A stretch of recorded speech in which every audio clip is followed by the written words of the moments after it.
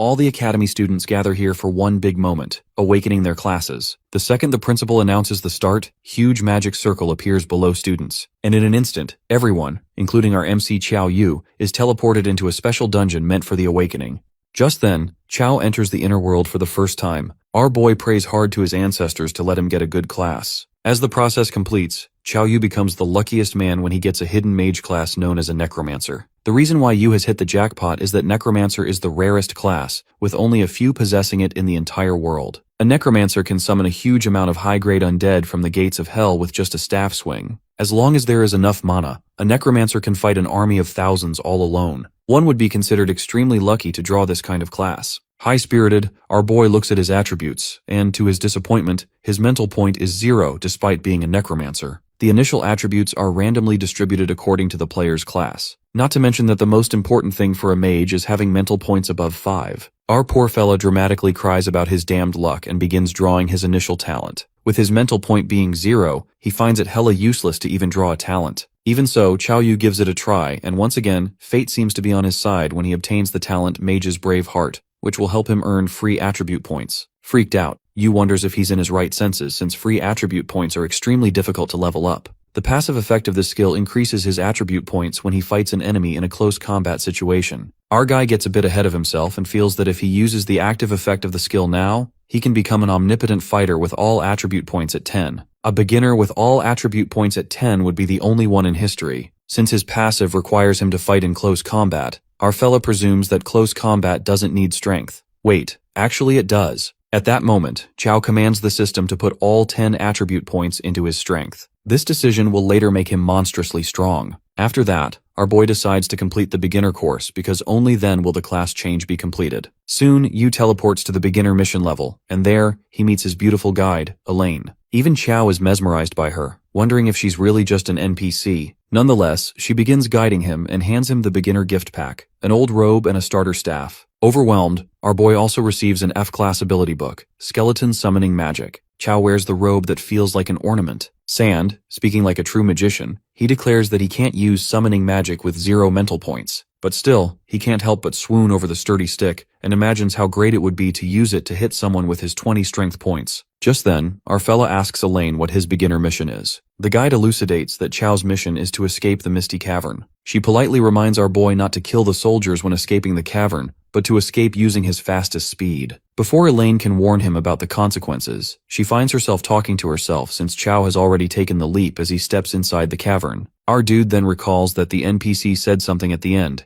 but he ignored her. Feeling hella confident, he believes the mission is a walk in the park. Just as Qiao notices piles of bones everywhere, suddenly an undead monster bursts forth to stab him. Fearless, our boy spots the skeleton soldier, and with his stick, he beats the crap out of the undead. Qiao Yu finds it hard battling without magic, but he gets 1 free attribute point for killing a monster through close combat, and even gets an A-class passive ability. Through his ability, Great Power produces miracles. Each strength point the player has can be converted into 2 points of attack power. Simply put, strength decides power, while defense decides damage reduction. Utterly thrilled, Yu determines that if the enemy's defense is 0, 1 punch from him causes 40 points of damage. Suddenly, more skeleton soldiers burst out of the ground. Deciding not to escape, Yu kills those low-level monsters. With that, he levels up in a short span of time and is rewarded with 5 free attribute points, plus his strength is already at 30 points. Our fella flatters himself, reminding himself that a normal beginner who can reach these points in 1 single attribute is considered a genius. But then a thought clouds his mind and he wonders if this misty cavern only has skeleton soldiers, as that would be too simple. Well, just as he suspected, the skeleton soldier leader pops out.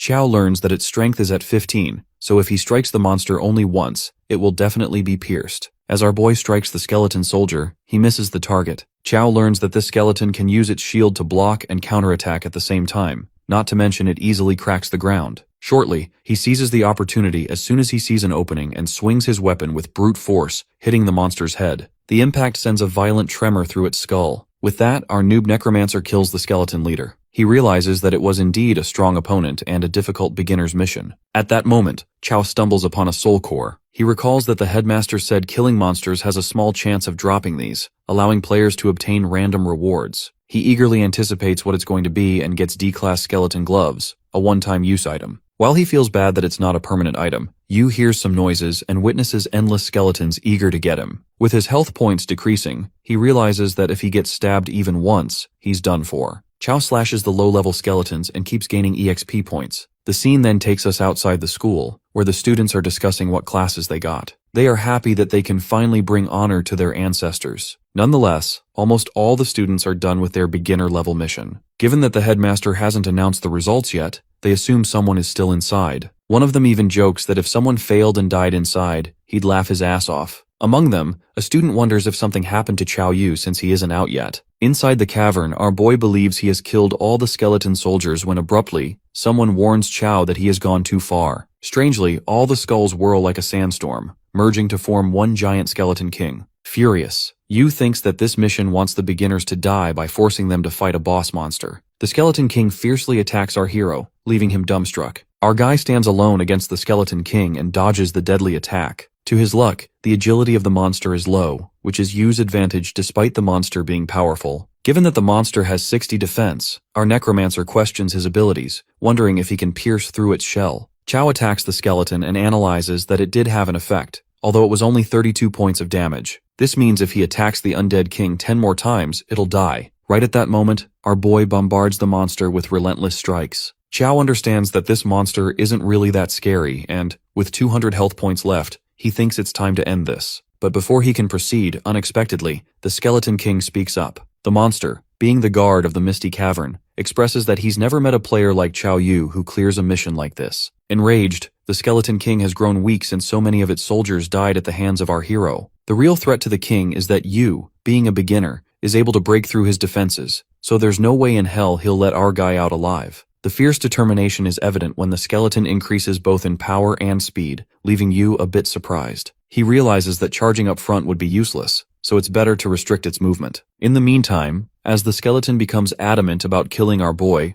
Chao notices a dangling big boulder behind the monster that's about to fall. Hence, our fella distracts the monster, provoking it to attack him. Just as the skeleton dude leaps at him, Yu bounces and strikes the boulder using his stats. Unfortunately, his health is almost empty, plus the boulder is barely grazed. Things get intense when Chao is caught in the moment, giving the skeleton king chance to end him. Our boy scampers away while some of the rocks do manage to topple onto the skeleton monster, decreasing its health a bit. With his stamina being so low, Chao decides to act in the heat of the moment before the monster gets up again. While planning to kill it in one hit, our hero uses the skeleton gloves to get a 100% crit rate for the next hit. With that one deadly hit, Chao ends the skeleton king for good and completes his beginner mission. Mage Chao is rewarded with 30 free attribute points after killing the Misty Cavern's boss, also leveling up consecutively. With a great kill comes a great reward. Our fella is rewarded with a boss item, the Skeleton King's Ring, a C-grade item that enhances the first attack by 50%. Chao seems happy since it's an item he can use repeatedly, even though it can't be compared with the skeleton gloves. He feels hella lucky and plans to sell the C-grade item for at least 10,000. Later, he ponders on his first kill achievement, realizing that no one has ever killed the Skeleton King before. But for now, he decides to check out of the portal. The moment Chao steps out of the portal, his friend Yang Xiangdi aggressively hugs him. Yang lets out his concerns, as he thought Yu had died inside,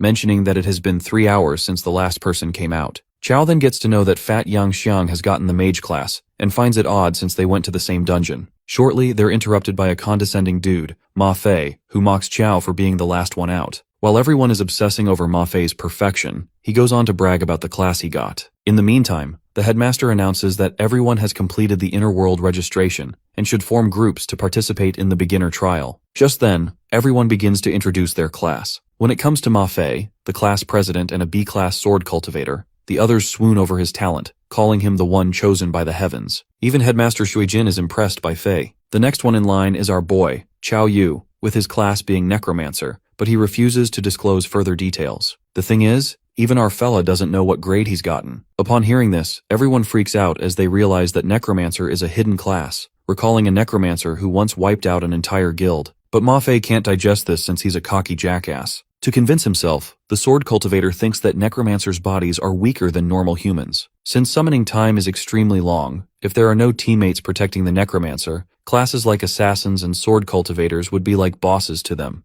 But the other students seem very fond of our hero and think his silence is the demeanor of a genius, that despite getting a hidden class, he's so humble. They call our fella calm and collected, but inside his mind, Chao feels overwhelmed because the truth is that he can't even cast a spell. let alone summon an undead. It's just that he's stronger than an average human. The headmaster Loki feels proud of Qiao Yu and can't wait for him to enter the top academy after the beginner trial ends. With that, the class ends after everyone is done introducing themselves, while Yang Xiang calls our hero a cow standing upside down. Over the top cool. Meanwhile, Shangdi brags about having 8 mental points and other attributes. Our fella gives an awkward smile since his 76 attribute points make him invincible compared to Yang. Later, Qiao arrives at his home. As he announces his arrival, he realizes the house is empty. His house was left by his parents, who went missing. All he has are memories of his parents when he was 6. During that time, they said they needed to make a trip to Jingdu. After they went missing, Qiao became an orphan. It has been 12 years, and our boy still wonders where they have been. He decides to get into the Academy of Jingdu to find the truth about behind his parents' mystery. The scene then switches to the next day at the Sioux City 4th Academy. The headmaster warns the students to exit the dungeon immediately if they feel they can't make it. It's better to fail the trial than to die inside. Headmaster Shuijin assures everyone that normally beginner dungeons are not dangerous, but there's the exception of an anomaly. He then mentions a major incident in a beginner dungeon that annihilated a whole class of 40 people, and, to make it more peculiar, no corpses were found. To this day, no one knows how terrifying that dungeon is. The only known info about the dungeon is its name, the Village of Nightmares. With that, the timer begins and the students enter the dungeon for the trial. The people are creeped out by the eerie dungeon, but Ma Fei, acting high and mighty again, assures everyone of their safety. Ma Fei grabs attention and affirms that he'll lead everyone to success. Deep down, Fei's arrogant ass looks down on Qiao Yu. He's determined to prove that he's the most suitable leader, calling himself the strongest man in the class. Meanwhile, our boy finds this beginner's world strange, given that there are no system prompts. Abruptly, a weird creature pops out and remarks that it's such a pity these students are so young. Confused, the kids question the weird guy about what he means. That's when the man reveals that this is the Village of Nightmares, when shortly the system panels materialize in front of everyone. They are instructed to leave the dungeon alive and find the secret at the core of the village. Upon hearing the name of the village that killed 40 people, a wave of panic ripples through the students. They run away and refuse to complete the mission. Ma Fei, on the other hand, takes the spotlight again and assures them he'll lead them out. However, Qiao realizes it's not possible to pass easily since an E-level world requires an early stage level, and they are all just disciples between level 1 and 10. As mayhem breaks out, the students find themselves in another dilemma when they bounce back from a translucent wall. The creature of the village tells them to stop struggling because once they enter, they can never leave. This instills fear in everyone, and, in a state of panic, they plead to be let out as they do not wish to die yet. At that moment, it occurs to Qiao Yu why that previous class was wiped out. He understands the mission objective is to find the secret at the core of the village. Our boy ponders that this uncle is mysterious, but he doesn't seem malevolent. He believes the man shouldn't be their enemy. The weirdo uncle tells everyone not to get too worried. Since they're here, they might as well get comfortable. Ma Fei, acting like he knows it all, asks the guy if he wants them to relax and face this confidently. But the uncle gives him a death glare and clarifies that since they're here, they must accept the fact that they'll all die. As silence creeps in, the old man stops toying with the young players and asserts that he's the head of the village, Wogan. Wogan bluntly states the 2 requirements for living in this village. First, they can reside in the empty houses, but they cannot touch the black stones on the doors under any circumstances. Secondly, they are warned to return before dusk, also to close all windows and doors. Curious, Qiao asks the reason for these precautions, to which Wogan responds that he'll understand once night falls. Therefore, all of them decide to follow the village head's command and form groups. After they all find a house, Qiao's group heads to the 2nd floor for safety. Shortly, a girl named Zhao Ziyue comes to our boy. In a seductive manner, asks Qiao to protect her since she's a healer who can benefit him. To call out this shameless act, Ziyue's friend, Zuo Yu, comes rushing over and gives her an earful while their classmates watch. It immediately turns into a fight when Zhao tells her friend it's none of her business. The response from Zuo Yu is rather humorous when she asks Ziyue if she thinks looking like a cow is something to be proud of, referring to her bosom. This triggers Ziyue and she fires back, saying anything's better than having nothing at all. In the next moment, one of the students, a boy in the class, is caught in a strange occurrence when he sees his granny's ghost outside the window. The boy is triggered emotionally when his granny asks him to open the window because she feels cold and scared. Being a total dumb fuck, the boy opens the window and Qiao screams to let him know it's not his freaking granny. But it's too late. The ghost turns malicious and attacks him. Yang Sheng acts immediately, holding off the nightmare monster with his sand-binding magic. The students are shocked that even a normal monster is that cunning, and that the monsters in an S-ranked beginner's world are so perverted. Abruptly, the nightmare leaps at Yang, who freaks out and warns the monster not to eat such fatty meat or it will get high blood pressure. The mage, Zuo Yu, steps in to halt the monster. She asks Ziyue to heal her, Also, she instructs Chao to summon the undead. While Ziyue casts her healing magic, Zuo believes that as long as everyone works together, they'll be able to deal with the nightmare. But Zuo is delusional for relying on Chao to summon the undead, not knowing that he can't. Nonetheless, our guy still contributes as he intervenes with his staff, holding it the other way around. While his fat friend is confused, Chao breathtakingly hits the nightmare monster so hard it's killed in an instant.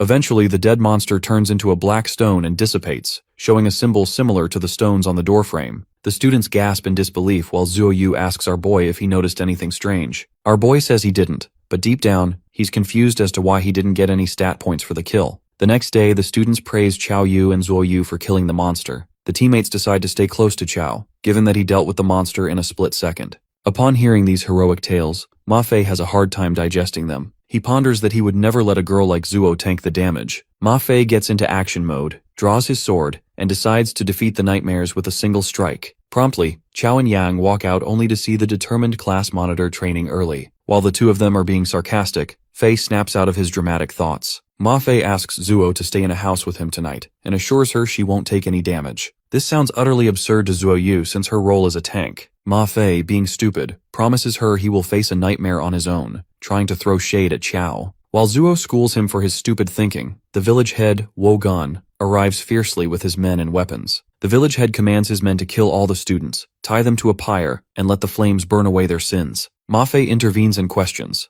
Wogan if there has been a misunderstanding. It is then the village head mentions the deed they did last night. Our boy notices the men of the village are the same in number as their class, plus their ages don't differ much either. On the contrary, Ma Fei supposes Wo is talking about them killing a nightmare, but the head corrects him, calling those ghosts the protector spirits of the village. The village head assumes the students broke the rules and the protector spirits tried to punish them. He's afraid the villagers might suffer alongside them. Worried, Ma Fei asks if there's a way to save a spirit if they've accidentally killed one. Nodding, Wogan lets out there's a way and dares the person who angered the spirit the most to remain outside when night falls. That's when Chao Yu fearlessly agrees to stay outside until dusk, admitting he killed the spirit. Freaked out, the class monitor thinks Chao is trying to steal the limelight. He apologizes to Wogan for his slow-witted classmate, but our boy is serious and tells Fei he needs to verify something that might help them escape the village. Chao Yu is locked up and tied to the pyre while the class monitor asks him to elaborate on how this helps them leave. As Zuo Yu assumes he must have found the secret at the core of the village, our guy decides to wait until night. Later, night falls. Danger creeps in as a nightmare sneakily crawls towards our tied-up Chao. Chao Yu is ready to accept his fate as he's being attacked by the nightmare, when his mates show up in order to protect him. Young Xiangdi uses sand binding to slow down the nightmare and signals Ma Fei to act, since he can only control that nightmare for a second. Ma Fei, being overconfident as usual, claims to handle it as a true swordsman. His cocky ass believes that one sword can conquer all enemies in the world. But seeing the monster move faster than he expected, he can't help but wonder if Chao really killed something like this while being just a mage. With that, he uses a technique called a defense-breaking strike, while the others rush to liberate Yu from the chains. They conclude only Fei can break these chains, but to their surprise, our boy gets rid of the chains pretty easily. Their attention is diverted back to Ma Fei, who's struggling to fight the enemy. That's when both the tank and the healer decide to help him. The class president, however, thinks he doesn't need any help,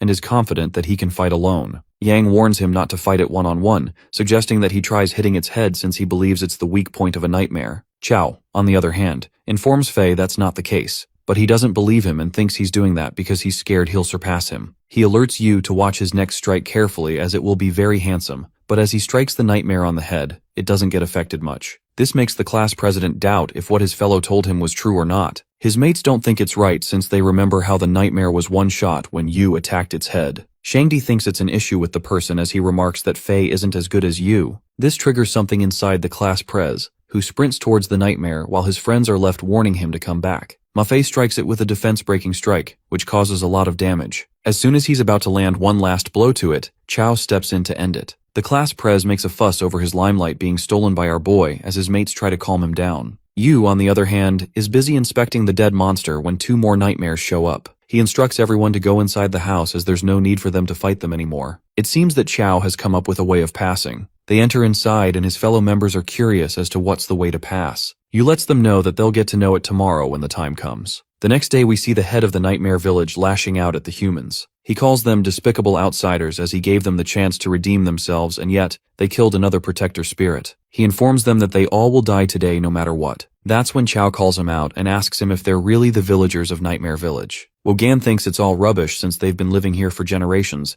and believes our boy is trying to stall the time of his death. Yu decides to reveal the truth of the Nightmare Village now that it has come to this point and points out all the villagers. He tells them that every single one of them are not the original inhabitants of Nightmare Village, but rather, all 40 of them are the class that was wiped out in the village previously. They were all trapped in this fantasy realm ever since they entered. Hence, they had no way of leaving the other world. This makes the villager's head burst into laugh. He's certain that Yu is lying and that he's just scared of death. Nonetheless, he tells him to bring him evidence. That's when Xiao pulls out the so-called Protector Stone. This angers Gan even more since the Protector Stones are high-level holy objects that protect you from being attacked at night. He gets scared that the Lord will lay down heavy punishment if anyone tampers with them. But Yu breaks it to him that this isn't any Protector Stone. The entire fantasy realm is made up of these black stones and the mysterious symbols in them. He concludes that as long as they shatter the black stone, cracks will appear in the fantasy realm. Just like that, with the stones being shattered, the fantasy realm is shattered too, and all the inhabitants now remember that they were humans. The mission is successful and everyone celebrates their little victory as they are transported out of the world. Qiao's friends are busy praising him when promptly they all receive a notification. It seems that they have a new mission in which they've to retrieve the Heart of Nightmares, and it has an E-rank difficulty. The students are confused, wondering if they still haven't passed the test.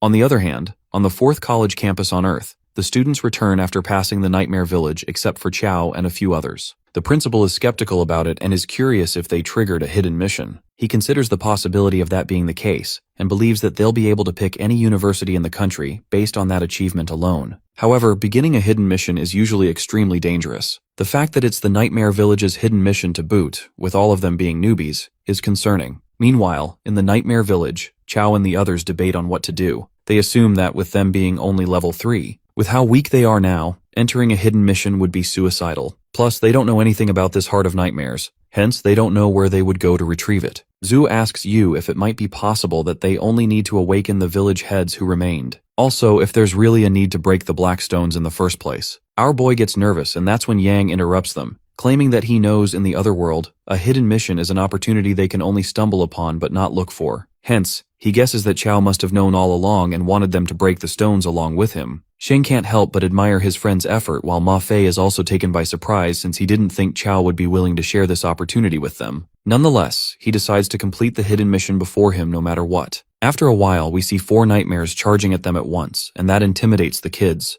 Zhu instructs Ziyue to prepare to heal her and Xiangdi to restrain it while she signals Fei to attack. Fei lands a strike but manages to do only 10 points of damage with 1 hit. The healer struggles to heal as she's running out of mana. It is then when Qiao makes an appearance and defeats 3 nightmares at once. As expected, it gives high rewards for defeating them. He receives a little fairy's necklace that increases skill damage by 5%, but decides on giving it to Yang since he can't unleash any skills yet. After taking a look at his stats, Yu realizes that he needs to kill 1 more nightmare and he'll be able to level up to level 6. Plus, he'll have a very high chance of having equipment appear for himself. They all intend to move forward, assuming that they can't go wrong killing nightmares in order to retrieve its heart. Just then, they slip into a hole and it seems that they're now underground. Qiao lands on Shang's butt and gets up as soon as he realizes that. They all are confused as to why the smell is so strong here. That's when Ziyue calls them out. It turns out to be the smell of the Nightmare King's breath, a rare boss in a sleeping state. He's at least a level 10 monster and awakening him will incur its frenzied hunting. Our boy feels nervous as he witnesses the rare boss while Yang is in disbelief as he realizes that they have to take the heart of that very thing.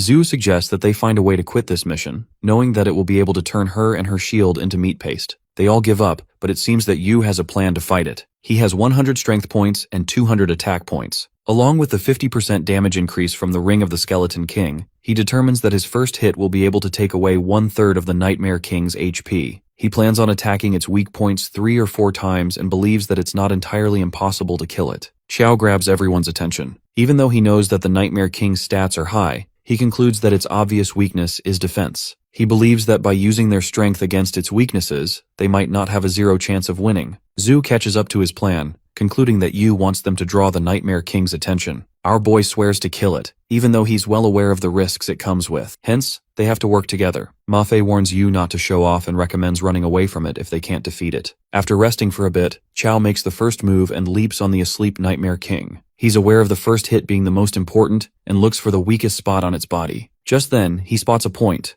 Assuming that it's the weakest point, he swings his staff and lands a powerful blow to it. Everyone is left shaken as they witness the amount of damage a mage can do. That's when the nightmare wakes up. They all get ready according to the plan they made and face the fearsome monster head-on. Chao signals Ma Fei to attack the Nightmare King and draw its aggro. As he uses his defense-breaking technique, he barely manages to injure it. Nonetheless, Fei stays determined to continue attacking as long as he's doing damage. This angers the Nightmare King as he threatens the class prez that he will be the first one to die. Even then, Ma is confident about not being scared of death as he stands firm. As the Nightmare King is about to attack him, he calls out Yang and Zuo to use their powers. With the help of Yang's sand binding and Zuo's shield of light, the attacks are weakened by 2 levels while Ziyue continues to heal Fei. Even with all that, Ma Fei is barely able to hang on as he signals Chao to show up if he's ready. Chao steps in, landing a powerful blow which lowers the Nightmare King's HP significantly. It seems that it is about to activate the Realm of Nightmares. It casts its spell which reduces the HP of the students, hence, they are unable to block it. Yu knows that he can't give the Nightmare King the chance to use it, because he realizes that Wogan and the rest were stuck here for that long because they got hit by this attack. With the Nightmare King's HP remaining at 128 out of 1,000,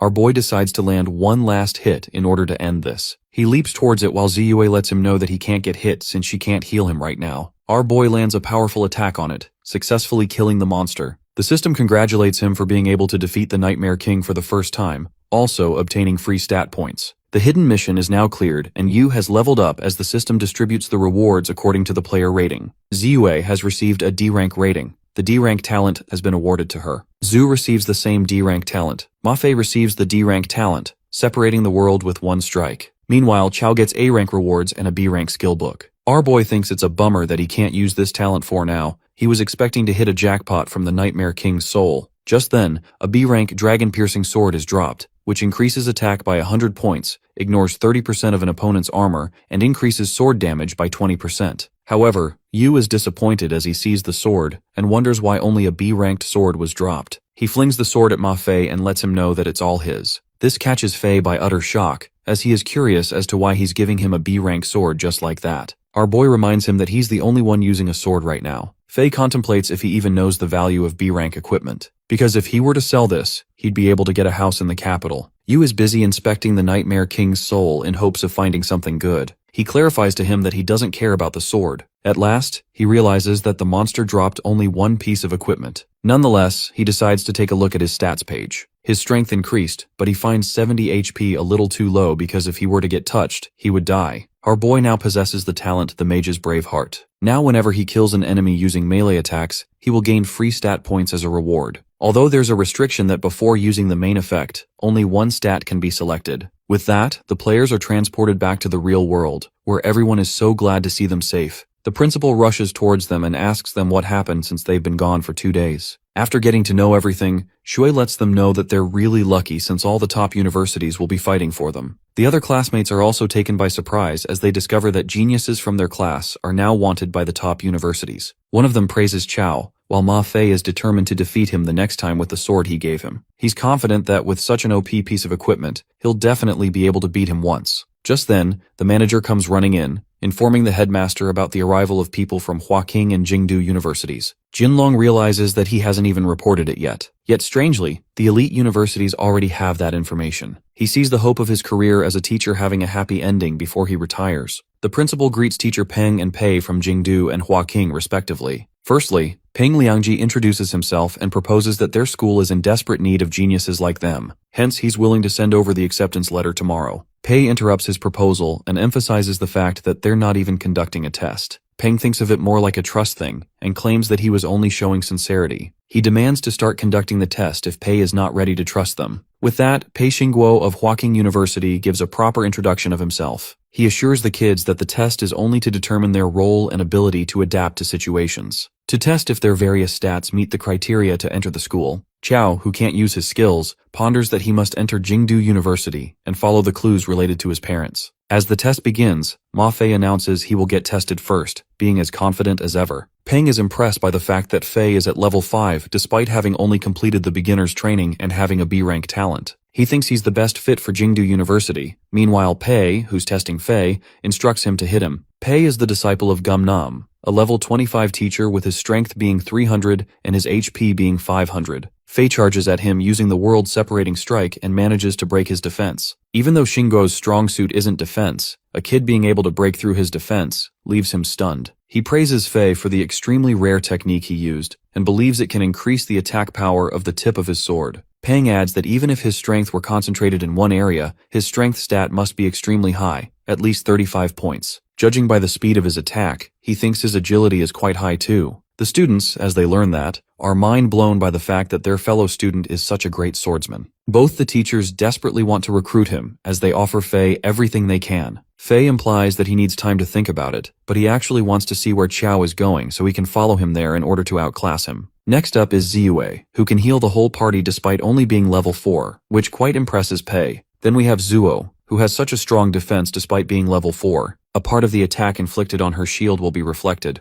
The white-haired girl reveals that her D-rank talent, damage reflecting armor spikes, can reflect 20% of the damage she receives. With that, Xiang is up next, who declares himself to be a mage. The fact that a 300+ pound fatty is a mage shocks Pei. The test begins, and the teacher is baffled as to what the kid is doing since he hasn't felt a bit of magic at all. That's when the ground explodes, catching Pei off guard. It seems that this talent somehow can't be detected at all, but just explodes from under their feet. Even he, despite being level 25, lost 3 HP without noticing. The talents he witnessed utterly intrigued the teacher, as he plans on getting someone to pay close attention to Shui Jinlong. At last, we have our boy, who claims to be a level 7 necromancer with his talent ranking being unknown. Peng is surprised as he witnesses a kid being 2 levels higher than all 4 he saw earlier. He wonders if his talent ranking is so low that he doesn't want to say it. Nonetheless, they decide on carrying out the test first to see what the results are. Pei is curious to see what kind of undead creatures Chao can summon. He knows that he can't afford to be injured by a student again and gets all cautious. Yu charges at him at full speed, and seeing him do that, the teacher is left confused as to what he's doing. At first he thinks he's using close-range explosive necromancy techniques, but seeing the position of his hand change into a fist, he realizes that he's going for a right hook. He chooses to let him hit him, and when Chao lands a blow on his face, Pei goes flying back and hits the ground. Everyone there is left speechless as they realize that Yu managed to knock out a level 25 teacher with one hit. Peng is in disbelief as he sees his fellow teacher being reduced to such a state by a level 7 necromancer. It's believed widely that necromancers are physically the weakest ones. Xingguo is taken aback as he wonders what kind of a monster he just witnessed. Even Peng is intimidated by the newbie as chaos erupts among the students. Chao wonders if his test is over while Peng lets him know that he has passed the test. But since he hasn't demonstrated his undead magic, they can't give him a score. Yu thinks it's fine and reveals that he wants to major in physical fighting like what warriors do. He can't use his magic anyway, therefore getting into Jingdu University is more important for him. The teacher from Jingdu is in utter shock as he hears that since it's without precedent in the entire history of education, he takes a moment to call the principal and ask about it. Upon picking up the phone, Peng explains the whole situation to the principal about the terrifyingly talented necromancer he just met, and how he wants to join the physical fighting major meant for warriors. Gu elaborates it further. Meanwhile, Pei is desperately trying to call the principal of Huaqing, who doesn't seem to pick up. The principal instructs Ping to do whatever it takes to recruit the kid. The next thing we see is Principal Ji Pingyang appearing through the screen as he greets Chao. He invites our boy and offers anything he wants, to which Yu announces that he will be joining Jingdu. At the same time, the principal of Huaqing picks up the call, but it seems that he's too late. Pei doesn't give up and plans on fighting for the rest of the kids. But Ji invites the other kids to Jingdu as well, and that pisses him off really badly. He butts in and objects to the decision, while Peng feels proud of himself. That's when Yu asks Ji if he knows his father, Chao Anqing. Ji is taken aback after he hears that, wondering if our boy is the son of Chao Anqing and Bai Shixia. It hits him as he now realizes why he felt a sense of familiarity from him. Chao asks him if he knows where they are, but it seems that he doesn't know about their whereabouts even though they were both his students. What he can tell, though, is that they both were very talented individuals. It seems that the two of them disappeared without a trace for over 10 years, and Ji fears they are already dead. He lets Yu know that he hasn't been able to get much information about them since they graduated,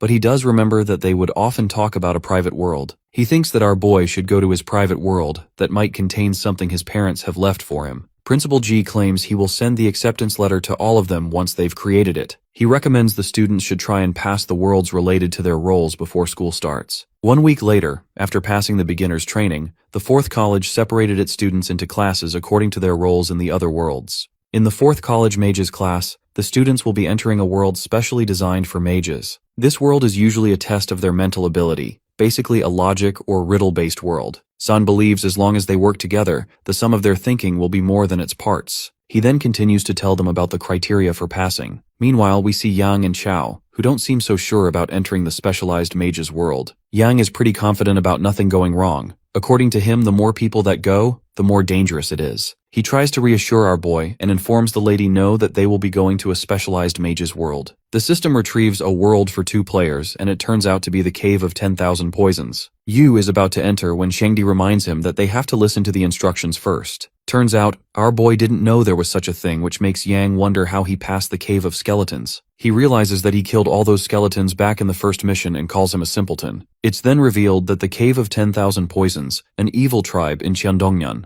The people of that cave are known to be vicious, merciless, and they are so good at using poison worms that they can poison them without them even knowing, and the poisonous worms will reproduce in their body, eating their flesh, until the host dies. The mission objectives are to firstly find the evil tribe of legend and to destroy all the poisonous worms. Mission rewards, on the other hand, are to be decided based on the way the player completes the mission. A gentle reminder is given to them that the cave requires 5 players to start. Upon entering the world, our boy and Yang spot the other 3 players. One of them acts very rude at first, to which his sister, a girl named Fang Yuan, scolds him and tells him to be polite. She introduces herself as a fire mage. She then mentions her other brother, Long Chang. As a response, Yang also introduces himself and Xiao Yu. They all come across a gate that is supposed to open after solving a riddle with the help of the 5 words written on a pillar. Long Chang chooses to break it down instead of following the instructions. But as he uses his magic, his attack does not affect the door at all. Fang guesses that the door is immune to magic and that spells can't damage it. Hence, she suggests that they take a look at those words. The 5-word riddle states that morality and integrity provide peace. It appears that Fang knows the answer to that. She announces the answer, but her words are cut off when Chao breaks open the door using his fist. Chang is in utter disbelief as he witnesses our boy one-shotting the door. At the same time, the system declares that the answer is correct and that the door has opened. Yu clarifies that he wanted to check if he could push open the door physically. However, he did not think it would be so weak. As they enter, they spot another door, and finding themselves surrounded by flowers, they find it kinda strange. Chao warns everyone to be cautious of them since they look unnatural, but it's too late because Shangdi is already affected by them. Turns out, it's not just him, but everyone is poisoned, and that's significantly affecting their HP. Our boy feels the need to get out of there quickly, because if this goes on, his HP won't even last half an hour. He rushes towards the door while Long makes a fuss about having to solve a riddle yet again. They're short on time and can't really solve these riddles. That's when Chao breaks open the door. Luckily, they all manage to escape the poisonous trap. The system congratulates the players for completing Mission 1. Now they are left with finding the evil tribe of legend and the Cave of 10,000 Poisons. They're busy wandering around the place when a girl named Xiao Dong shows up. She realizes that they've all been poisoned from the bee and flower. The little girl instructs them to follow her to the Cave of 10,000 Poisons to get treated. Xiao wonders where she came from, and Fang suggests that they should get treated first since they don't know what to do. Xiao announces her arrival along with the guests she brought. Her mother wonders who these people are, and Xiaodong explains to her that they're outsiders who have been poisoned. She requests her mother brew a pot of 5 poisoned soup for them. After a while, bowls of the soup are served, and seeing the look of it, they are all disgusted. Chang implies that Yang drink it first since he has a more robust physique, but he refuses to drink it. Our boy pours the whole bowl into his mouth and decides to get it over with because he has only half of his HP left. As he drinks it, he claims the soup tastes great, also reveals that his poison status has disappeared. He motivates his fellows to do the same and heal themselves up. Yu asks Xiao about the history of the Cave of 10,000 Poisons, but it seems that she doesn't know the origins of the tribe either. She reveals that their patriarch asked them to avoid the world and banned them from using their poison magic unnecessarily. Unexpectedly, Xiao's mother requests the kids leave quickly because they aren't very welcoming to outsiders. But the little girl doesn't listen to her mom and lets them know that they can stay for as long as they want. Chao informs them that they'll be staying if it's not too much trouble because they just got poisoned and their bodies aren't in the best shape. But he's low-key curious about Xiao's parents' behavior. With that, Dong leaves with her parents to let them rest. She anticipates that there's a full moon today, muttering, "It's going to start soon." With that, Xiaodong leaves with her parents, excited to see the full moon. Later, in the middle of the forest, we see the tribesmen praying to the great insect swarm and offering human flesh as a sacrifice in order to be protected from the disease. That is when one of them drips blood on the stone. Suddenly, the swarm of insects comes flying towards those helpless humans, eating their flesh until what's left of them is only their bones. It appears that Xiao Yu and the others discreetly witness this horrific ritual, while our hero thinks that it's best they escape for now, since it'll be difficult to fight the poisonous insects on top of so many tribespeople. But the real trouble is that our boy doesn't have a single AoE track despite having high attack power. The moment of danger arrives when the matriarch of that tribe, who reeks of malice, somehow detects Chao and his team. She orders her man Zhu Xi to play nice and keep them alive. On the other hand, Fang Yuan gets concerned about what they should do next, given that the tribe's people who are acting so pious have evil intentions towards them. Plus,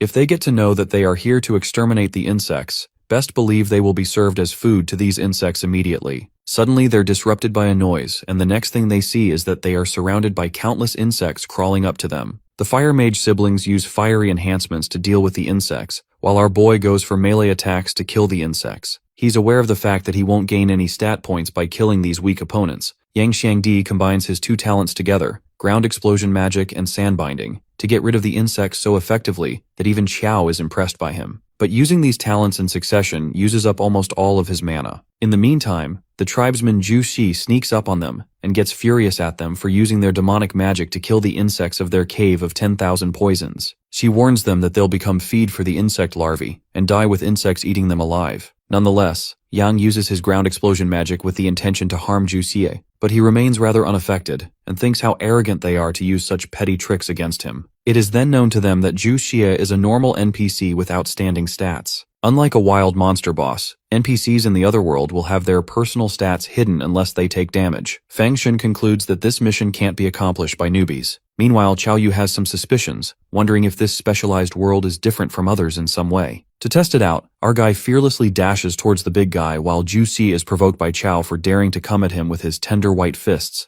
mentioning that his thigh is bigger than Chao's arm. But all that talk goes in vain when Z is thrashed away by a single punch that shakes him up. Enraged, the big guy's ego is hurt to think a mere human could beat the shit out of him like this. He then increases his stats to make sure no one damages him. While it may appear our boy is in grave danger this time, in the next moment, Chao Yu beats the pulp out of that poor tribesman so badly that even his teammates are scared of Yu's hidden strength. Chao then questions Ixi about who that matriarch is and the sacrifice that was conducted just now. The tribesman reveals that it was the insect sacrifice which is conducted by the matriarch every month. The Cave of 10,000 Poisons had signed a contract with the insect's queen mother, so they have to pay respect to them on the night of the full moon. Further, Zhu Xi unveils that the queen mother resides and reproduces in the ancient greenstone well. Listening to this, it becomes clear to Yang Xiangdi. The reason why Xiaodong cured their poison was only to offer them as sacrifices later. Nonetheless, our guy then asks Z why Xiaodong called it the Cave of 10,000 Souls instead of Poisons. Confused, this name doesn't ring any bells to Zhu Xi. He reveals that there's only one name with Dong in it, and that's the matriarch, Shundong. With that, Chao finishes the interrogation and kills that NPC for good. Our fella is rewarded with stat points and even levels up. To his surprise, he gets an S-rank item, Sage's Protection, for killing an NPC for the first time with melee attacks. Sage's Protection is a one-time use item that negates one fatal blow, and our fella couldn't be happier to get such a high-ranked OP item in the other world. Fangshen lets out his concerns that the tribespeople will eventually know that they've killed the NPC, while Long Chang thinks they can't just rely on Chao to take them all on. That's when our boy reminds them that their only mission is to exterminate the insects, so there's no need for them to fight the villagers head-on. Chao believes that the best thing to do is to blow up the greenstone well where the insect's nest is,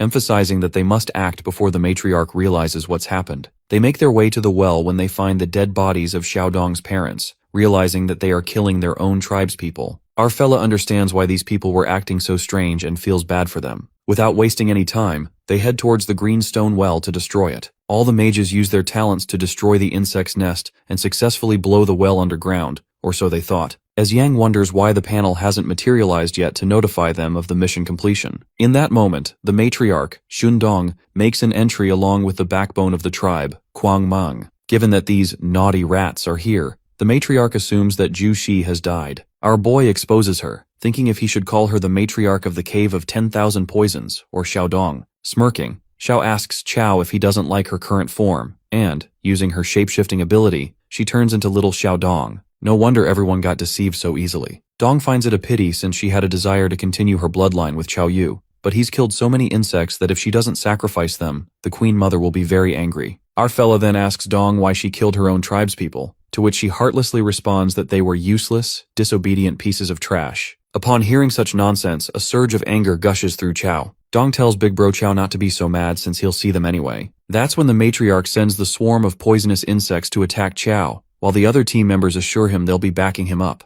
Kuang Mang, Dong's bodyguard, launches an attack that hurts Long Chang, and he warns them not to interrupt the matriarch, but to fight him instead. Meanwhile, our boy struggles with fighting against too many insects. If they keep fighting, it'll be a suicide mission. He decides to increase his agility and defense to make it through with ease, using the active talent of the brave heart, but remembering that he can still revive once using Sage's protection. This means killing Zhendong, because if he succeeds, these insects won't be controlled. With that, Qiao Yu leaps forth and manages to create a hole in the matriarch's stomach. Dong is left wide-eyed and the panel shows up, revealing that she's a rare NPC. Qiao wonders why Xun is a rare NPC even though her stats are lower than Zhu Xi's, and gets convinced that she's mad. Dong's agility increases in no time, while Yu's attack doesn't do as much damage as she fervently stabs her fingers into his chest. Our fella is caught off guard as he didn't know agility could increase in a split second. While his HP decreases drastically, Dong wishes to skin him and keep him as a souvenir once he dies. At that moment, Yang Xiangdi witnesses his friend Qiao's life in jeopardy and runs to help him. However, he's halted by Quang Mong, who doesn't let anyone interrupt the matriarch's fight in any way. Quang is sick of their useless tricks that don't work against him when, strangely, red sand whirls around him, scaring the hell out of him of that tough guy. It turns out to be Yang's ground explosion magic in his fat-burning state. Fat Xiangdi turns into a handsome boy after the fat-burning state, and without wasting any time, he dashes to save Qiao Yu. Even our fella is surprised to see Thin Yang and asks him what the hell happened to him. It is then that the mage reveals that the moment he got anxious, all the fat on his body burned away, and now he has almost 300 spirit. Qiao then tells Xiangdi to use his ground explosion magic to deal with him and Zhendong together. Suddenly, our hero grips tightly onto the matriarch, while Yang opposes the idea since there's a high chance that Qiao is going to die in the process. However, the Necromancer assures his friend to do as he says. Gripped by fear, Zhendong begs him to let her go as she doesn't want to die yet. But it gets too late when an explosion occurs and the atmosphere charges with suspense. Well, it turns out that Qiao activated the S-rank equipment, Sage's protection, and the intensity of the damage was negated. Thanks to Yu's courage in the face of death, he is rewarded with an A-rank passive talent, Strong Contract, in which every point of strength increases HP by 10 points, and vice versa. Our fella hits the jackpot with the items again, and gets convinced that this system doesn't really want him to die. Now, Qiao's HP increases to nearly 1800, which means he shouldn't worry about being killed in one hit by a boss now. In the meantime, Xiangdi is left in utter disbelief since his powerful attack didn't affect Qiao. Our Necromancer sarcastically asks Yang if he's sad that he's not dead and wonders if Zhendong dropped anything after he killed her. Baffled, Mage Yang realizes that the system didn't notify them that he'd killed her, which can only mean one thing, that the matriarch is still alive. Well, it turns out to be true when Zhendong shows herself in her true insect form. Our guy believes that she's gotten stronger and requests Xiangdi to cast ground explosion magic on her again. However, the mage's spirit is back at 48 points, which makes him unable to cast the magic. It appears that the increase in spirit due to fat burning was temporary. Suddenly, the system warns the players to leave this world immediately. It appears that the players have not defeated the Queen Mother of the Cave of Thousand Poisons.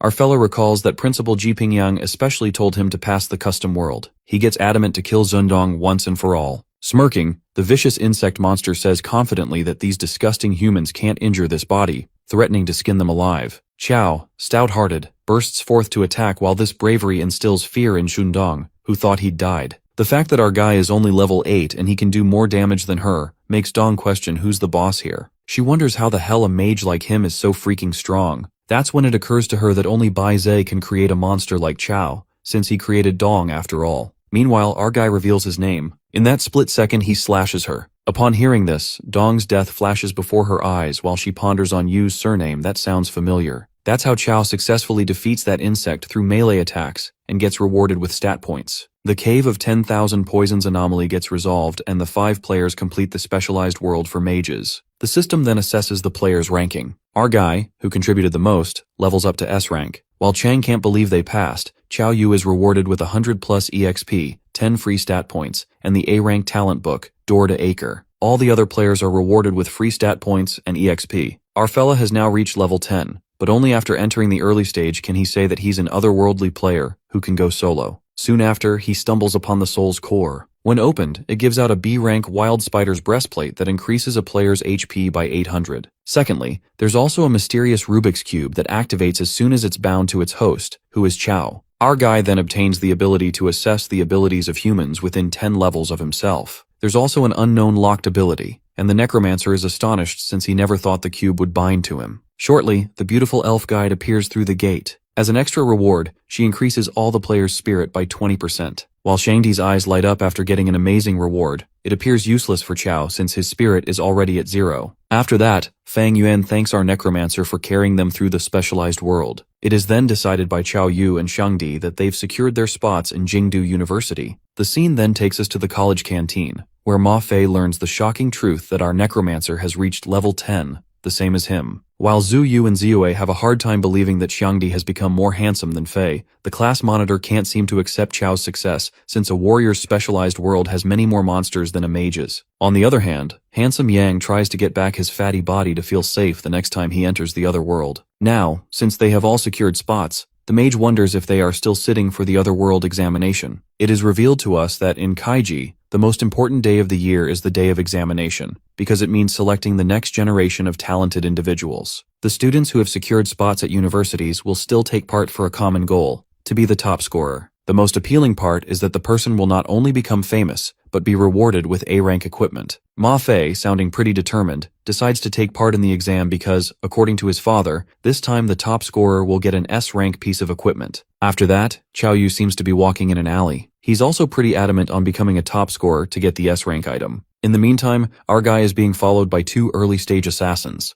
Promptly, they reveal themselves and corroborate if he's Chao Yu. Our guy asks them what the matter is, to which the assassin mentions that our mage killed Shundong of the Cave of Thousand Poisons. At that moment, Chao has his suspicions and recalls the word Bai Zhe Dong mentioned. He speculates that they're not a person but an organization. Although our guy feels like a simpleton for not questioning Dong about this back then, he cunningly bamboozles the assassins into believing that he's Ma Fei. The dumbass assassin falls for it since he believes that Chao isn't strong enough to be a mage. The fellow assassin slaps his teammate for buying this bullshit. The two of them then leap towards our fella, who remains firm without even flinching. While they suspect that Chao is lying since he's not even dodging, our guy knocks right at the level 16 assassin's gut so hard that even the wall bears a crack. Witnessing such strength and defense, the level 18 assassin is left slack-jawed and gets convinced that our guy isn't a mage. As Chao thinks it's time for round 2, that assassin justifies that they bear no ill will towards him, and they've mistaken him for someone else, calling him Ma Fei. The assassin reveals that he's just a cog in an organization ranked somewhere in the 7,000s in terms of strength. Chao is astonished to hear that a level 18 assassin is ranked that low. Anyways, he plans to let the assassins report back to the organization, or else the revenge will be harsher. Also, our guy does succeed in fooling them into believing that he's Ma Fei. It is then known to us that Bai Zhe is a legendary divine beast with a snow-white coat and a horned head. It's as strong as a lion and flames run along its 4 limbs.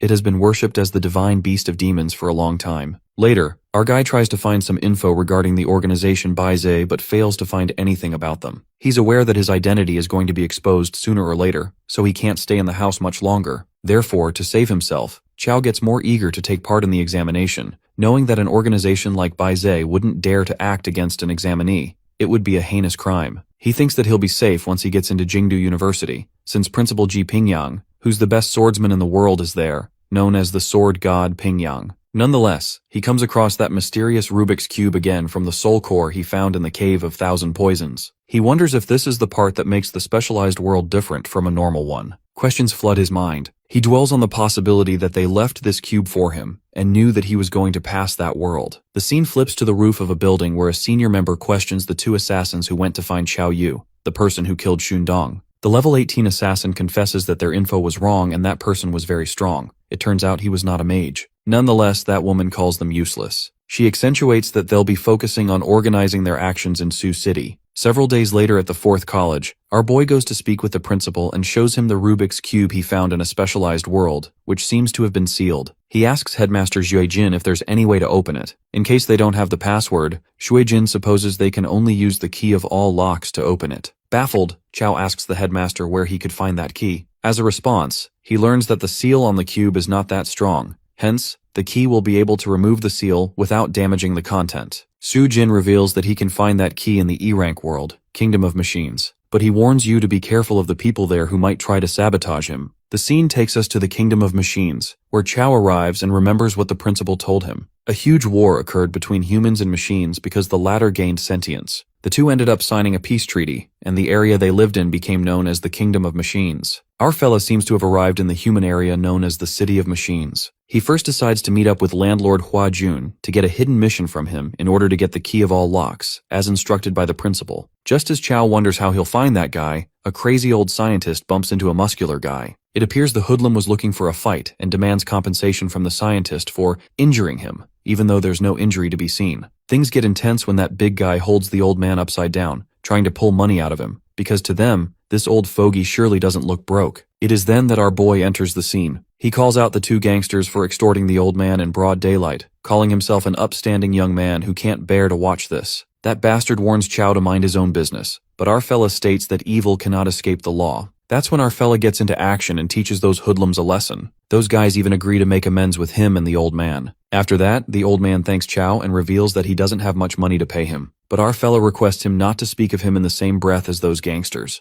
Our boy straightforwardly reveals that he's looking for the city's landlord to get the key. The old man agrees to help him in that matter, adding that it won't be easy to get equipment from the landlord. Chow assures the old man that he hasn't seen his power yet, admitting that he only used 1% of his power just now. Later, the big guy from earlier talks about Chow Yu's strength, claiming that he's never met such a strong young man before. Meanwhile, in the Kingdom of Machines, Lady Mond commands her servant Blitz to bring Professor Hua Jun to her. Later, the old man arrives at the landlord's mansion along with Chow. In the next second, the old man escapes the scene and Chow bangs open the mansion's door to find the landlord by himself. What our boy witnesses next makes his jaw drop, as that old man turns out to be the landlord of the City of Machines, Hua Jun. Moreover, the two gangsters from earlier were his strongest bodyguards. Well, it appears the landlord put on a show to find someone stronger than his bodyguards, and that person is Chow Yu. Landlord Jun agrees to give our boy the key of all locks on the condition that he helps him with something. It is then that the hidden mission is issued. Hua Jun unravels that he'll hold an academic seminar tomorrow to publicize his research on machines and organic life. It is speculated that the robots in the kingdom want to steal his research and won't let this chance slip away. While Chow assumes that the landlord wants him to protect him, Hanagun wants Chow Yu to defeat the queen of the Kingdom of Machines and destroy her mechanical heart.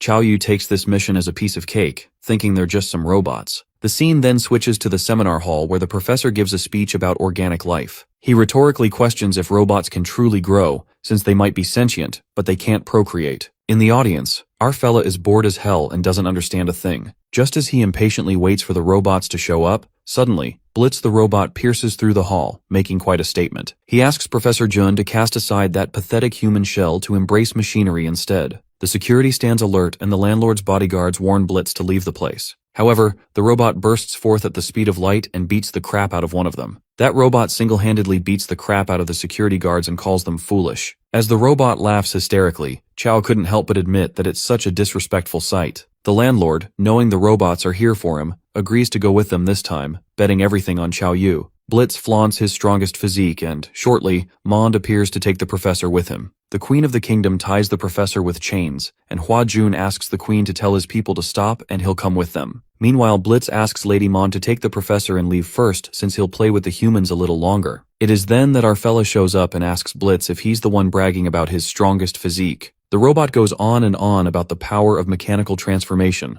offering Chow if he wants to join the glorious mechanic evolution. Our guy ignores that bullshit and goes to attack first. With a single punch, Chow creates a hole in Blitz's wholly mechanical body that leaves him in absolute shambles. A mere human was able to punch through his biochemical physique. Being sassy, our fella simply responds that he raised his hand and punched him. That's all. Blitz's cocky ass gets humbled real quick. He asks our boy how his mortal physique is as strong as a mechanical one. Chow plays around and reveals that he possesses the ancient holy physique of the human race. Our guy, who clearly has the upper hand, tramples over the robot and commands him to take him to the Kingdom of Machines. Chiao travels on Blitz like a rocket, while pondering that Lord Hua Jun got caught on purpose. It appears that he wanted Blitz to guide Chiao to the kingdom to destroy the mechanical heart. Meanwhile, the robot is confused that Chow had such terrifying power but still let the professor be taken away. Nonetheless, Blitz wishes to report this urgently to Lady Mond. On the contrary, in the Kingdom of Machines, the professor is held captive. He takes a vows in front of the Queen of the Kingdom that he'll never betray the human race to join the robots. Mond asks the landlord not to be so stubborn and shows him the mechanical heart. It can be said that its biology is engineered. The Queen emphasizes that this heart with biological functions combines the human spirit and the power of the machine. It's safe to say that it can no longer be called a robot. Lady Mond calls it ascension, stating that flesh is weak and the machine is elevated. Professor Hua-jun finds it ironic that a human like Mond works for robots like a dog.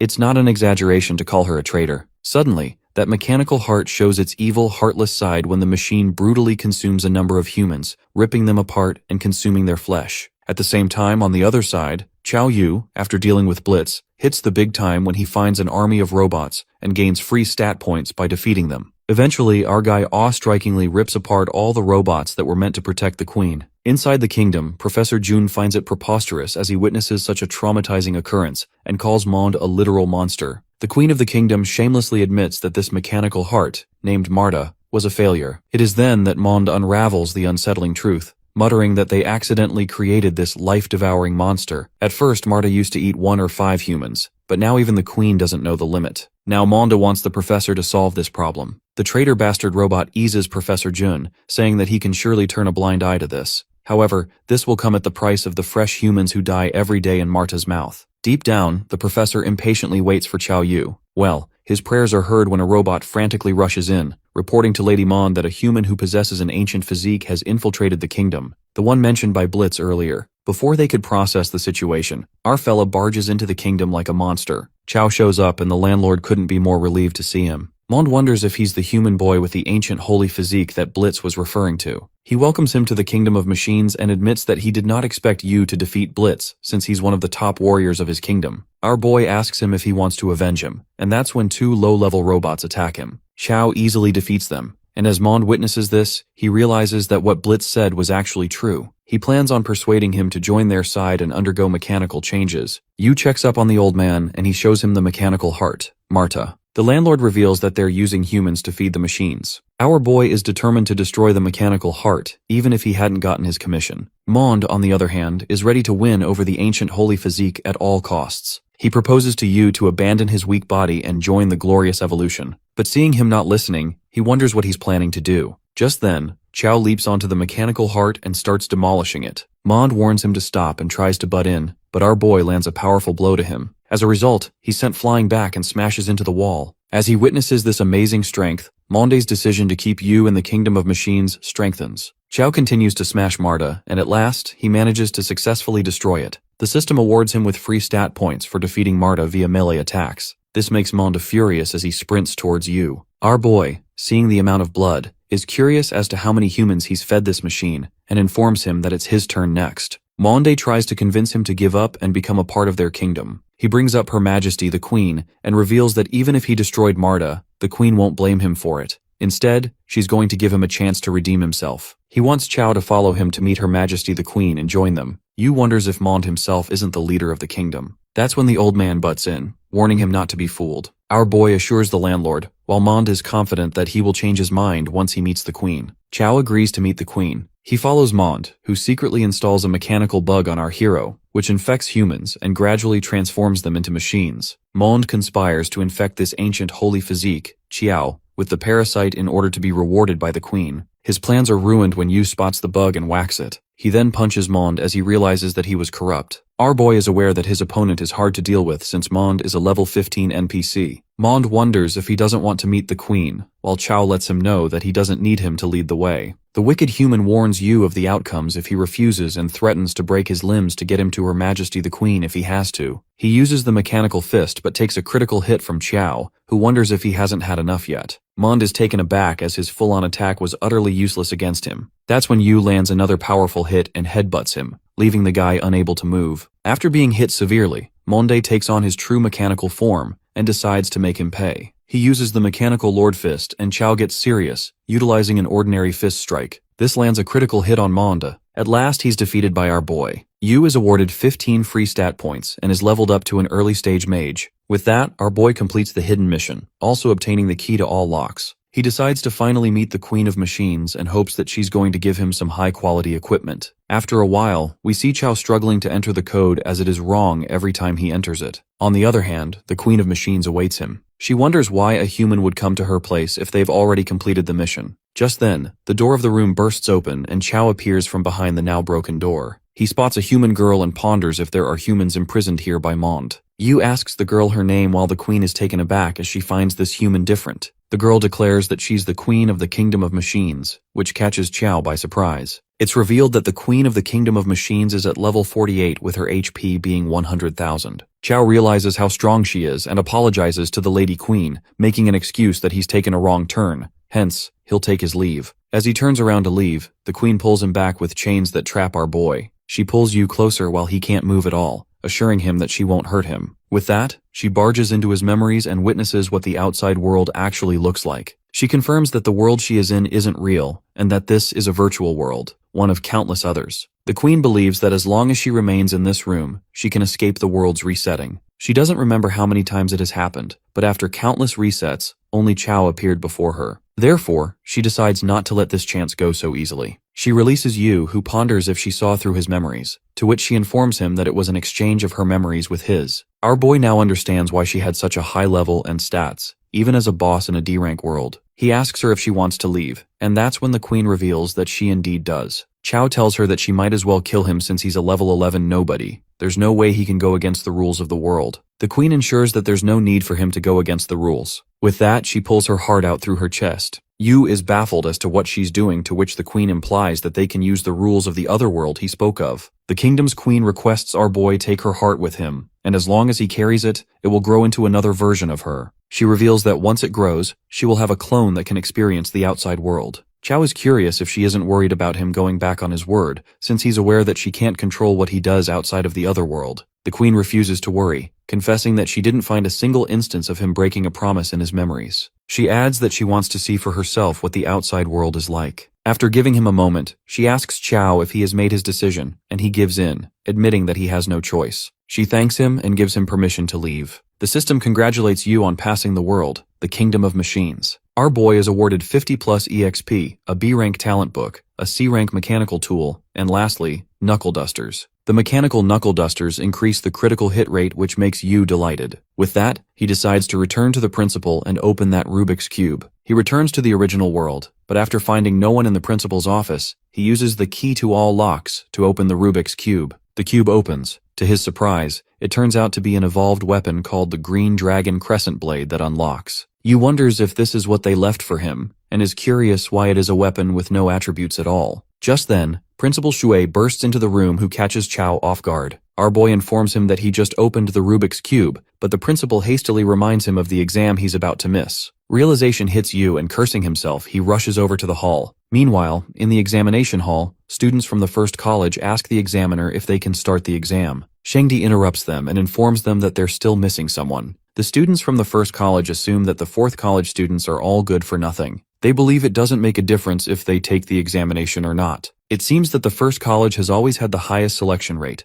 hence the reason why they're bragging so much. They insult Shangdi and his fellows, saying that if that person hasn't shown up, it means he's too scared to come. Yang claims that his friend can take all of them down with a single punch. The blue-haired dude challenges him to come forward and prove it. He decides to teach him what it really means to take someone down with a single punch. Zhu wonders why Chow isn't here yet, as the examination is going to start anytime now. Ma Fei declares that he's going to put an end to the first college's winning streak, admitting that his only true opponent is Yu. He's low-key concerned about his classmate not being here yet. Meanwhile, Chow hurries to the examination hall as he's almost there. The examiner emphasizes starting the examination, whilst the teacher from the fourth college is worried that Yu won't make it in time. That's when our boy shows up and announces his presence. His friends are relieved to see him, while he confidently lets out that their father has returned. The guys from the first college wonder if they were waiting for a nobody like him and call it a waste of their time. As Zuo argues with them, they admit they're in a rush to put them in their place and get first place in the examination. Chow ignores them and wonders which hole they crawled out of, to which Xiangdi clarifies the situation to him. That pisses off the blue-haired dude as he threatens them, but Yu doesn't stop and claims that first place belongs to him. The dude from the first college says something but is interrupted when a guy walks in and shuts him up. It seems that they're intimidated by that guy, who reminds them that first place is their only goal. Just then, the main examiner, Jin Tong, announces that it's time for the examination to begin. He makes it clear that this examination will use a points system. If they win, they'll get 2 points. If they lose, they'll lose 1 point.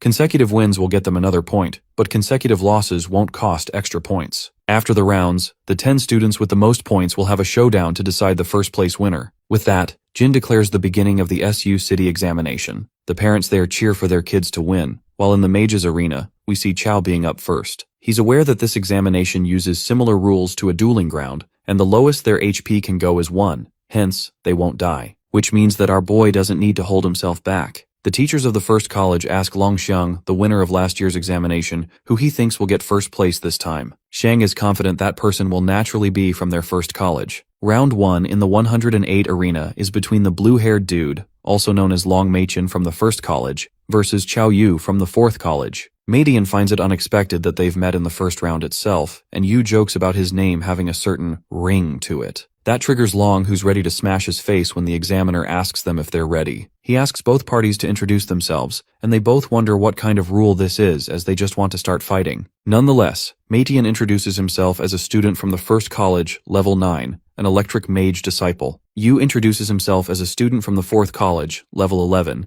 and an early-stage necromancer. Hearing that, both Meidian and the examiner are caught by surprise. The examiner thinks our boy is the prime candidate for first place and gives them the signal to start. Long decides to ignore the fact that he's up against an early-stage mage, determining his electric magic can counter the undead. He uses Thunder Barrier and Thunder Encircling to attack Chao. As the audience witnesses the power of an electric mage, they're amazed since it's believed that only 1 in 10 have a chance of becoming one. Plus, they're known to be the strongest type of mage. However, they notice that Meidian is using his powers for defense, and electric mages are usually not good at defense. They wonder if Yu is really a match for him, seeing an electric mage do that. Long is ready to face the true power of a necromancer, but he's baffled as to why Chao hasn't taken out his staff yet. The principal of the first college asks Shuijin Long if his student, the one Jingdu University offered a spot at that time, does not intend to act. He remarks that Yu is a bit overconfident, and even though he's of a higher level, electricity is more effective against the undead. He concludes that our boy might lose if he doesn't start summoning the undead, but Yu is confident and quotes that one does not simply predict the action of gods. He reminds himself that Chao is an anomaly who sent a teacher from Jingdu flying with 1 punch. Shang also looks forward to seeing how Yu's necromancy matches up to an electric mage's power. Meanwhile, Meidian is confused why our boy hasn't started summoning the undead. He witnesses Chao walking in through his thunder barrier, and that catches him by utter shock. Long is taken aback, and this makes him wonder what kind of monster he's dealing with. Yu continues to walk through the electric barrier, which continues to reduce his HP. Everyone there is surprised to catch sight of the scene since they were expecting an exchange of spells between mages. Our boy pulls out the mechanical knuckle duster, thrilled to use his new toy on his opponent. With that, he lands a critical hit on the blue-haired guy that wildly reduces his HP. The effect of the punch makes Meidian go flying back and smash into the wall. An uproar is caused among the audience as they witness a necromancer being able to withstand an electric attack by himself. Meanwhile, the principal of the first college lashes out on Xue. He understands the fact that Chao endured the electric attack and is ready to ignore the fact that he pulled out a knuckle duster, but he can't digest that our boy did over 1,000 damage with a single punch. He's convinced that Yu is not a necromancer, but Jin Long clarifies to him that he's been training since he was young and is exceptional at what he does, hence he finds it completely reasonable. That doesn't satisfy the old man, but his student, Xiang, seems to be quite intrigued to think that a necromancer could do that. He's curious about how strong his necromancy would be if he's that powerful alone. On the other hand, one of the students of the first college informs a guy that Meidian has been defeated. The mysterious fella seems to be expecting that. He decides to give a little trouble to Chao since the winner must belong to the first college. The people start gossiping about Yu, and he just thanks everyone for the support. Just then, the examiner shows up and asks our boy to take a walk with them. Cao wonders what's the matter when shortly it's revealed that his actions just now were so impressive that someone accused him of cheating.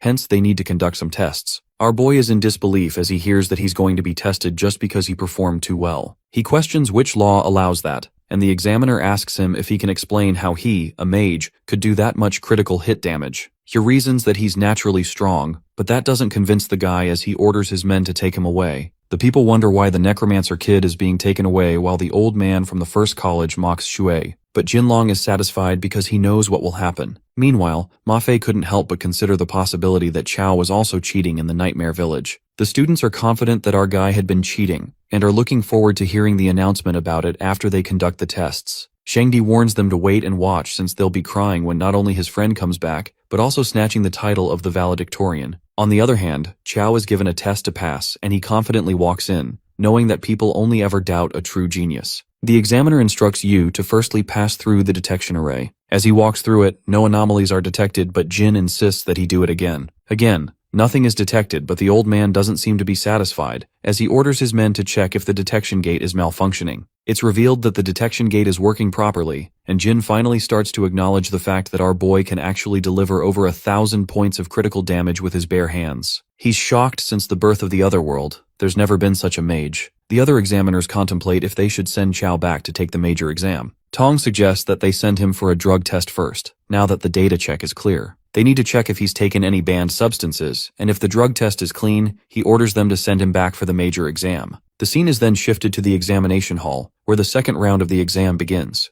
Gusu assumes that our boy won't be back for a while. As soon as the time is up, he'll automatically be disqualified. The waiting contestant wonders why his opponent hasn't shown up yet and asks the examiner what would happen if he doesn't come. It's revealed that his opponent will be declared the loser and he'll win if Chao doesn't show up. The audience realizes that the missing contestant is the Necromancer kid, and that makes them wonder if he actually cheated. On the other hand, one of the supervisors follows Chao into the restroom and he's confused about why he's following him inside. The examiner informs him that according to the rules, he must supervise the entire sampling process. Yu warns the guy that he'll scare him, but the guy is pretty confident since they've all undergone professional training. After a while, we find the examiner completely traumatized while Chao tries to console him, saying that he warned him and that he shouldn't cry as he can't be blamed for this. The supervisor informs Jin that our boy's drug test came back clean. Given the results, the old man allows them to send him back to the major exam. Tong discovers that he's the son of Chaoan King and concludes that a mage with an attack power over 500 is guaranteed admission to Kyoto University. Conversely, Shangdi is worried because if Chao doesn't show up soon, he'll really be declared the loser. The guys from the first college see this as an opportunity to mock them and remark that Yu might have been expelled from the exam.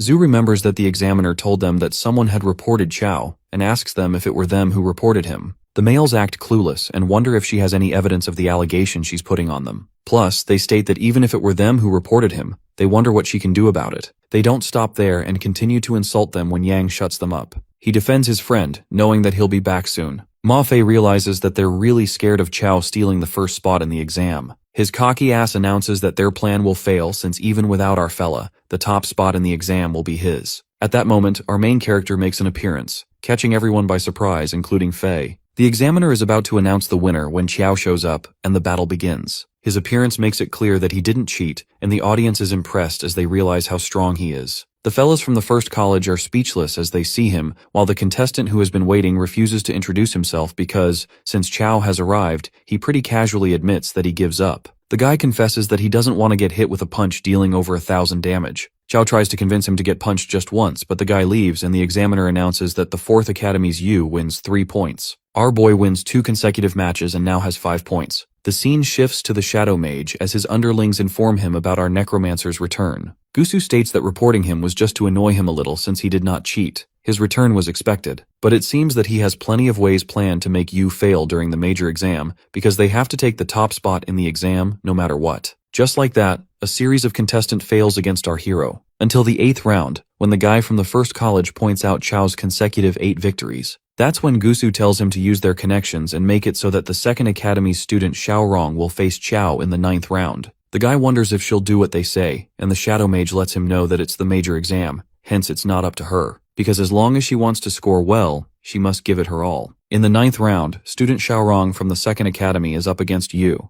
The men go crazy as they see the pretty student while Xiaorong makes a proper introduction. She declares to be from the 2nd Academy, a level 11 early stage ice mage. The principal of the 2nd Academy assumes that since Yu is up against Xiaorong, he's in trouble. Xu Jinlong informs him that they all really don't understand his student. As Chao introduces himself, he's surprised to see his opponent not giving up. He gets all thrilled to finally fight someone who won't give up, while the males from the audience threaten him that if he hurts Xiaorong and used the same trick from earlier, they'll not let it slide. Our boy assures them that he won't be using that trick against someone so pretty. With that, he pulls out a spear and leaps towards the purple-haired mage. The ice mage feels intimidated since she's never seen a mage like him. She uses Ice Wall Prison to keep distance from Chao, and believes that her abilities should be able to trap him even if it's just for a moment. Yu jumps over the Ice Wall Prison, and Xiaorong sees this as an opportunity to stop his winning streaks. She draws Eternal Ice Wall and our boy is stuck in it as he freezes. All the contestants who gave up fighting Chao witness him losing and regret giving up. The principal of the 1st and 2nd Academy are certain that they've won as they mock Jinlong. Meanwhile, Xiaorong asks the examiner if she hasn't won already, and he reminds her that the rules say you lose if you concede or your HP falls to 1. But Chao's HP is still dropping, hence he's not at the bottom yet. The Ice Mage tells our boy to give up since he's already lost, but he stays persistent in fighting. Xiaorong assumes that with his HP dropping, he will bottom out soon. But what she doesn't know is that Yu's HP won't bottom out as it's a lot. He tries to break through the Eternal Ice Wall and the Ice Mage uses the Eternal Ice Wall again to freeze him back. She's taken aback to see this monstrous strength that was able to break through her ice wall. It seems that her mana is now gone, but Chao's HP still hasn't bottomed out yet. At last, our guy breaks the Eternal Ice Wall completely, which leaves Xiaorong in utter disbelief. Our boy breaks through the ice wall like it was nothing, leaving Xiaorong wide-eyed. He asks the fellow ice sister if she wishes to give up, but her ego doesn't allow her to quit. With that, Chao Yu ends the fight with one single blow and strikes Xiaorong with his spear, reducing her HP to 1. While the poor ice girl gets smashed away, the fans of the Ice Mage fly off the handle because Chao resorted to violence against their goddess. But our fella simply reasons that he can't be blamed. It's the major exam after all. The winner is announced, and Principal Zuejin declares that no one can stop Yu in this exam. On the other hand, Xiaorong, appearing in bad shape, apologizes to her teacher for losing. But the teacher assures the Ice Mage she has enough points to enter the arena battles and blames Chao Yu for not being a proper mage. She even claims that he's insulting the mage profession. This offends our boy because these people seem to have such strong biases against him. He questions his life decision to be a mage who focuses on physical training. On the contrary, Gusu's underlings report to him that Chao has defeated teacher Xiaorong from the second academy. Enraged, Gusu thinks the second academy is useless and decides to step in himself. In the second academy rest area, Xiaorong's mentor asks her what it felt like facing Chao in battle. Xiao admits that our mage was unreasonably strong. It is then that the mentor reveals that Xiaorong's opponent wasn't supposed to be Chao Yu to begin with. The Ice Mage speculates that someone changed her opponent, and comes to the conclusion that, based on strength, they're targeting Chao. In the next moment, Xiaorong tells everything to our boy, explaining how someone altered her match schedule to make him face her. The Ice Mage warns Yu that the person targeting him might come after him during the arena battles. Smirking, Chao has already decided to send that guy flying with a single punch for resorting to such underhanded tactics. The scene then flips to the arena battles, where the top 10 contenders in Sioux City are shortlisted. While some believe that our Necromancer has a good chance of winning, some still call him a cheater. The first to fight is our very own Chao Yu, who waits for his opponent, the sneaky little shadow dweller who's targeting him, to show up. That's when a giant guy jumps out to fight him, idiotically calling himself a genius and claiming he will be the top scorer. But that guy is none other than a simpleton who gets his ass beaten by Chao and is knocked out with a single punch. Our Necromancer successfully defends his title. Witnessing his jaw-dropping strength, the people in the crowd officially become his fans and chant for him. As the crowd screams his name,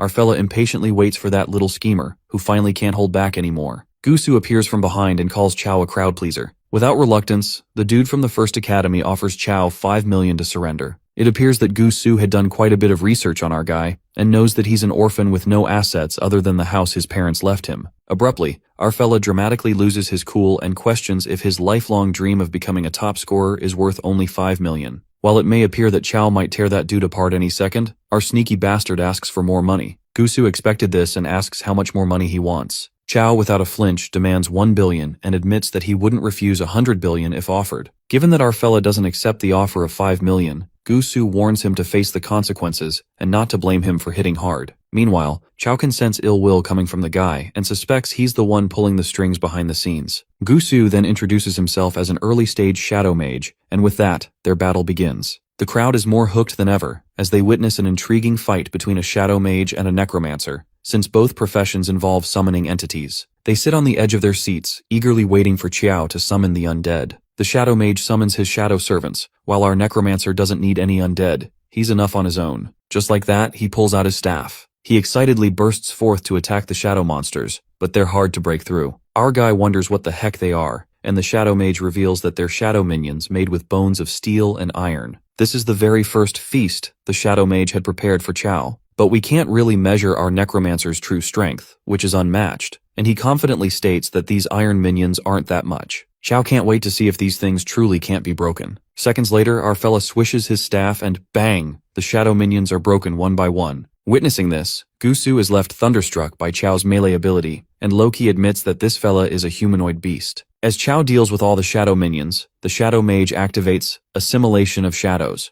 Our boy strikes with his spear, and as a result, both their arms take damage. The crowd realizes that if Chao's strike weren't in the virtual world, it would have sent the shadow dude flying. Gusu admits that his opponent is indeed powerful and is the first to defeat his shadow minions, forcing him to use a sacrifice spell. Chao's arm is also hurt, and he suspects that any attack on the Shadow Mage will affect him as well because of the spell. To keep himself safe, our boy plans not to directly attack the mage's body, but Gusu plays a dirty trick, knowing that if he gets injured, Chao will be too. That's when the Shadow Mage stabs himself in the chest, and our guy spits out blood because the spell hurts him equally. The mage warns Chao to admit defeat, and agrees to fulfill the conditions they promised if he concedes. But our guy refuses to back down, which amazes Gusu. The fact is that the heart has been pierced, yet Chao stands firm. Given his opponent is too stubborn, the mage stabs himself once again in the guts. Our fella realizes that the scrapes and pain are both real. Plus, things are about to get a little more painful when Gusu unapologetically decides to stab his own groin, but Chao couldn't bear to watch it. Hence, he stops him with his staff. The mage counterattacks immediately, wounding Yu's wrist. Our fella feels that having too much attack power isn't good either, and looks for restrictions on Gusu's skills. Chao wonders if the black aura lingering around the mage is the key. Having seen through the skills, he assumes that Gusu might die from a direct punch. Well, the Shadow Mage happily tells Yu to try it if he's not afraid to die. With that, our Necromancer strikes a punch that fails to penetrate a defense wall and confesses that he can see the secret spellcasting Gu is sneakily doing. To verify his guess, Chao challenges the Shadow Mage not to dodge and to try that rebound skill again. Gusu scoffs at the word dodge and agrees to call Chao dad if he dodges. Our fella strikes another power-packed punch, which Gu immediately stops through defense. It turns out that the mage didn't dodge, and Yu finds that manly enough. But soon enough, it becomes evident who's the boss when Chao strikes another punch that manages to pierce through the mage's shadow guard. Normally, this skill can withstand a full-strength hit from a regular boss, but ironically, it can't withstand a punch from Chao Yu. This leaves the mage in utter astonishment that our guy is more terrifying than a regular boss. After that, our boy finally decides to bring this battle to an end.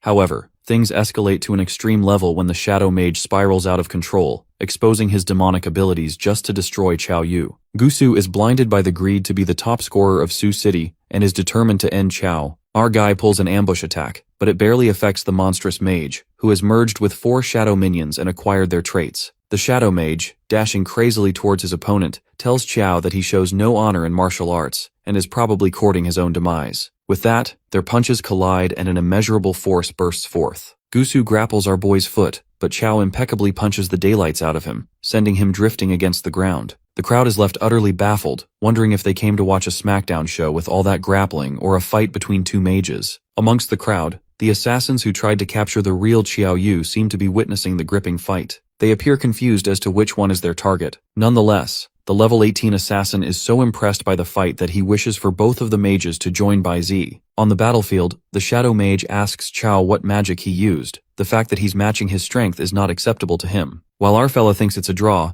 Gusu is on a time crunch since his devouring shadow is time-bound. This leaves him with no choice but to go all out and use Sacrifice Devouring Shadows. However, this calls for immediate action as the principal commands the mage to halt at once. It seems to be too late as the Shadow Mage spirals out of control, fueled by the desire to be the top scorer. That fella burns in his own agony, wishing to be at the same strength as his brother. Scoffing, Chao gets it now and provokes the Shadow Mage, saying if there's something so precious it's worth risking his life for, he should charge. Consumed by rage, Gusu strikes him, followed by a counterattack by Chao. Both of them seem unstoppable, and the principal can't seem to stop this battle since it seems inevitable that those two will clash. As urgent orders come in to stop them both, Gusu wonders why Chao isn't defeated yet, and our hero wonders the same, admitting that Gusu is the most resilient boss he's encountered. Chao deflects the attack and throws one final punch that breaks Gu's devouring shadow. It is then concluded by the principal that Chao Yu has a slight edge, announcing that our Necromancer is the top mage. Principal Jin shouts at Gusu and calls him a reckless fool for seeking his own doom. Suddenly, in that split second, someone ambushes Chao and knocks him out. The next thing he knows, he opens his eyes in a confined place along with all the other students, including Xiaorong, Gusu, and everyone else. Our fella comes to his senses and, witnessing that they have all been captured, he wonders if this is a deliberate abduction of skilled individuals. It is then that the head of the Baize organization comes forward. While Chao doesn't like the idea of an invitation, the girl clarifies that she means no harm.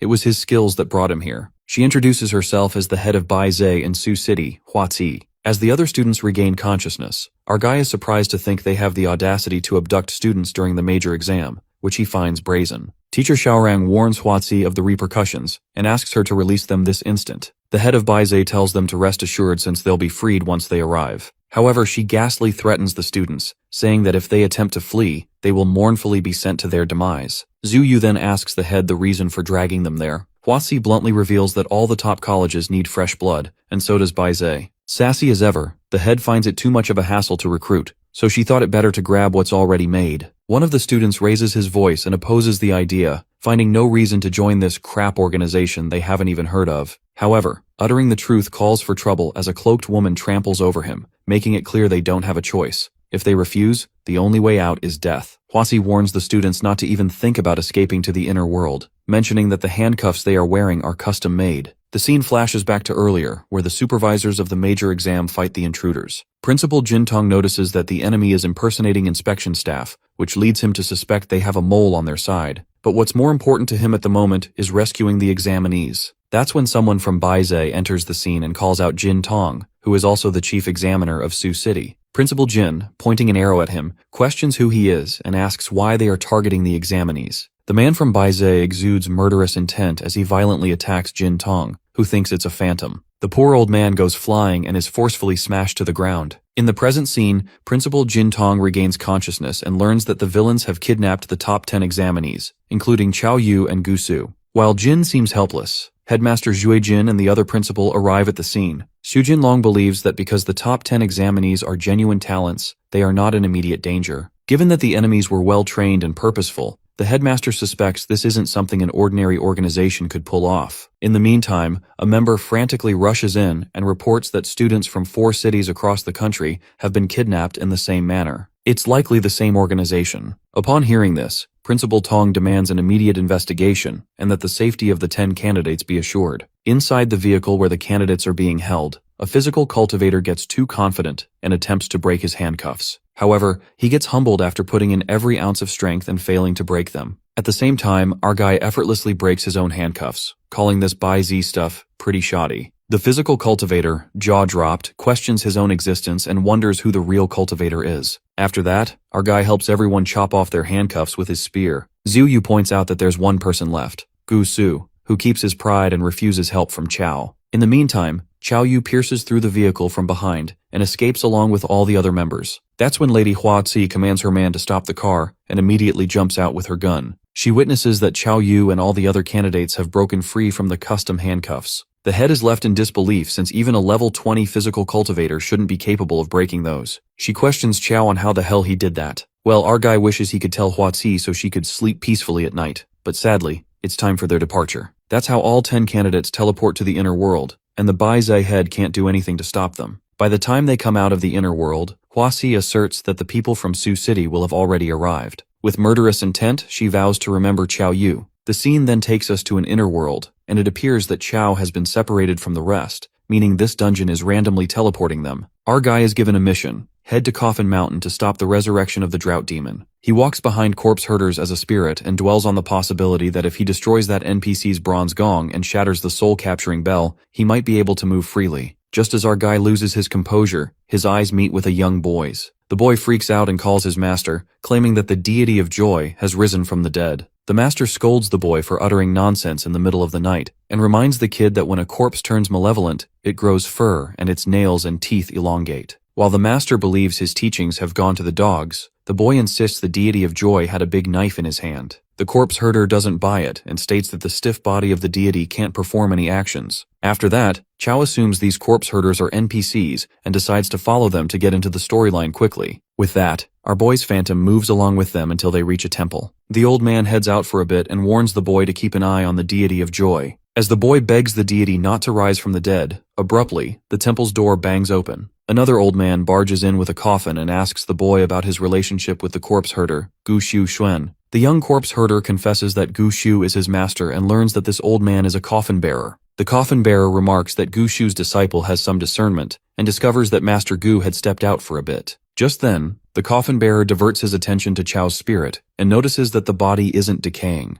The old man assumes the body must have passed away recently. Suddenly, the young corpse herder warns the coffin bearer not to disrespect the deity of joy. The moment he says this, Feng Li, the masculine boy with the coffin bearer, frantically throws away the coffin. He refuses to believe such a thing and says it's just a corpse. The young boy strictly warns them that it's a great disrespect to the deity. The old man examines Chao Yu's corpse. Given how handsome our boy is, the coffin bearer plans to sell it to a wealthy family for a good price and asks Feng Li to take the body away. The boy, however, jumps to save the corpse and tries to knock some conscience into them for literally robbing a dead body. He clarifies that Master Gu Shu won't let them get away with this. Feng Li, being more powerful, slaps the boy across the face. But the boy remains firm and declares he will fight Feng with his life if he dares to take one more step. That's when the big guy kicks the boy in the gut, smashing him away. He mocks the kid for having so little ability yet still acting tough. It is then that the story takes a surprising turn. Chao Yu's corpse lets out a sigh, signaling that he has had enough. Our guy removes the tag on his head, freezing everyone in their tracks. The young boy, in a frenzy, states that the deity of joy has risen from the dead. Meanwhile, our boy switches to action mode and responds that he didn't intend to intervene. However, he can't let these bastards sell his body since he still needs to go to Coffin Mountain. With that, Chao dashes towards the old man, who casts a spell, Falling Phoenix Demon Plague, to see if he's actually alive. While our guy hits the old man, he doesn't realize that Feng Li is racing towards him. At that moment, Feng forcefully hits Chao with his morning stick, and strangely, that shakes our guy to the core. Baffled, Feng wonders if he's a corpse or a human, and Chao seems to have the same question. In the meantime, the system materializes. Chao's corpse state is activated, and he gains an extra 100 defense points. The realization then hits Chao. He understands that's how he was being controlled by that soul-capturing bell. Moreover, this negative state doesn't affect Chao at all since he has enough HP and mana.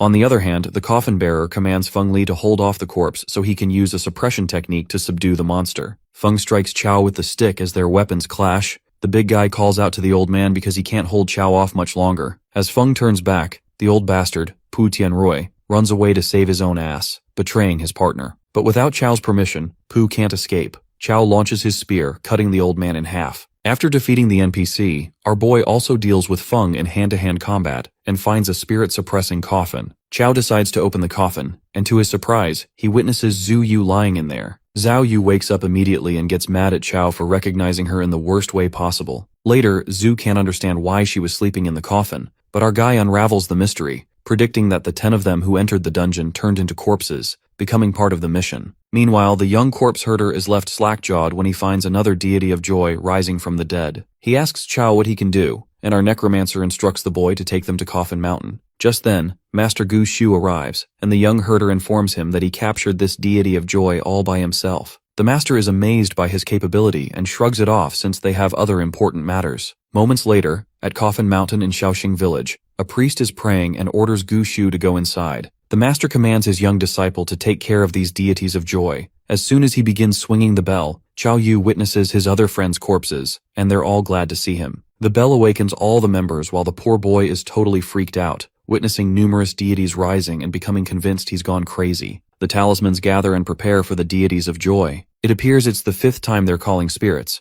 and the senior brother instructs them not to make any mistakes. They're all prepared to venture into the emperor's tomb. After night falls, they march toward the tomb. While everything does seem spooky, Master Gu Shu informs the senior talisman that they have brought the deities of joy and asks permission to leave. However, the senior talisman asks Gu where he's planning to go, which catches him by surprise. Well, there turns out to be a preposterous plot twist. The old man kneels to the ground in order to call the supreme ruler, the spirit of the heavenly emperor. That bastard talisman uses the yin corpses, which are Chao and the others, as a medium and human blood as a sacrifice. Perplexed, Master Gu asks the senior if he's trying to sacrifice them. The others realize there's no time to talk, and they need to escape this instant. The betrayal by their fellow senior was totally unexpected, but that freaking asshole stoops even lower when he summons evil corpses to make their escape impossible. The corpse herders fight among themselves, and Zhu Yu asks Chao what they're supposed to do. According to the mission, Yu states that they need to prevent the drought demon from awakening, and speculates that the drought demon could be the heavenly emperor the senior spoke of.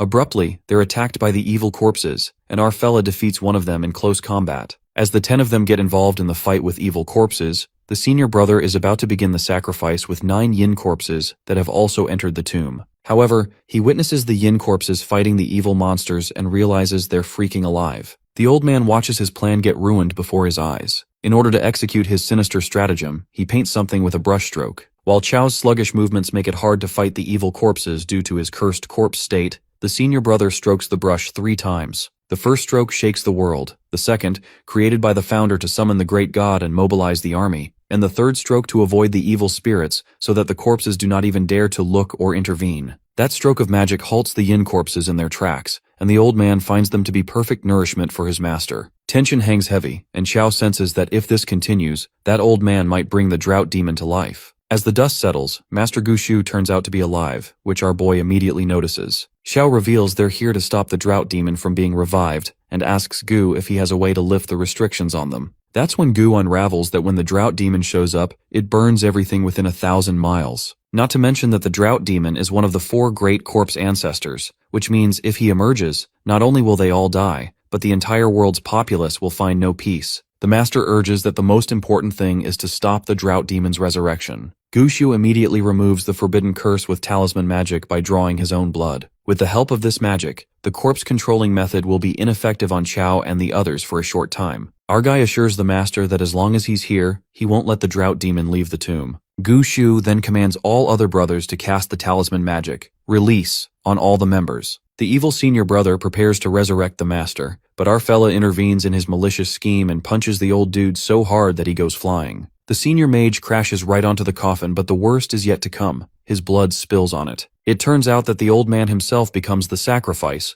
washing the coffin with the descendant's bloodline, hence invoking the heavenly emperor. And then the inevitable happens, what everyone was terrified of. The drought demon bursts out of the coffin, and the players fail in their first mission. The drought demon resurrects, and the player's task is modified. Kill the epic boss who has crazy stats and is not easy to defeat. One of the players screams out of fear, catching the demon's attention. The demon chases after the boy, who screams insanely, until he spots Chao Yu standing in the distance. That fella cunningly runs in that direction to divert the demon's attention toward our hero, thinking it's better Chao than him. Our dude gets pissed off and calls him a bastard. Shortly after, the drought demon comes at him, and Chao Yu throws a slamming punch that holds back the monster for a while. But soon after, the demon breathes out a peculiar green gas. As our boy is seconds away from being swept up in the breeze, Zhu Yu warns him to watch out because it's corpse poison. Shorong casts her eternal ice wall to freeze the epic boss, and Ziyue immediately casts her healing spell on Chao after he leaps back. In the meantime, the demon breaks through the ice wall. The physical cultivator steps in to fight the epic boss, but after he lands an attack with his shadow magic, it barely does any damage. Enraged, the drought demon roars, inflicting corpse ancestors' pressure on the players. To make matters worse, all the players' attributes are halved under the crushing pressure. Chao is mad that his HP is also halved, and the cultivator dude notes that he can't deal much damage with his current attributes. While this mission calls for tactical collaboration, our dude simply smacks the demon like it's a punching bag. The cultivator is left slack-jawed and asks Chao if he really is a necromancer and not a pro street fighter. It's utterly astonishing that the damage our boy dealt with halved attributes is more than 10 times the physical cultivator's strongest attack. The demon lands a blow on Chao, who drifts back with brute force but takes 0 damage. Yang Xiangdi asserts that apart from Chao Yu, no one else can break the drought demon's defense. That's when our guy maliciously glances at Gu Su. He dashes towards Gu Su and sends him flying like a football towards the monster. The shadow mage immediately forms a defense. Our hero didn't expect these shadow minions to be so useful here, but even the shadow mage couldn't hold on for long, taking relentless hits from the demon. During this time, Chao waits for Xiaoreng and Xiangdi to go next. Seconds later, Xiao accumulates Ice Fury, and Yang casts sand-binding magic to restrain the drought demon for a while. Our guy is impressed by Gusu's resilience and how he's been taking hits silently. Promptly, Xiangdi's mana gets depleted due to the halved attributes, leaving everything to Brother Yu. Our fella gets into action for another smackdown show. Chao lands a powerful blow to the resurrected demon and another, until he's down to one last blow. The master tries to stop Yu from killing the drought demon himself, and volunteers to do it instead, but it's already too late. Our boy has already landed the final blow and the boss drought demon is defeated. He gets a reward of 20 attribute points for clearing the Coffin Mountain dungeon successfully. Chao's rating is now A level, and he's rewarded with 50 plus EXP and 5 free attribute points. The old man rushes towards Yu and informs him that the person who kills the drought demon will be cursed. Our boy is confused as to what he's talking about when the curse lifts from the demon's corpse and enters his body. The system reveals that Chao will die in 30 days, and he asks the master if there's a way to lift the curse.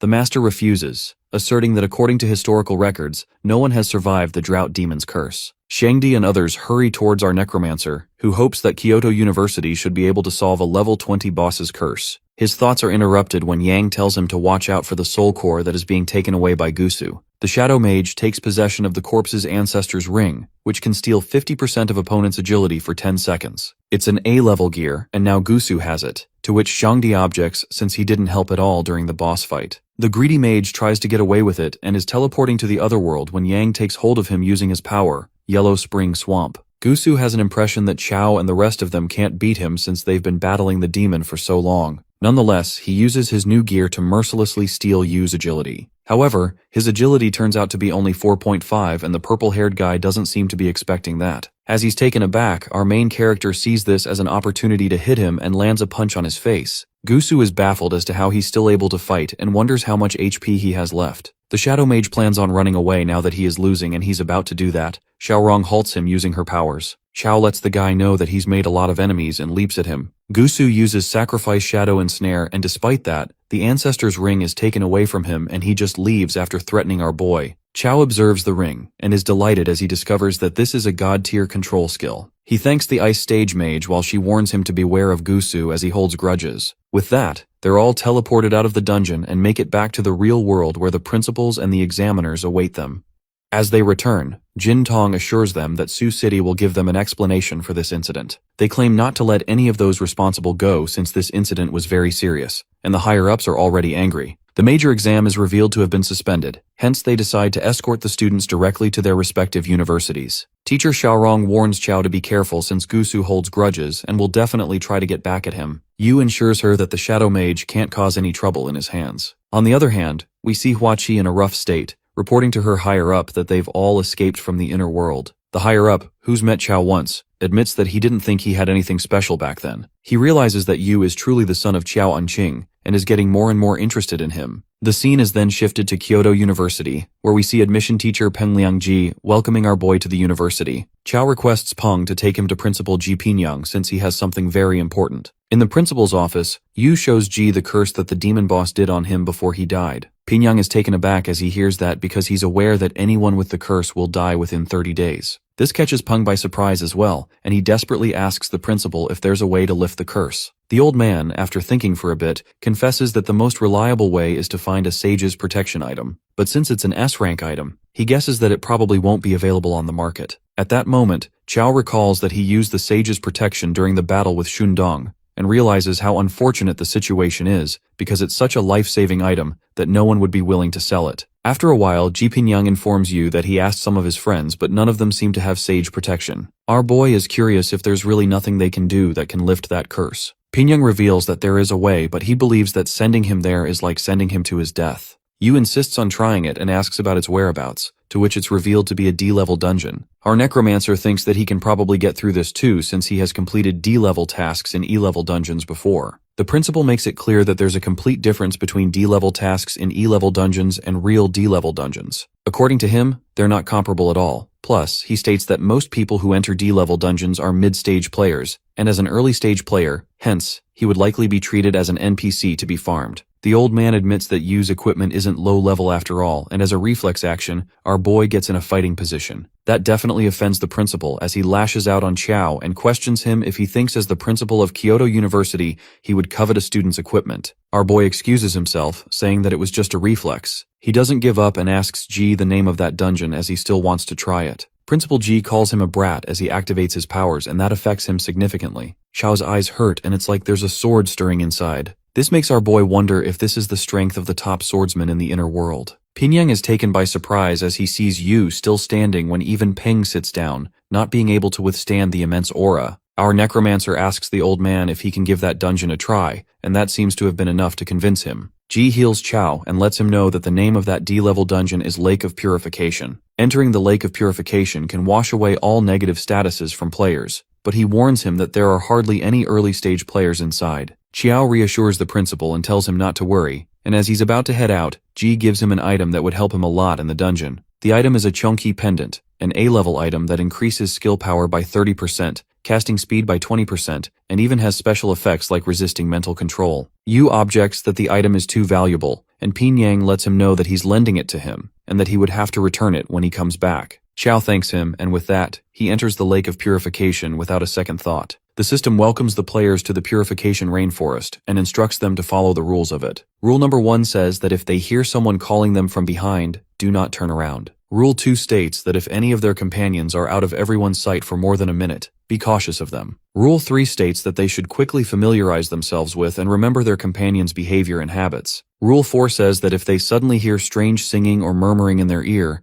they should immediately start cursing with the most vicious language until it stops. Rule 5 states that if any strange people appear in the rainforest and ask them questions, do not answer. Rule 6 says that according to players, the Purification Rainforest is very safe, and no accidents occur. Chow Xiao, Level 22 Mid-Stage Blademaster objects on the fact that the system is calling it safe because everyone who encounters danger dies here and can't report back. A white-haired girl named Qin Qianshui, a Level 22 Mid-Stage Water Mage, introduces herself to her teammates. Following that, Mi Yuan, Tang Lan, and Wu Chengfu do the same, with all of them being mid-stage Sword, Wood, and Blade Master, respectively. At last, Chao introduces himself and reveals being a Level 13 early-stage Necromancer. Chao complains as he discovers that the system matched him up with an early-stage teammate. But Mi Wen believes that even though our boy is an early-stage mage, as long as he can summon enough undead, he can perform at a mid-stage level. Xiao wonders if they're all attracted by his looks or something when Mi draws her sword out and holds it against his mouth. She warns to cut his tongue out if he keeps talking nonsense. Xiao, on the other hand, makes a flattering pose and questions if being handsome is a crime. Ma Yuan instructs Yu to follow them while Xiao plans on taking revenge for being disgraced. Qin informs everyone that the Lake of Purification is said to be in the center of the Purification Rainforest, hence she suggests that they don't break any of the system's taboos. She gets curious as to why an early-stage mage like Yu would come to a D-level dungeon, and as he's about to respond to her, he notices that there are two of him. Everyone witnesses there being two Chaos, but they can't seem to tell which one is real. Chao suggests that they kill them both, and Qin remembers that he's a necromancer, hence, as long as he can use his necromancy, then he's the real one. Yu's doppelganger declares to summon the undead, a trick the doppelganger performs which our boy didn't expect the fake to have. Knowing that no one would believe that he's the real one since he can't use that specific trick yet, he still decides to fight. Chao decides to beat his doppelganger to death, and the fake is taken by surprise as he witnesses his strength. At last, our boy manages to defeat the fake, and it seems that killing it might trigger something special. Yu wonders if something got into his green dragon crescent blade, and that's when his teammates realize which was the real one. Mi Yuan is curious how a necromancer like him would use this kind of a weapon, and since it was a level 22 monster, she asks him how he killed it with physical strength only. Chao proudly reveals that he's had an extraordinary physique since he was young. He's busy telling Mi stories from when he was a kid when something releases from the dead monster and gets inside Mi Yuan. The mid-stage swordmaster strikes her sword at our necromancer, which greatly reduces his HP. He finds the attack power of a mid-stage swordmaster terrifying and is glad that he has enough HP or else he would have been killed. Chao believes that she's been possessed by an evil spirit while Wu suggests that they kill her because if they don't, they all will die here. Qin uses her technique, the water dragon surround, to trap Mi, and as she's trapped, they decide to strike her. But she breaks through it and uses Luoling Dragon Shin sword technique, which causes all of them to be thrown back. That's when Chao shows up and punches her right across the face. Chao's punch makes Mi Yuan unconscious, and that shocks Chao as our boy is still at an early stage, yet he knocks out a mid-stage swordmaster with one punch. The thing that went inside Mi releases from her body, and Qin immediately tells Yu to kill it. Our boy strikes his spear into it and wonders if this is the ghost that took control of her mind. Changshu confesses that Mi is the strongest among them, and yet she couldn't resist, which makes her wonder what would happen to them. She asks her if she's alright, but the swordmaster doesn't look so good. Hence she heals her with the blessing of water. Mai thanks Qin, and with that, they continue their journey again. Qiao warns everyone to be careful, and Yuan thanks him for saving her, because if it weren't for him, the two of her mates would have killed her while she was controlled. Yu gets all confident as he hears that when she confesses that his punch really hurt. She wonders how a necromancer has such strength, and our boy just lets out that he was born strong.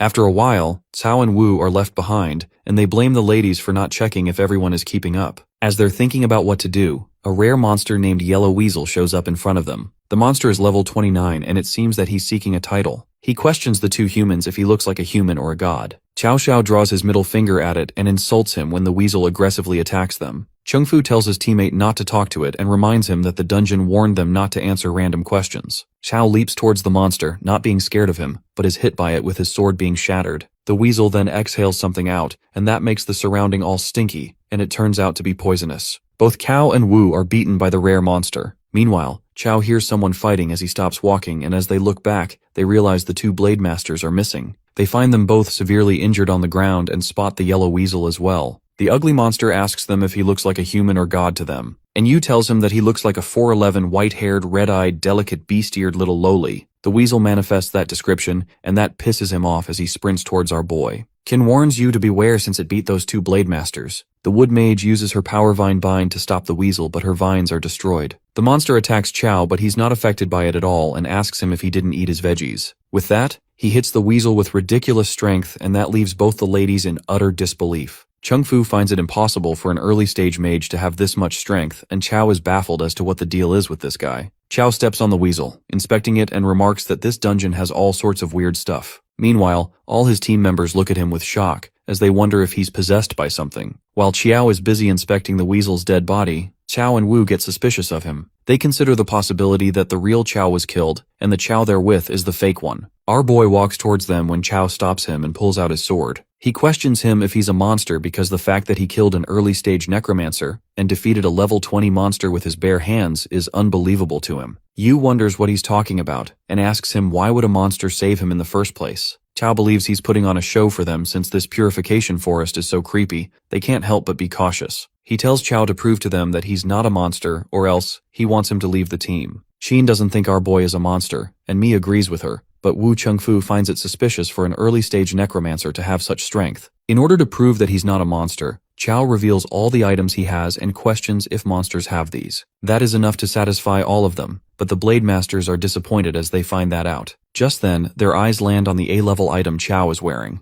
They both make excuses for their suspicious behavior and suggest that they move on their way. Yu feels that they're up to something. Meanwhile, they both have their eyes on his items. They believe that he has at least 2 A-level items, and that makes them wonder how an early stage has so many A-level items. Chow admits that he did not expect to run into such a lucky break in this dungeon. They assume that since Chow is an early-stage mage, they can handle him and decide to split his items 50-50. Chengfu seems unsure about being able to beat him since he killed that yellow weasel so easily. They contemplate on when they should make their move, and Cao Xiao instructs Wu to wait for his signal. They all stop in their tracks as they witness the sight in front of them. On the Lake of Purification, they see what they assume to be souls of the players who tried to complete the Lake of Purification dungeon and failed. This terrifies them, and then they spot an altar with a stone that has something written on it. It's an ancient script, and Mi translates it that only by sacrificing a living being can they complete their dungeon tasks. It's revealed that those wandering by the lake are lake slaves, and those who are sacrificed will become lake slaves, trapped here forever. As Chow and Wu hear that, they see this as a perfect opportunity to take Chow down. They leap onto Yu, leaving everyone baffled while Chow reminds them that he even saved them. They corner him onto the altar, but they don't know how to activate the altar. Chow asks Mi how to activate the altar, but she doesn't tell him that. Nonetheless, the Blade Masters decide to kill our Necromancer since it's a sacrifice. Chow remembers Principal Ji's words, but he didn't expect to run into people like them in the dungeon. Chengfu tries to make Yu give up fighting by telling him that he's a necromancer who can't even summon undead. He questions him if he thinks he can challenge 2 mid-stage players with just his physical strength. Xin wonders what they should do now, and Yuan lets her know that since our boy helped her, she's going to help him. Chow and Wu attack Chow simultaneously, while he defends himself from their vicious attacks. Chengfu tells our boy to surrender and hand over his items and claims to spare his life if he did. He realizes that they were after his items all along. Xiao uses Luoling Dragon Slash to attack him but is shoved back when Mi Yuan strikes her sword at him. The Blade Master questions why she's interfering, and since Chow helped her, she finds nothing wrong in helping him. Chow asks her if she doesn't want to complete the dungeon task, but she states that she'd rather not complete the dungeon task if it requires this method. Among all this, the wood mage, Tang Lan, observes the situation quietly. Meanwhile, Wu is pushed back by Chow's fierce attack as he lets out that Chow keeps talking about sacrifice, yet he didn't even ask his opinion. Chengfu is kinda intimidated by our boy, but his mate reminds him that they're dealing with just an early-stage mage, and they can take him down together. That's when Mi Yuan butts in again and fights off Xiao. As they're busy fighting, Tang Lan activates the altar by pressing a button. Everyone is confused as to what's happening when the system notifies them that the altar has been activated. Chow, when seeing everybody in pain, wonders if this is a mental attack. It doesn't affect him since he has the Chongqi pendant for immunity. Chow calls Tang a witch and questions what she did, to which she confesses that she just wants to clear the dungeon task. Just then, she orders her vines to grow and traps both the Blade Masters inside them. Realization hits Yu and he wonders how Lan knows how to activate the altar. The second rule of the dungeon is recalled to him, which says that if any of their companions are out of everyone's sight for more than a minute, be cautious of them. Xiao finds the fact that she found the altar suspicious, and it feels to him that it's almost like she knew it was here all along. A possibility crosses his mind that she's been in this dungeon before, and as she's about to leave, Yu breaks through the vine trap and sprints towards her. Tang finds it impossible for him to have escaped through her vines and the fact that he is not affected by the altar. Xiao remarks that he can ask her the same and questions how she knows how to activate the altar. He guesses from the moment they entered the dungeon, she planned to sacrifice them. That's when Tanglan reveals her true face and uses her technique, wild slash technique, to trap him inside. Our necromancer is not able to cut through these vines, and that's when Lan shoots a parasitic wood seed at him. She tells him to stop struggling and be her sacrifice, while Qiao thinks this is the perfect chance to utilize the corpse ancestor's ring. Tang's agility is decreased by 50%, and knowing that it's only for 10 seconds, our boy decides to act instantly. He activates the Chunky pendant that increases his skill power by 30%. Lan underestimates Qiao since he's just an early-stage mage and believes he can do nothing even if her agility is decreased. But what she witnesses is beyond her expectations. Tanglan uses her guardian vine armor to protect herself, but Qiao breaks through her defense and punches her ever so intensely. This baffles the wood mage as she wonders how an early-stage necromancer can deal such insane damage. She sees Yu sprinting towards her and tries to use her guardian vine, but it's already too late. Our boy hits her again and again, and she questions if he's even a man, seeing how he has no pity for women. Qiao continues to punch her, knowing that he's dead if he doesn't beat her, while Qin and Mi witness the scene with pure fright. Just then, the corpse ancestor's ring effect ends, but judging by her condition, Yu assumes that she can't attack anymore. Tanglan swears to remember his name because even her dad never hit her like this, and with that, she teleports away. Our boy feels thankful to have the principal's Chunky pendant because if it weren't for it, he'd be toast. He turns towards the ladies and lets them know that they're safe, but they tell him to stay away from them. While Qiao assures them that he really doesn't hit women. They go back to the altar and realize that the two teammates, the Blade Masters, were sacrificed. Mai asks Yu about what he's gonna do, and it seems that he plans on destroying the altar. He believes it shouldn't exist, and with his blade, he eradicates the altar. The system congratulates him for successfully absorbing the life energy of the purification altar. Qiao is notified to level up and is rewarded 10 free attribute points. He's amazed by the fact that the leftover energy gave him so many attribute points and leveled him up. However, he's still thinking about the energy that went into the Green Dragon Crescent Blade. Qin thanks our boy for saving them, as they might have also been sacrificed by that evil altar. They declare to have decided to give up on the dungeon task, while Yu lets them know that it's no problem. With that, he decides to head to the Lake of Purification. As Qin witnesses the Purification Lake, she guesses that the souls of those wandering players must have been freed when the altar was destroyed. Qiao is about to take his shirt off when Mi freaks out and draws her sword at him. She questions what he's doing, and our boy quickly clarifies that he's been cursed, hence he's here to remove it. He shows them the curse on his body in order to prove himself. The Swordmaster confesses that she thought Yu was about to go wild. Our necromancer dives straight into the water, and Qin suggests that they soak themselves too, since she believes in this creepy place, they might have some unknown curses on them. Xiao witnesses the curse fading, but the wood seed Tang planted, he can't seem to get rid of it. Nonetheless, he decides to deal with it as time comes. Meanwhile, the water mages, as they're soaking, thank God for our boy because of how creepy this dungeon was. Mi, however, doesn't think he's exactly a saint, and that's exactly when Qiao bumps into them. They panic and hit him while the poor guy justifies that it was they who swam over to him. Before they leave, Qin takes contact info of both her dungeon mates. And as they're exiting the dungeon, the system notifies that the dungeon isn't cleared yet, and exiting it now will forfeit any rewards. Qiao decides to come back and explore this dungeon later as it's too weird. With that, he returns to Principal G's office, who is very happy to see his student making it back alive. The principal can't help but admit that Qiao is no joke, given that an early-stage necromancer made it out of a D-level dungeon alive. Well, now that he's back, the principal asks Yu to give back his item, and our guy couldn't be more grateful for the pendant, since he managed to survive the Lake of Purification because of it. Honestly, our fella doesn't wish to return the pendant, gripping tightly to it, while the principal yanks it, trying to snatch what's his. Only after a good beating, our guy gives back the pendant. With a bumpy head and broken teeth, Yu asks him about the number on the pendant, to which Principal G answers that it's an enhancement. These enhancement stones are used to increase its power since it's a high-level grade. Deep down, our boy feels like the Green Dragon Crescent Blade's enhancement seems different from what the principal mentioned. Nonetheless, Pinyang learns that Qiao's curse is lifted and asks him to leave. Later, our necromancer heads outside and someone seems to be waiting for him. It turns out to be Longxiang from Su City, and reminds him that he was there at the major exam. Qiao immediately realizes that it's senior brother Long who was the top warrior in last year's major exam. The blonde-haired guy affirms our fella to reach out for help if he runs into trouble and exchanges their contact info. After they depart on different paths, Qiao feels that senior bro seems pretty nice. However, from Longxiang's expression, it was rather the opposite. Later, at night, Qiao Yu ponders upon the previous days, like how the curse is lifted. He plans to ignore the wood seed and focus on getting stronger as fast as possible. The next day, Teacher Zhang, the advisor, calls out Xiao Yu and asks him to explain why an undead mage like him chose a physical training major. Our guy reasons that a mage who can't fight up close isn't a true mage, and without a strong body and physical strength, he can't protect himself. This statement wasn't convincing enough, and the advisor reminds Yu that university education is about specializing in one field. Even though Chao's file says he has superhuman strength, Teacher Zhang believes a necromancer like him won't last in the physical major. But our guy is adamant to choose this field. To be more exact, he's pretty much doomed, and is afraid that if his necromancer advisor finds out he can't even summon a skeleton, he might want to just freaking kill him. Nonetheless, the advisor gives up the argument and hands the student IDs to everyone. Teacher Zhang elaborates that at Kyoto University, everything from food, drinks, to exchanging gear and skills requires credits. Smirking, Ma Fei asks the advisor how much it costs to get 1 credit,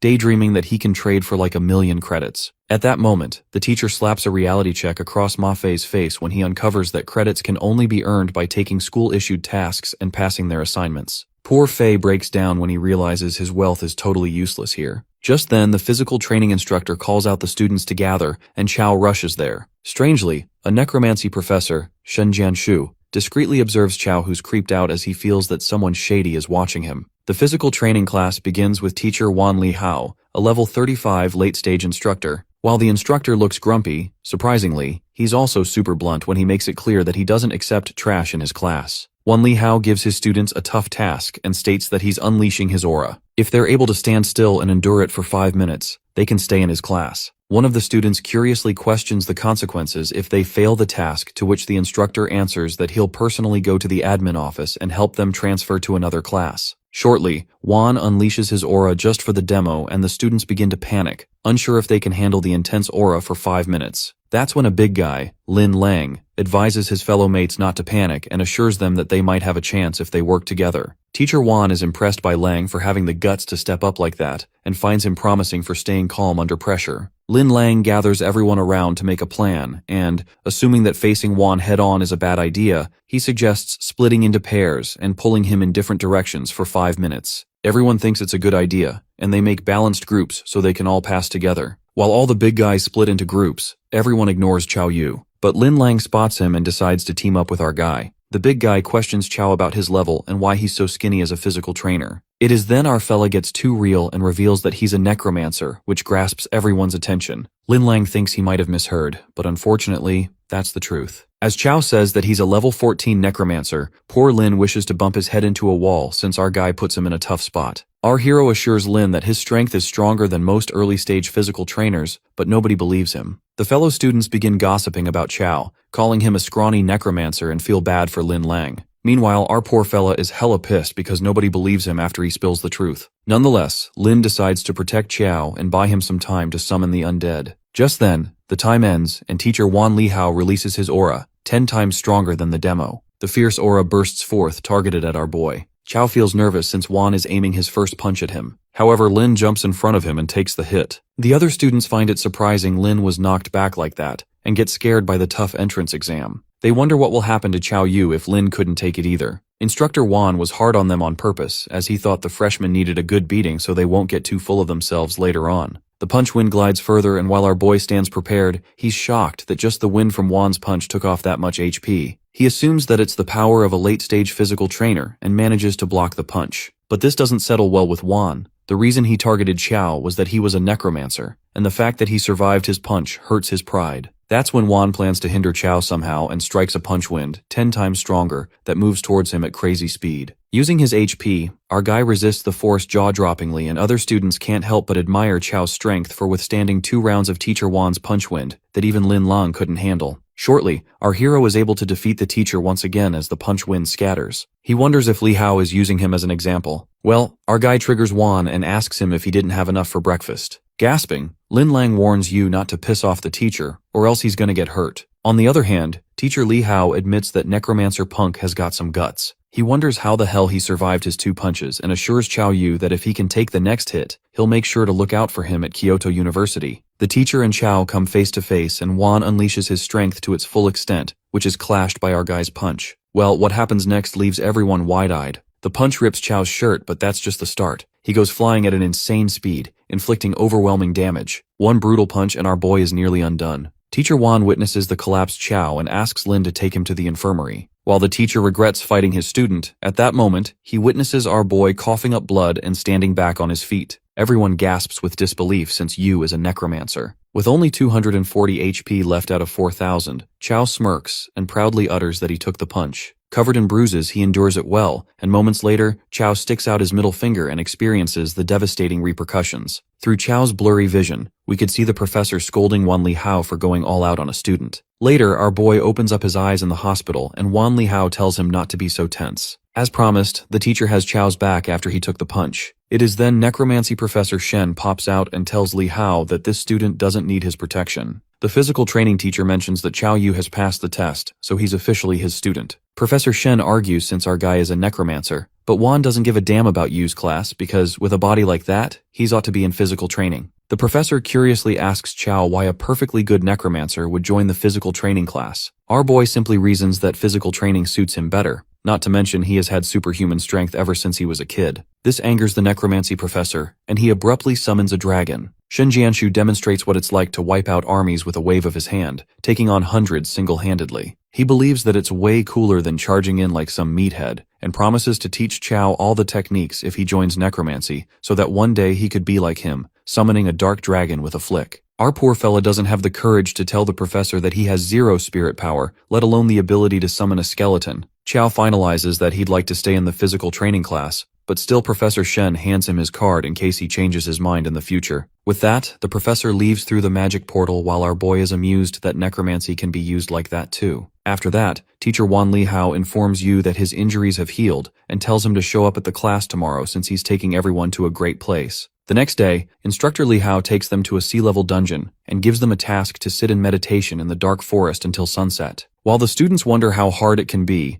Wan tosses a rock, and it is broken into pieces by the wind blade. This scares the fuck out of some students, and they assume they're gonna die in this creepy place. But the teacher assures them that nobody is going to die since he's with them, but the suffering is inevitable. Teacher Wan explains that the point of meditation is to train their willpower, and secondly, they'll find out once they go inside the dark forest. The first one to go is Lin Lang, and the moment he enters the dark forest, he's startled by the speedy wind blade and starts meditating after settling in. The teacher is impressed to see Lang's grit and courage, wondering how long he'll last. Given that Lin is already experiencing the wonders of the dark forest, Wan encourages other students to go in as well, and believes that none of them has defense stats below 100. Concerned, Chao asks the teacher what happens if their defense is below 100. Wan nonchalantly answers that the person might die and, judging by Yu's face, he thinks his defense stat is low. Well, Chao's defense stat points turn out to be 6, and he assures Wan that it's not that low. His teacher is shocked to know that our guy has got the strength but not the defense. This makes him question Chao how the hell he's been fighting people, not to mention how incredibly he took 3 of his punches. That's when our hero reveals that his HP is a bit higher than normal, 4,000 to be exact. The first time Li Hao doesn't grasp what he said, but seconds later, he realizes the depth of his words. He wonders if Chao Yu is a necromancer or a freaking humanoid boss. With that, our boy enters the dark forest. As the wind blade strikes him, Yu smiles and it dawns on him that this place actually boosts defense stats. Later on, our guy notices everyone's focused on boosting their defense. While he also meditates, Teacher Wan worries about Chao since his defense stat is low and decides to keep an eye on him. Everyone is fully immersed in meditating when suddenly a dark spider with 5,000 HP comes attacking them. Wan Lihao immediately rushes to protect the students and lands a destructive punch that squeezes the life out of the spider. Our fellow witnesses the true strength of a physical training teacher at Kyoto University and finds himself lucky as Wan went easy on him that day. The teacher assures the students it's over and stresses to focus on their training cause they ain't leaving until they reach their limits. Xiao meditates and realizes the prerogative of learning at a top-tier university. If it weren't for Teacher Wan, they wouldn't be able to train in a sea-level dungeon with such peace of mind. 2 hours later, most of the students reach their limits, and Chao Yu believes he will also give up soon, since his defense stat is too low. Suddenly, the wood seed planted in him activates and even absorbs energy from roots deep within the soil. Our guy assumes it's the seed Tang Lan planted in him, and it's absorbing energy from this forest. Smiling, Chao owes it all to that woman because if it weren't for this seed, he would have missed out on the dark forest's unique opportunities. On the contrary, Tang Lan stands at a building. With her seed planted inside Chao, she knows exactly where our fella is. In the forest, 3 students including Lin and Chao manage to withstand an entire day of wind blades, and the others admire our boy because word is he's just a fragile necromancer, yet he lasted this long. Wan has to admit that there's some promising students, and he didn't expect Chao Yu to last this long. He wonders how this kid managed to do this, assuming he's reached his limits. The fact is that Lin Lang's got a great talent, so our boy should be no match for him. Just then, another student chooses to withdraw while Lin ponders that he's not even as good as that necromancer. The students anticipated who would drop out first, and everyone settled that our boy was going to drop out first, given that he's not a true physical trainer. But from Chao's position, they could tell he's not about to give up anytime soon. Shortly, Lin Lang reaches his limits and withdraws. After that, the teacher waits to see how long Yu can push himself. Well, it's almost night, and our guy impeccably sits there, meditating. When Li Hao realizes Chao is really quite something and asks him to come out since it's getting dark. Once the sun sets, they can't stay in the dark forest anymore. Even Teacher Wan can't protect them. Our guy comes out of the forest and is struck by its insane result. His defense stats increase to 23, and the students predict Chao would have stayed longer if it weren't getting dark, wondering if he has any limits. Just then, the teacher dismisses the class and lets out they'll continue tomorrow. A few days later, Chao's defense has skyrocketed over the past few days, thanks to the wood seed. As he's about to head for more training, Zhu Yu and the others meet Chao Yu and suggest to him that they should start a guild. His friends find it a good idea, given that there are many benefits of forming a guild like entering exclusive dungeons and guild wars. Zhao Yu adds that guild members can't kill each other, or they'll be hunted by the underworld. Our guy is cool about the idea, but first he heads to the physical training class for a bit. Zhao Yu tells him to come over soon after he's done.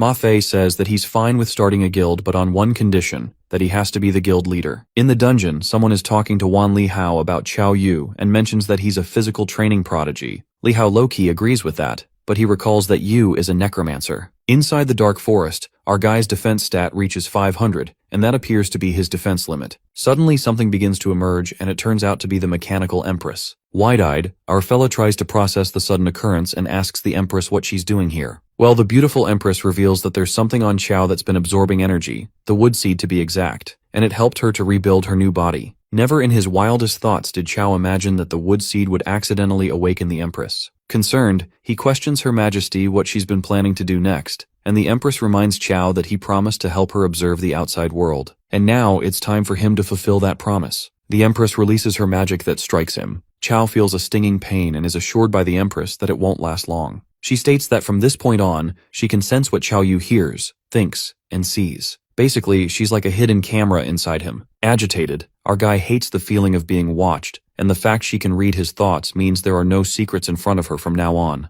Our cunning fella imagines the empress naked, and given she could see his thoughts, the empress freaks out at the nonsense he's thinking about and promises that she'll stop reading his thoughts. Smirking, Chao outsmarts the empress in the most clever way, and feels relieved that the feeling of being watched has disappeared. Nonetheless, after his defense hits its limit, he goes on to check on Zhu Yu and the others. On the other hand, Zhu and the others are tangled up in a fight against another guild, the Blazing Fire Guild, who start beating them for no reason. Zhu asks those bastards what they ever did to them, and the vice president of that guild says that every newly created guild starts with 1,000 honor points. Their ultimate goal is to beat them down to take their honor points, and he blames them for being weak. Xiangdi puts all the blame onto Ma Fei for naming their guild Killing God Guild, and poor Fei had no idea they'd be challenged to a guild war right after forming it. Yang assures his fellow guild members to hold out until Brother Yu arrives, as he has already notified him. Ma Fei admits that Chao is a bit stronger than him, but he thinks it's useless because there's no way they can handle these guys. The blonde boy proceeds to attack, and the vice president of the Blazing Fire Guild mocks Ma Fei for swinging at air and strikes him to the ground with brute force. The vice president tramples over Ma Fei.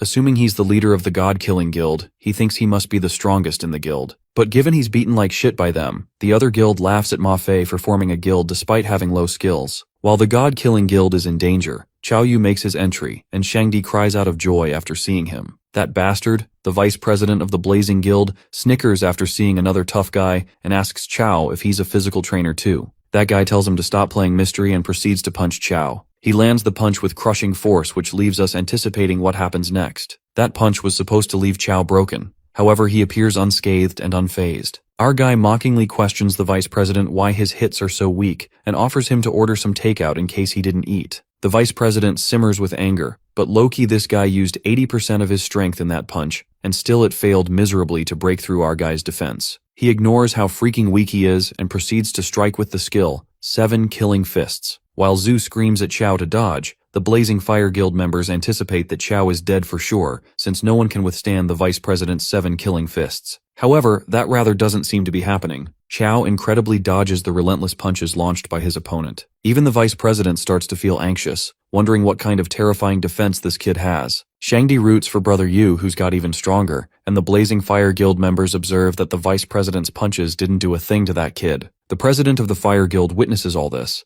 Meanwhile on the field, the vice president guy wastes his energy fighting against a prodigy, and Chao Yu supposes that it's his turn now. This does scare the vice dude a bit, but his guild members cheer him up and assure him that Yu's defense is off the charts, which means his attack must be weak. Upon hearing this, the vice president makes a fool out of himself and is certain that Chao's attack power isn't as terrifying as his defense. Well, this is the worst mistake he'll regret, and he challenges our Necromancer to bring it on. Well, Chao swings his arm only once and launches a deadly punch that wreaks havoc on the vice president's body, not to mention that his bones get twisted. Our fella feels bad that these young people are so stubborn and have no respect for their elders. The members of the Blazing Fire Guild plan to attack Yu for beating the crap out of their man, but their president steps in and wisely states that they're no match for Chao. The president of the Blazing Fire Guild exudes a red aura, and our Necromancer senses that he's at least at the mid-stage. He takes Chao as the leader of the God-Killing Guild while poor Ma Fei screams that he's the leader and came up with the name. The president introduces himself as Luto and suggests that they end this fight between leaders only. The loser's side will surrender and pay honor points so they don't all end up ruining each other. But Zuyu opposes and calls it crap.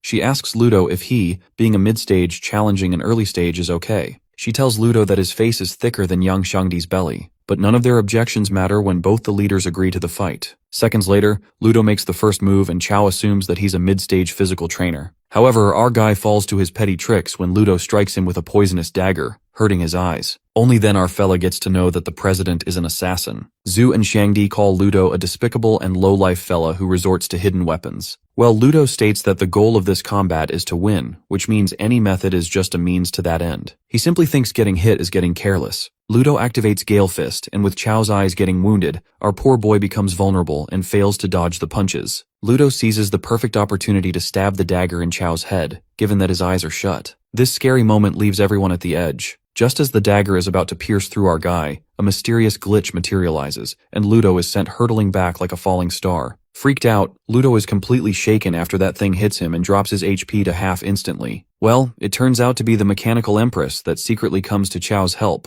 The president, scared as fuck, admits defeat and tells Chao that he won. But our boy refuses to retreat like this. He activates the corpse ancestor's ring and reminds Luto that he hurt his friends, so he can't just admit defeat and walk away as he pleases. With that, our fella dashes towards Luto. Terrified, the president asks Yu if he's really trying to push him into a corner and our guy smashes the fuck out of him. The Blazing Fire Guild members gasp at Luto being banged like that, and the president loses his shit completely. Luto notices that the strange thing from before has gone and feels that using that move took a heavy toll on Chao. That's when the president spits out poisonous little darts at our boy that he halts with his bare hands. Furious, Chao Yu charges at Luto since this despicable guy even poisoned him and thrashes him insanely. Luto gets beaten to a pulp and his pride is ruined to shatters. He finds it hard to digest that a mid-stage assassin like him is being humiliated by an early-stage kid. Luto activates Gale Fist, and to hinder our boy's movement, he launches hundreds of blasting darts from his mouth. While Chao is already struggling to dodge those, the president traps our boy into an insight bind.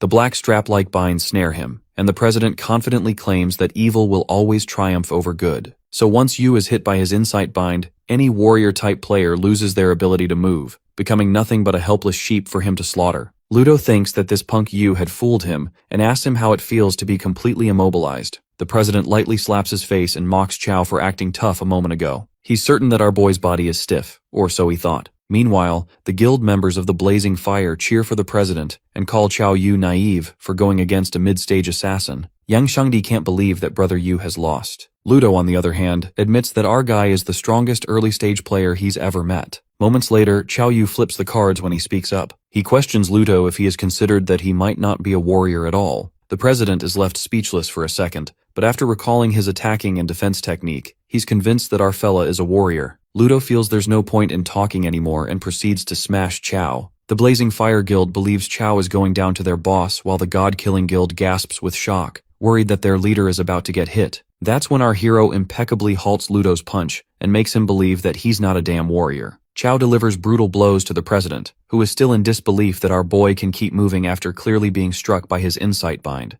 Ge reminds him that he's not a warrior, but rather a necromancer with a slightly stronger body. With that, he lands a critical hit on the president, thus defeating him. With that, the guild members surrender, and Chios Guild, now called the Killing God Guild, wins the guild war, and the Blazing Fire Guild's honor points are transferred to them. Yu checks up on his friends to see if they're okay, and Shangdi lets him know that they have some minor injuries, and they're all fine except for Zuo Yu. It's revealed that her shield broke and our boy starts summing up his stats. He concludes that he doesn't need to train in the Dark Forest anymore for now, hence, he decides to run a new dungeon and farm a shield. Yu, in his subconscious mind, asks the Queen of Mechanical Heart if she knows which dungeon drops shield-type equipment daily since she's a boss in the underworld. The Queen reveals that there is one such dungeon, but she advises him not to go as he probably won't be able to beat the dogs in that dungeon. Chao believes that's not possible and asks her for the intel anyway. Returning back to the real world, he assures Zuo to leave the shield on him as he claims to know a dungeon that, if they manage to clear it, will definitely drop a shield. Zuo insists that she'll come with him, and the Queen lets our boy know that the dungeon requires at least 2 people, hence he agrees to it. As they both are about to leave, Zhangdi makes fun of them by saying that it will be just the 2 of them at night, and who knows what could happen. Zuo lashes out at him and threatens to tear that mouth of his apart when she returns. Later, Chao and Zuo arrive at the D-level dungeon called the Suedo Underworld. The white-haired girl asks him if he is sure he wants to go in, since it's a D-rank dungeon. Our necromancer recalls the last D-rank dungeon he went into, which was soul cleansing and almost wiped them out. He witnesses the dog dungeon that the Queen was talking about and feels kinda nervous. Zuo confesses that she's only worried because he's here. It seems that she's afraid she'll hold him back because without her shield, she's useless in a fight. Xiao pats her head as he tells her to chill, and with that, they enter the dungeon. The underworld was said to be created by Hades as the world where all living beings go after death. The pseudo-underworld is the copy of the real underworld. Yu and Zuo find themselves unconscious, and upon waking up, they're in the underworld. Zuo wonders if they're dead, just like what happened in the Coffin Mountain dungeon. But Chao doesn't think that's the case because if they were, they'd get a warning saying that they're in a special state.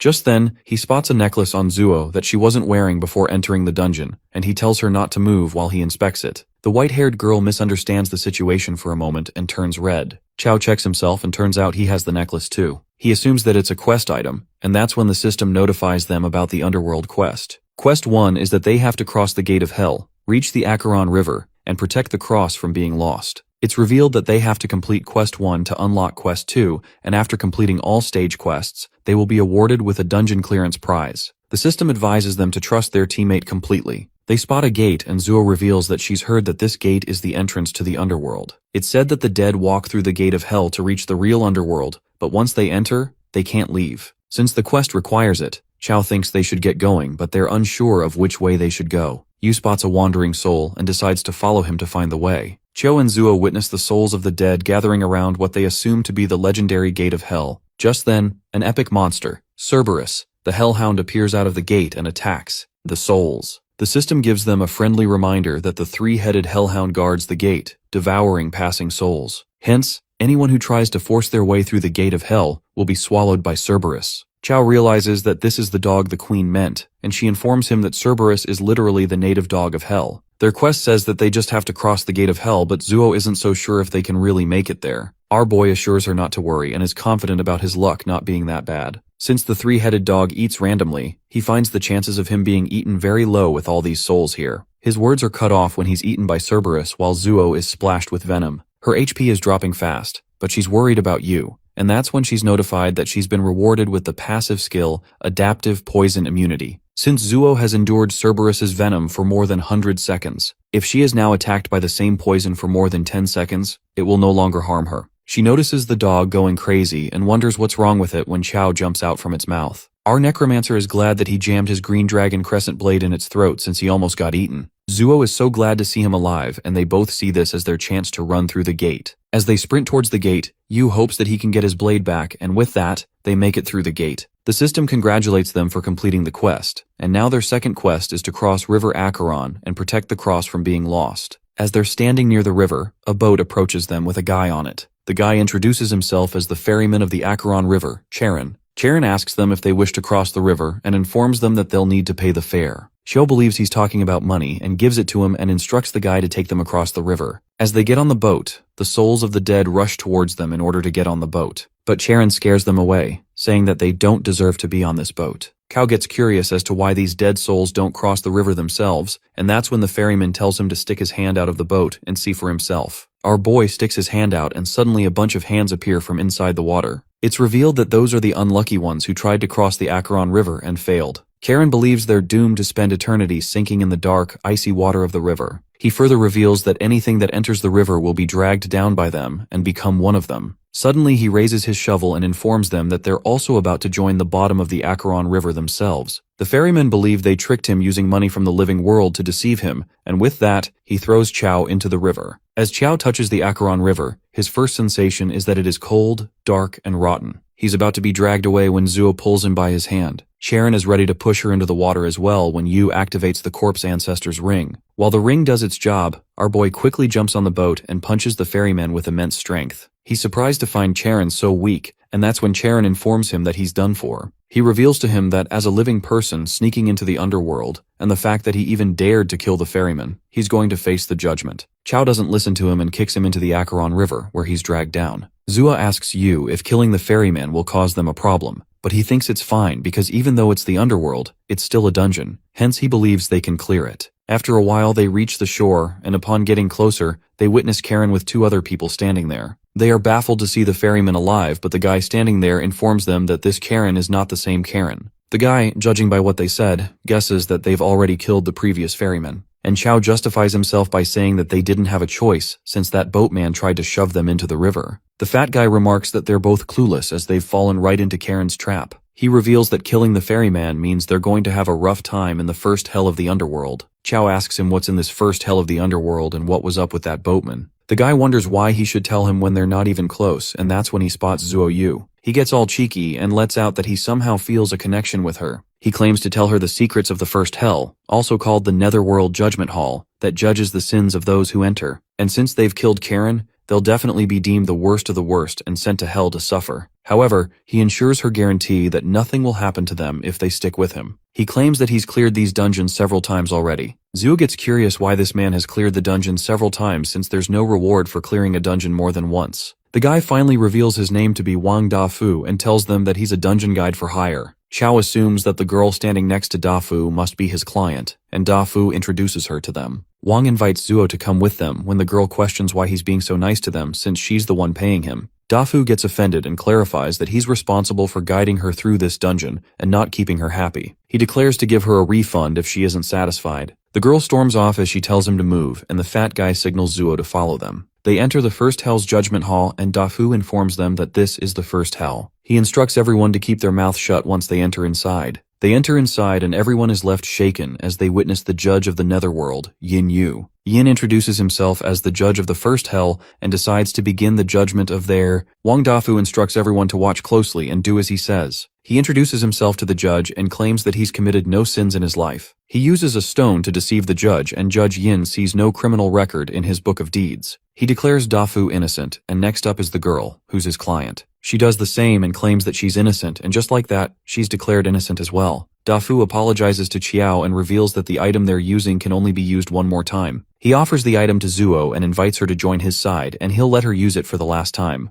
Zuo refuses his offer, and as the judge calls out the next person, Yu addresses the judge and announces that he didn't have a choice before, but now he wants to be a good person. Dafu, as he hears that, claims to burn Yu some offerings next year, as he's aware that just the crime of killing the ferryman is enough to send him to hell. Judge Yin takes a look at Chao's deed book and finds him to be an unforgivable sinner. He points out his first sin, disrespecting the remains of the dead. Sin 2, disrupting their peaceful existence. Sin 3, cruelly abusing small animals. Sin 4, drilling corpses. Sin 5, the most serious one, is the fact that he killed one of the heads of Cerberus, the hellhound, and murdered the ferryman Karen. With that, Yin sentences Qiao to fall into the first valley of the seventh hell, the blood pool. Our necromancer is lifted in the air as the pool of blood emerges beneath him. The judge orders him to fall into the pool and let the boiling sea of blood scorch his skin, melt his flesh, and cleanse him of his sins. Just then, the corpse ancestor's ring is activated, and that's when Yu dashes towards Yin, punching him right across the face. Qiao questions what blood pool Yin is talking about, and confesses that he now has one more sin to add to his list, and that is assaulting the judge. This leaves Wang absolutely blown away, and he's displeased to see our boy having the guts to attack the judge. The judge admits that it's been ages since anyone had the courage or power to do that. He announces to sentence Qiao to eternal damnation in hell. He witnesses Yu stealing his speed and he admits that his agility is quite useful. Yin violently attacks our boy, who barely manages to dodge it.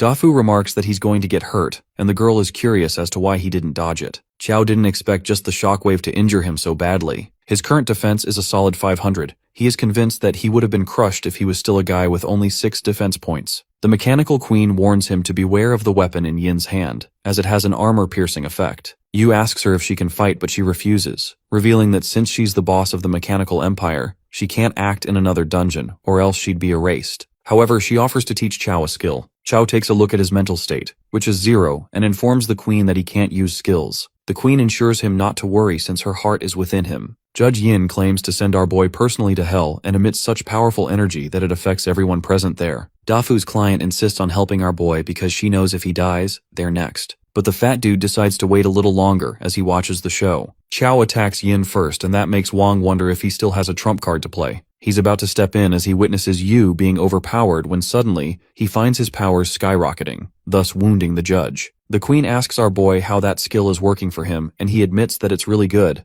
but he finds the skill to be draining. However, the system notifies him that the wrath of the mechanical empress, when injured, enters berserk mode. For every 1% HP lost, increase attack, defense, and speed by 0.5%. A friendly reminder is also given that if Chao stays in the berserk mode too long, it may have mysterious side effects. Our boy finds this skill to suit him perfectly, while the judge finds it really intriguing that a heinous criminal manages to wound him. The system gives Yu a reminder that the Netherworld judge possesses one of the coldest hearts in the world. Judge Yin stands up again and Chao pulls out mechanical knuckles. They dash towards each other, boosting their power to the max. While Zuo blames herself for being useless when she's supposed to be blocking attacks as the tank of the guild, Yin, as the judge of the Netherworld, sentences Yu to death and strikes him with a deadly attack. The attack causes huge damage to our boy as he lays on the ground with his mechanical knuckles being damaged. The judge assumes that he's dead and turns towards Dafu and others in order to kill them as well. When Chao stands up yet again and declares that since he damaged all his equipment, if he doesn't drop something good, he won't let this slide. The berserk mode of Yu's skill is activated, and the judge calls him an ignorant fool for getting back up. He strikes his staff, but our necromancer stops it with his bare hands. With that, he lands a vicious blow to the judge, who goes flying back from the impact. Dafu witnesses the judge of the first hell being defeated, and is glad that he didn't fight that kid. Yin is in disbelief about the fact that he's dying at the hands of a criminal, and it seems that he's finally met his end. As Wang sees the soul core, greed takes over him, and he tries to take it. He praises Chao, and seeing him so hurt, he tells him to heal himself as he approaches the soul core. Yu throws an attack at him and warns him to step away from the soul core, or else he'll see what happens. The fat dude lets out a nervous laugh and claims that he just wanted to help as he steps back. Just then, our necromancer notices the Bei's tattoo on his arm. The attack from earlier grazed Dafu's shirt, and now his tattoo is exposed.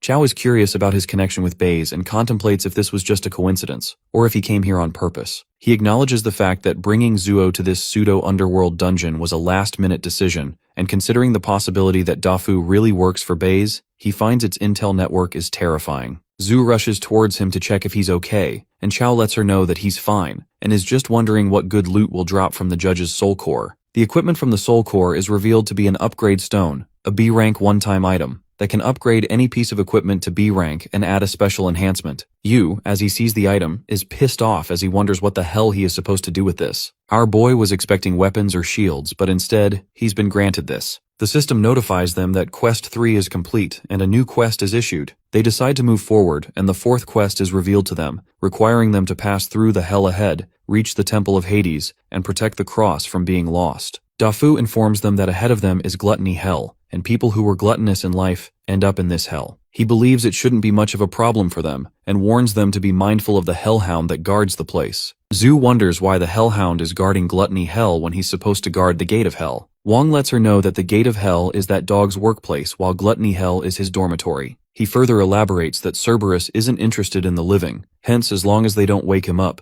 there shouldn't be any danger. As soon as he says that, they find the Cerberus watching over them and they all start running for their lives as they realize that it's awake. Wang is confused as to what's happening since he's been here so many times, and that beast has never attacked a living person. Chao admits that he didn't expect it either. He confesses that he killed one of its heads and now it hates him. Dafu, as he hears that, freaks out and wonders if he's crazy or what. Suddenly Yu stops running and informs Zuo to go ahead and run. He lets her know that he's still got something to retrieve from that beast, while Zuo announces she will wait for him ahead, and with that, she runs away. As the Cerberus reaches Chao, our boy activates his new skill and decides to settle the score from earlier. He punches the Hellhound and continuously strikes it for a while, but the Hellhound is tougher than he expected. It spits the venom on our boy, who's in disbelief that he can't even take down a dog. Chow traps the Hellhound in chains and that causes a lot of damage to it. But he ends up being hit by the chain as well and is smashed into the pillars. He pulls it closer by grabbing the chain and lands a fierce blow to it. However, Cerberus stands firm against the attack and that makes our boy wonder if this dog has gone mad. Meanwhile, Zhu and the others reach a safe spot, and that's when Dafu tells her that Yu is probably inside that dog's stomach by now. He lets her know that his broad shoulders are always available for her, if she wants to lean on them. Zhu tells him to shut up, and at that exact moment, she spots Chow on top of one of Cerberus's heads. She asks him if he's okay, and he lets out that he's just strolling. The Hellhound takes our boy somewhere, and Wong realizes that he's taking him to the 7th hell. Chow is confused as to where it is taking him, and at that moment, the 3-headed dog breaks through the chains and throws him to the ground. Yu smashes on the ground, and as Cerberus roars, the green crescent blade is visible in its throat. Our Necromancer spots his blade and lets himself get swallowed by the Hellhound. After a moment, he forces his way out of its mouth with his blade, injuring it severely. Even then, the kill prompt doesn't pop up, and that leaves Chow baffled. He wonders if it's immortal, and as he sees Cerberus standing back up again, he realizes that he needs to chop off all 3 heads. Our boy sprints towards the dog of gel and lets it have a taste of his blade. He strikes his blade like a professional, and the sight of it shocks Wang Dafu. That's when Dafu realizes why his boss takes so much intrigue in Xiao Yu. Xiao decides to end Cerberus in one go while its head hasn't revived. He beheads the head of Hellhound one by one, and at last, he defeats the epic monster Cerberus. The system rewards our boy with free attribute points, and he successfully levels up. With that, Yu's weapon is also upgraded from a green dragon crescent blade to a golden dragon crescent blade, which is a level B item. The golden dragon blade, when the player's attack is blocked, automatically triggers another attack with increased damage. It also has an enhancement that increases the damage against opposite-sex creatures by 20%. Our Necromancer is surprised to find that this blade can actually level up. As he returns, Zuo checks up on him while he tries to act nonchalant, saying that it was no big deal for him. Dafu is still trying to process the fact that he killed Cerberus. Chow takes the soul core in his possession and receives a B-rank item, Soul-Stealing Great Recovery Pill. It's a one-time item that increases all attributes by 100 points for 10 minutes. Yu is happy with the item as he learns it increases attribute points by 100 points. Wang finds him smiling and asks him if he got some good loot, and Chow lies to him, saying that it's just some trash item. He believes if this guy really works for Baze, this great recovery pill might just give him a nice surprise. Just then, Zuo calls him out to a side and tells him that she asked Dafu earlier, and he's never seen a cross like this before. Yu concludes that they're the only ones who encountered these 2 crosses in this dungeon, and wonders what could be the meaning behind them. The system congratulates them on completing the quest, and informs them that an ultimate quest is being issued. Just then, a bright blue beam of light appears, and Dafu questions them if they're the ones behind it. Chow asks Dafu what the ultimate quest was when he cleared the dungeon before, and it is revealed that the quest was entering the Temple of Hades. As long as they enter the temple, the dungeon is considered complete. Our boy figures out that he and Zuo triggered something that changed the dungeon. Wang's client suggests that they keep moving and complete the dungeon as she doesn't want to stay here a second longer. The fat guy leads them the way to the Temple of Hades, and upon reaching there, he finds it weird that the temple's gate is not opening as it used to open easily before. Zhu notices 2 holes beside the door, and Wang finds them strange as he didn't see them here last time. Chow observes the holes and finds the shape to match the crosses they have. As they place the crosses in the holes, the gate of the temple opens. And that's when Yu is shown a vision, where he sees a guy. Coming back to real life, they are all welcomed by the sight of a coffin of the same guy Chow just saw. Zhu notices his face and asks him if he's okay, to which he asks her if she saw any strange images just now. But she refuses, and that makes our boy consider the possibility that he might be the only one seeing these visions. Dafu is baffled, and this doesn't make any sense to him. He's been to the temple so many times and it's always been empty, but this time, there's a huge coffin. Just then, the dude from the coffin rises from the dead and leaps towards Yu. That horrifying spirit penetrates through Xiao Yu's body, and the system congratulates him for obtaining the Seeds of Hades, an S-rank one-time item. Our guy is lost in thought about the item, but he's distracted by a concerned Zhu Yu, who explains that Xiao froze after touching the crystal coffin. He remained unresponsive no matter how much they called him. Yu learns what happened and realizes that the vision he saw might have been deliberately created for him by that man. That explains why no one else could see the spirit. Xiao witnesses that the man has disappeared and glances at the stone coffin, where the corpse loses the ability to move but never decays. It is then that Wang Dafu reveals it is the coffin of Hades. He adds that there's a legend.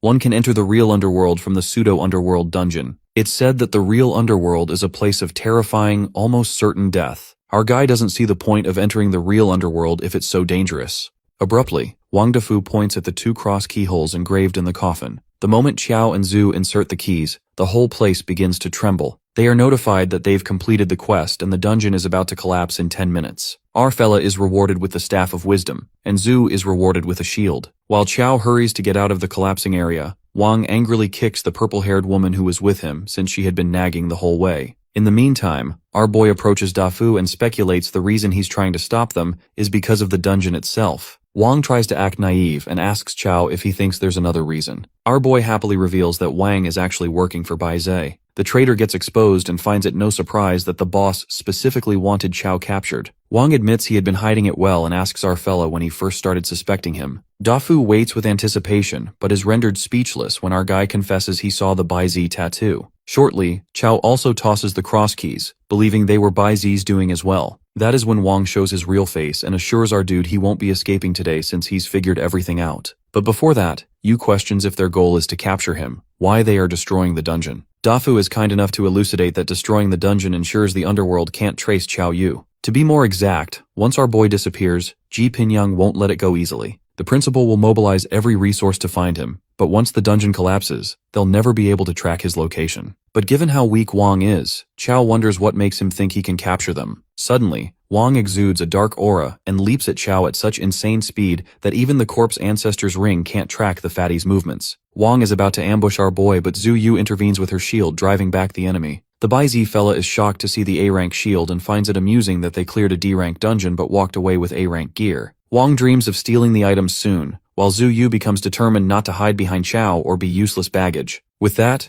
Zhu's shield sends Wang flying like a ricochet, and even Qiao didn't expect Zhu Yu to be that strong. Fatas Wang's pride is hurt after getting beaten by 2 early stagers, and he vows to teach them a lesson for standing up to a mid-stage player like him. Wang comes back stronger to ensure Zhu won't be able to block the next attack. Zhao Yu fails to keep up with Dafu's speed, convinced that he's a damn assassin. The Baizo fella blames Zhu for her refusal to yield, showing no mercy since she's so determined to protect Qiao, and she gets hurt pretty badly. Our guy immediately swallows the soul-stealing Great Recovery Pill, which increases all stats to 100 and smashes him with brute force. As our fella asks Zhu if she's alright, they're attacked by Wang once again, and Zhu, despite her injured arm, holds up the shield. Qiao switches places with her and tells her to rest because from this point on, he'll be taking charge. With that, our fella summons the Staff of Wisdom, which increases skill damage by 30%. The moment he holds the staff, energy violently revolves around him. Wang Defu is baffled by his outfit, recalling that he was supposed to be a necromancer. Well, our fella is anything but a typical necromancer. Qiao strikes with an ambush attack, which the Bai Zhe dude dodges, scoffing that a necromancer wants to sneak attack an assassin.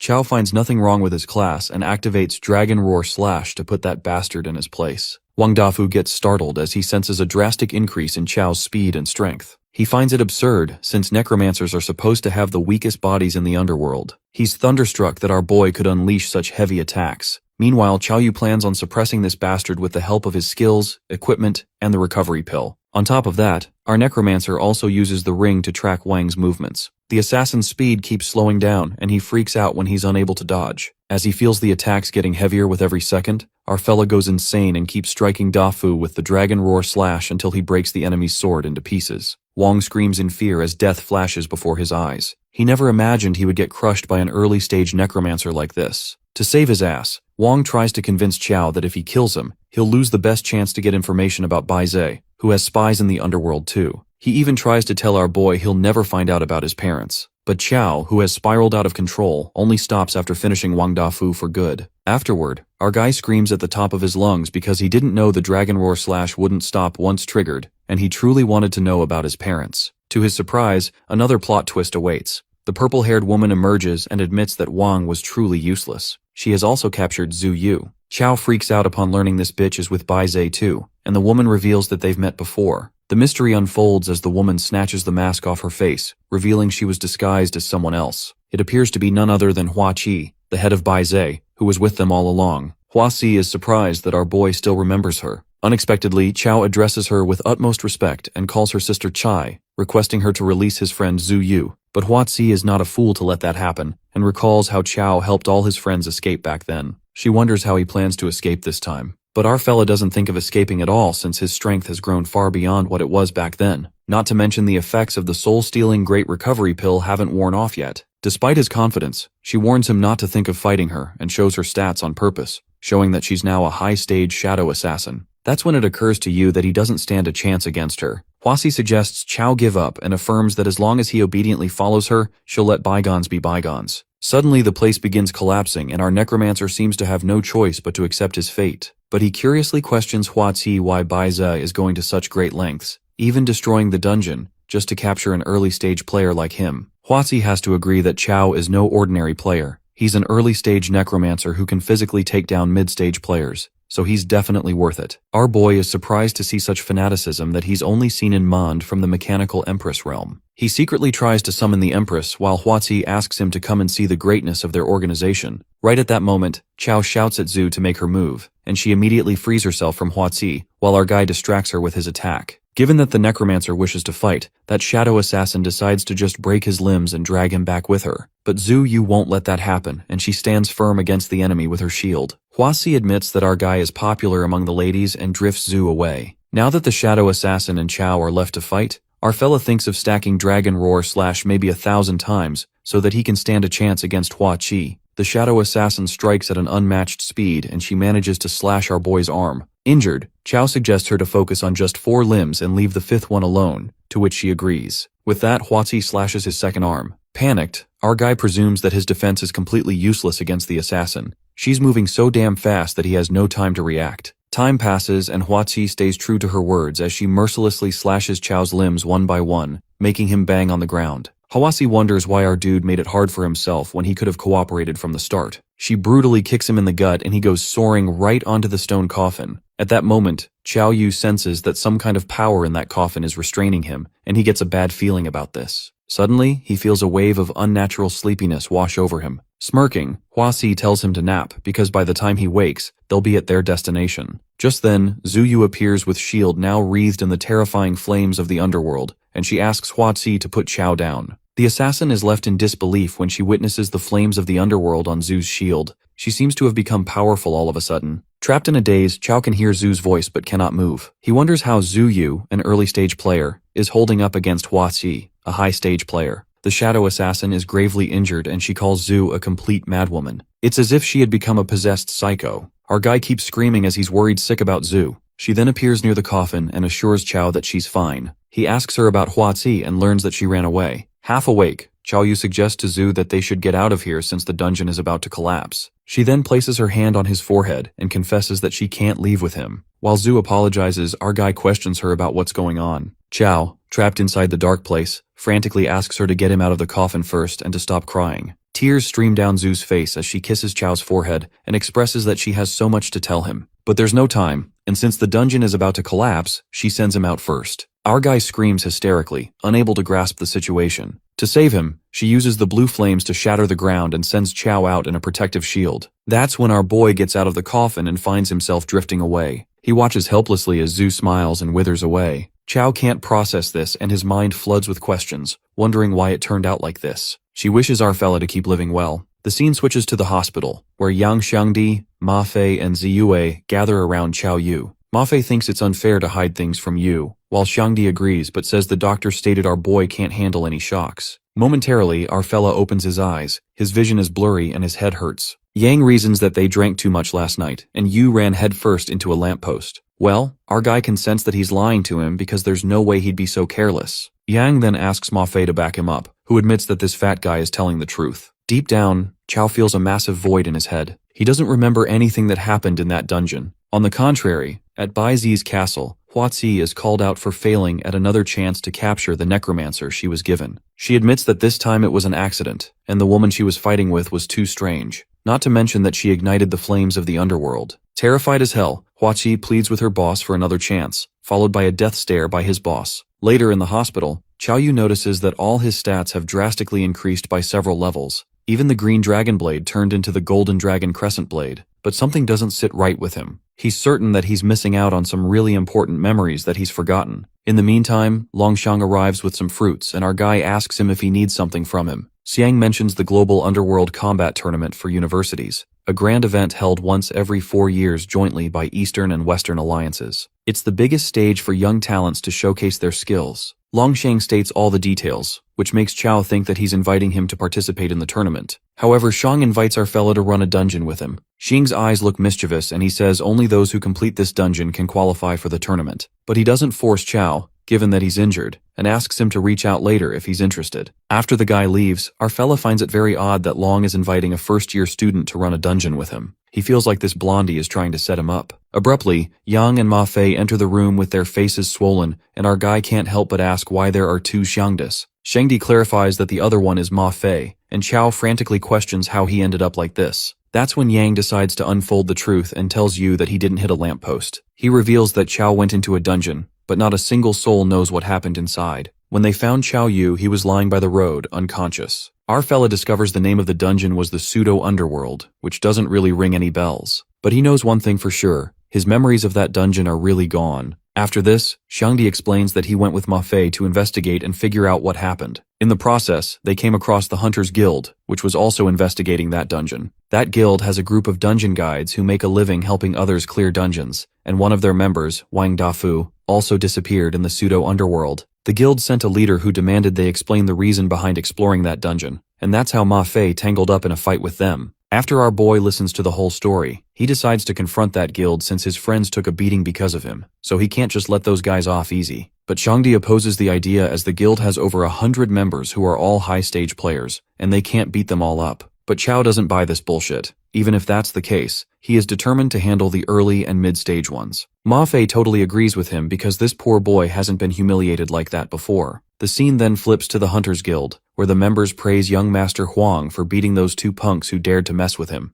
Huang tells them to stop bragging about roughing up two nobodies and mentions that it's more important to find Wang Dafu. One of the members asks Huang if he needs protection, but the leader takes this as an insult. The member laughs it off, assuming that they're overthinking it. Shortly, Huang crosses paths with the two punks he beat up earlier, and they're now back with another one. They turn out to be Ma Fei, Yang, and Chao Yu. Leader Huang suggests they figure out who they are before they even think about revenge. But our hero, cocky as ever, asks Huang to apologize so that he might go easy on him. The leader bursts into laughter and thinks they should be grateful that he beat them up. Huang advises them that when he hits, they ought to take it quietly because his dad is the head of the Hunters Guild, so whatever he says is the law. While Huang flaunts his power, Chao Yu is impressed by him showing off and tells Ma Fei that he has a lot to learn. But Ma Fei calls that flattery too forced, nowhere near as smooth as him. Huang gets mocked real bad and gets pissed off. Without any reluctance, Chao Yu pulls a move and smacks him in the face, assuring Huang that he'll make him fatter than Shangdi. The cocky leader gets humbled real quick and fails to process that someone dared to attack him, the young master, like this. Yang Shangdi assumes that his brain got fried from all that flaunting while young Master Huang gets hopping mad. He attacks Chao with a giant hammer that clashes with his staff. Chao discovers that this arrogant young master's strength is not weak. While Huang is low-key impressed by Chao's strength, Ma Fei, using his sword technique, manages to injure Huang so that he starts to bleed. The young master starts laughing after seeing his blood and tells a story. He narrates that when he was 18, he was clearing a dungeon when a player injured him. After exiting the dungeon, he sent people to capture him. He then sliced his flesh piece by piece and made him eat it. That guy went insane afterward. The point being that since no one has ever dared to injure Huang Ying, he promises to treat them well. The murderous intent coming from that guy is insane. While our fella suggests that instead of threatening them, he should consider how to escape from here. But Huang Ying has no plans of escaping, and he uses a skill, Blood Chaos Hammer, but Chao Yu deflects his attack by striking his staff. Ying admits that he underestimated our Necromancer, and in that case, he decides to unleash his true power. The young master's energy bursts forth and ascends the clouds. Yang Shangdi yells and lets his members know that Huang is signaling for backup. Shangdi uses Sandbind to stop him, but it's too late. Huang Ying activates Blood-Flooding Torrent and strikes his hammer to kill Chao. The attack dismantles the whole place, and while Ying laughs like a maniac, our fella pulls an Uno reverse and smacks him across the face. Poor Ying gets beaten to a pulp and threatens our guy that his father will have him skinned and dismembered. Well, the young master gets knocked out. Ma Fei wonders how they should deal with this guy, and Chao grabs the unconscious Ying and makes a run for it. Since Huang caused such a ruckus, our guy is sure the Hunters Guild members will show up soon. Later, a guild member arrives at the scene and observes young Master Huang's blood scent. He then dashes like thunder, following that scent. The scene then switches to the Hunters Guild president's office, where a member hysterically barges in, reporting that young Master Huang is missing. The president gasps with disbelief, wondering who could be this bold. On the contrary, Chao and the others are on the run along with Huang Ying. Shangdi witnesses that this bastard Ying has woken up. The young master praises their skills but suggests they release him, or else they will suffer the unending retaliation of the Hunters Guild. Our boy thrashes that bastard on the ground and asks Huang to behave since he's a prisoner now. Poor young master groans in pain and warns them that his father will kill them. Ma Fei and Shangdi, on the other hand, are ready to take their revenge, and Fei has been waiting for this moment to beat him up. Just as young Shangdi plans to rough him up and enjoy beating Huang Ying, their revenge is interrupted by a sudden lightning strike that aggressively cascades. As everyone gets startled and wonders who this light-type mage is, it turns out to be Charles, Huang's butler. The butler really did search high and low for his young master. Just as Huang Ying spots his butler, he immediately commands him to kill them. The butler assures his young master that he won't let 3 cunning evildoers escape. He asks them to surrender so perhaps they'll suffer less. But Xiangdi refuses to surrender and attacks with his earth explosion technique. There is an explosion, but the butler remains unaffected. Chao Yu realizes that this old man may not be top tier, but he's definitely close. Since they wish to resist, the butler warns them not to blame him for making a move. With that, Chao, Ma Fei, and Yang rush to attack while that butler commands a holy attack to spot the enemies. Suddenly, the 3 of them are unable to move as the light shines on them, and soon after, the butler's staff transforms into a golden holy sword. The lightning from the holy sword awe-strikingly moves on the butler's command, dealing with the 3 of them at once. Even Chao is backed off, and he senses the terrifying power of that old man. He's amazed that with a single move, that guy has completely suppressed them. The butler believes that as mere beginners, these guys were able to withstand one of his skills, realizing that's how they managed to defeat their young master. But the light mage declares that it ends here and threatens them to surrender since they are weak as ants. Yang Shangdi calls out that old man for calling them weak and starts attacking Ma Fei's pride. Yang calls Ma Fei pathetic and says he's nowhere near Chao's level. With that level of strength, he'll never catch up to our guy, not even to tie his shoes. Shangdi goes too far when he asks Ma Fei if he was hiding when humanity was evolving. He claims that Fei was destined to be a beast of burden, and suggests that he becomes Chao's lackey, so that he'll at least protect him. That's when the ground trembles, and it's as if Ma Fei comes back from the dead after hearing such kind words about him. Even the butler senses the terrifying sword intent, which is because Ma Fei's ego was shattered completely. His eyes blaze with fury, and Ma Fei tells Yang to stop spouting nonsense and watch him kill this old geezer in no time. The sword cultivator summons his sword while the butler is left bewildered. Ma Fei comes back stronger tenfold and activates sword slash across eras. He leaps at the butler, who appears terrified and commands holy light to shield him. The old man's trick is halted by Xiangdi, whose fat burns once again, and he strikes with the earth explosion technique. With 2 of their great moves combined, the energy manages to penetrate through the old man's holy shield, more like pierces through him. After the butler goes flying away, Yang questions if the old man is dead, but Ma Fei is not certain. However, their suspicions turn out wrong when the old man sneakily strikes with the holy light, and Chao jumps in to take the damage. The butler is about to go on a rampage as Chao sees through him, presuming that he's about to explode. Suddenly, our boy suffers from a severe headache, and it appears that the dungeon memories are flooding back. The flashbacks of Zhu Yu fill his head. Our fella is flustered, and he feels like someone has been shielding them from damage all along. He can't remember who it is. Dazed by the flashbacks, our boy gets struck by the butler's golden holy sword. Yang Shangdi grabs Chao and advises Ma Fei that they better run if they can't handle this, given that the butler is terrifying. Ma Fei seems to be in the mood to fight the old geezer, but when he looks behind, he witnesses Yang scampering from the scene with Chao Yu on his back. Ma Fei, freaked out, asks them to wait for him. Abruptly, he grabs Huang Ying to drag him along. Poor young master begs his butler Charles to save him. Charles runs to save his master, while the 3 of them escape from the holy light that follows them. They drag a screaming Huang Ying toward Jingdu University, with Charles in hot pursuit. In the meantime, they arrive at Jingdu University, while Shangdi curses that old geezer Charles for daring to chase them all the way to the university. To make it worse, the students there spot young master Huang Ying being dragged mercilessly, wondering if someone kidnapped him and brought him to the campus. The security guard tries to stop Charles, but he throws that guy aside. The cat and dog chase finally comes to a halt when Chao and the others bump into teacher Wan Li Hao. Teacher Wan wonders what they're all up to, and our guy immediately reveals that a crazy dude is chasing them. Furious, Wan Li Hao finds it oddly bold and assumes this crazy dude seems to have a death wish, daring to chase their university students even onto school grounds. With that, the teacher fiercely jumps in for a fight. The butler tries to save his ass with his holy light shield, but Wan's single punch sends him flying. Beaten to a pulp, Butler Charles realizes the true strength of Jingdu University. Teacher Li Hao interrogates the butler and warns him that if he won't answer, he'll make sure to send him to his next life. That fierce punch scares the shit out of Charles. Shortly, things take an unexpected turn when the president of the Hunters Guild, along with the guild members, makes a surprising entry at the university. The president threatens Wan to let go of the butler, or else he'll join the butler in the afterlife today. This triggers something in Wan, and he lands a deadly punch right across the butler's face.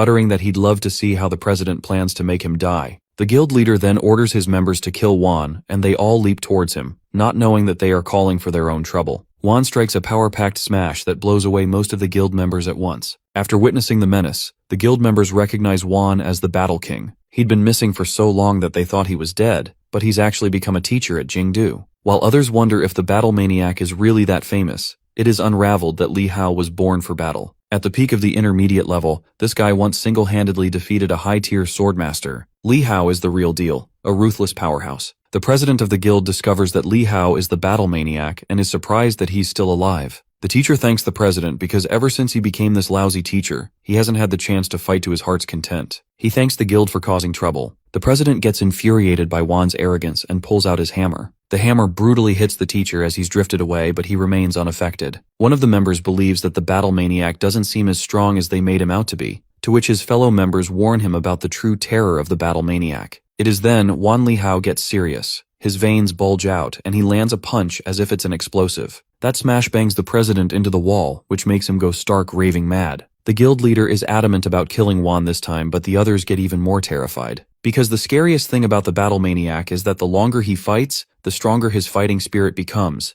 and the stronger his battle fist gets. Suddenly Li Hao is distracted by the loud sound of a heartbeat, and it turns out to be the guild president who is about to go on a rampage. While the members appear terrified since their leader is really pushed to kill this time, Li Hao scoffs and finds it ridiculous that one hit is enough to kill him. The tension between the two escalates to an extreme level, and that's when a black aura strikes the ground, gripping everyone's attention. Everyone is perplexed by that terrifying aura, as it feels like the slightest move would cost them their heads. Juan takes it as a sign to stop the fight, while the guild president is thunderstruck when he notices the S-rank equipment, the Kunwu sword. And the only master of that sword is the #1 swordsman in the world, Principal Ji Pingyang. The sword majestically rests on the ground, and Ji Pingyang makes quite a grand entry. He immediately demands an explanation from the Hunters Guild, or else he threatens to annihilate them. It is then Butler Charles calls for his own death, and makes things fucked up when he boldly throws a rope towards Pingyang and calls him an old geezer. The president screams at that stupid butler to stop, but things get out of hand when his rope swirls around the principal. But Charles is too busy bounding that old man with his immortal breaking whip to make his escape impossible. Little did he know that he wished for his own death, and the whip sets on fire as Pingyang lightly slams his sword on the ground. That swish carries the command, and Charles's B-rank whip disintegrates,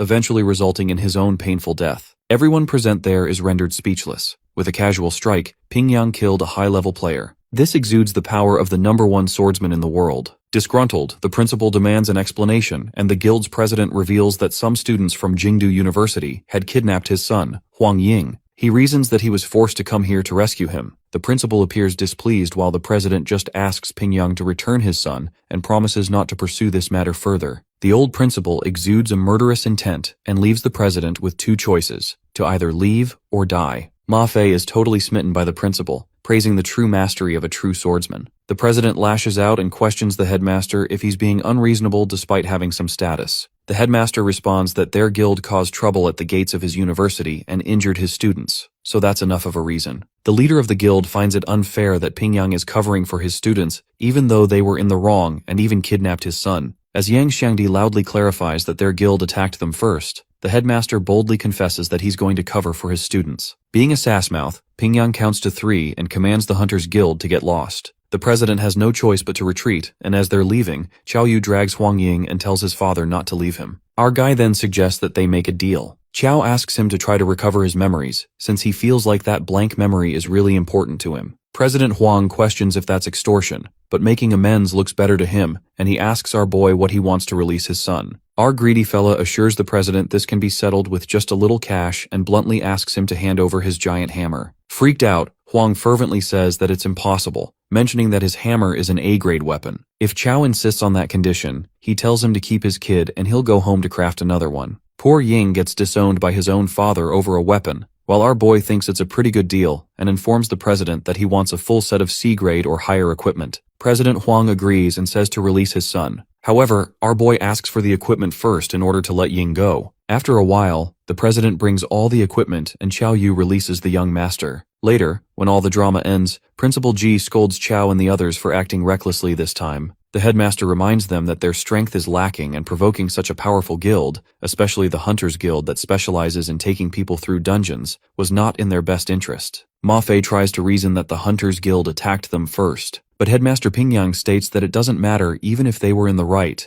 it won't stop the Hunters Guild from targeting them. Chao curiously asks Pingyang if they did something wrong, to which he answers that the only mistake they made was not being thorough enough, letting them track them back here. If it were the headmaster himself in his younger days pulling a stunt like this, he confidently states that Huang Xuqiang wouldn't just be extorted, he'd never know who did it even until his death. Sighing, Pingyang is well aware these kids are still far from his younger self. Chao, Ma Fei, and Xiangdi glance at the principal with utter admiration. Later, at the dormitory, Yang's eyes are fixated on the equipment given by President Huang, and agrees that the Hunters Guild really is loaded. Our guy tells him to stop blabbing and pick 2 pieces of equipment for themselves. While Chao Yu goes through the item descriptions to see what best fits him, Xiangdi loves the idea of extorting and asks Yu about his next plan. Our fella plans to continue his classes and try to recover his memories as they feel blank. This low-key worries Ma Fei and Yang because the truth is better when hidden. The next day, at the physical training class, Wan Li Hao asks his students about their thoughts on Principal Ji's true strength. One of the students believes that a true powerhouse must be able to solo kill the world serpent, Jormungandr. 5 years ago, the headmaster took down that giant serpent in just 5 strikes. After that, Teacher Wan appreciates his students for doing well on the first stage of training and moves on to the second session.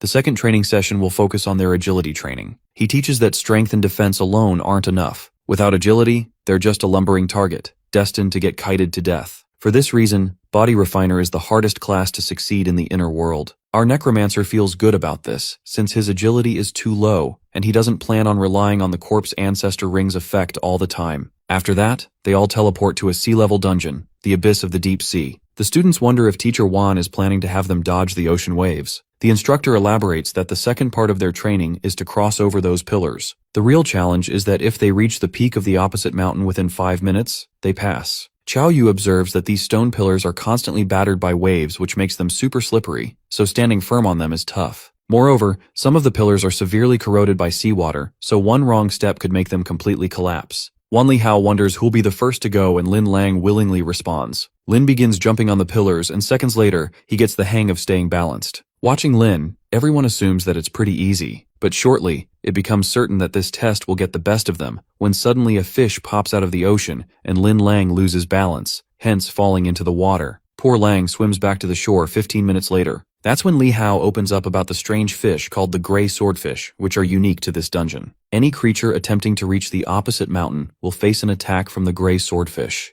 Out of curiosity, one of the students asks Wan how many gray swordfish are there beneath the sea. The instructor reveals the terrifying fact, stating that the ocean is their lair, which means there are about 100,000 of them. The students are left shook as they learn that there are 100,000 gray swordfish in the sea. Wan announces that the first person to complete the task first will receive a special task. This motivates all of them since they're aware that their teacher's rewards are never disappointing. They start hopping all together, determined to win, and at last, Chao decides to give it a try as well. He starts off with tremendous speed, catching Wan by surprise, and moves swiftly from one pillar to another. The students are amazed by Chao's incredible speed, while one of them tells him to slow down as the pillar can't hold 2 people at the same time. He seems to be laser-focused as he doesn't listen to him and makes the guy fall into the water. This surprises the students even more, and they are curious as to how he's so smooth at this. Meanwhile, our boy is glad he utilized the swift wind boosts he just got. These gale boosts are a level C item, and they let you slide behind an enemy within 1 meter with gale-like speed. One of the guys punches the gray swordfish as it jumps to attack him while Chao continues to move with speed. Just then, the queen calls him out and informs him that there's something incredible on that mountain across the sea. Our necromancer is caught by surprise as he discovers that the empress is back. Yu lets her know that he doesn't care what's on the other side of the mountain.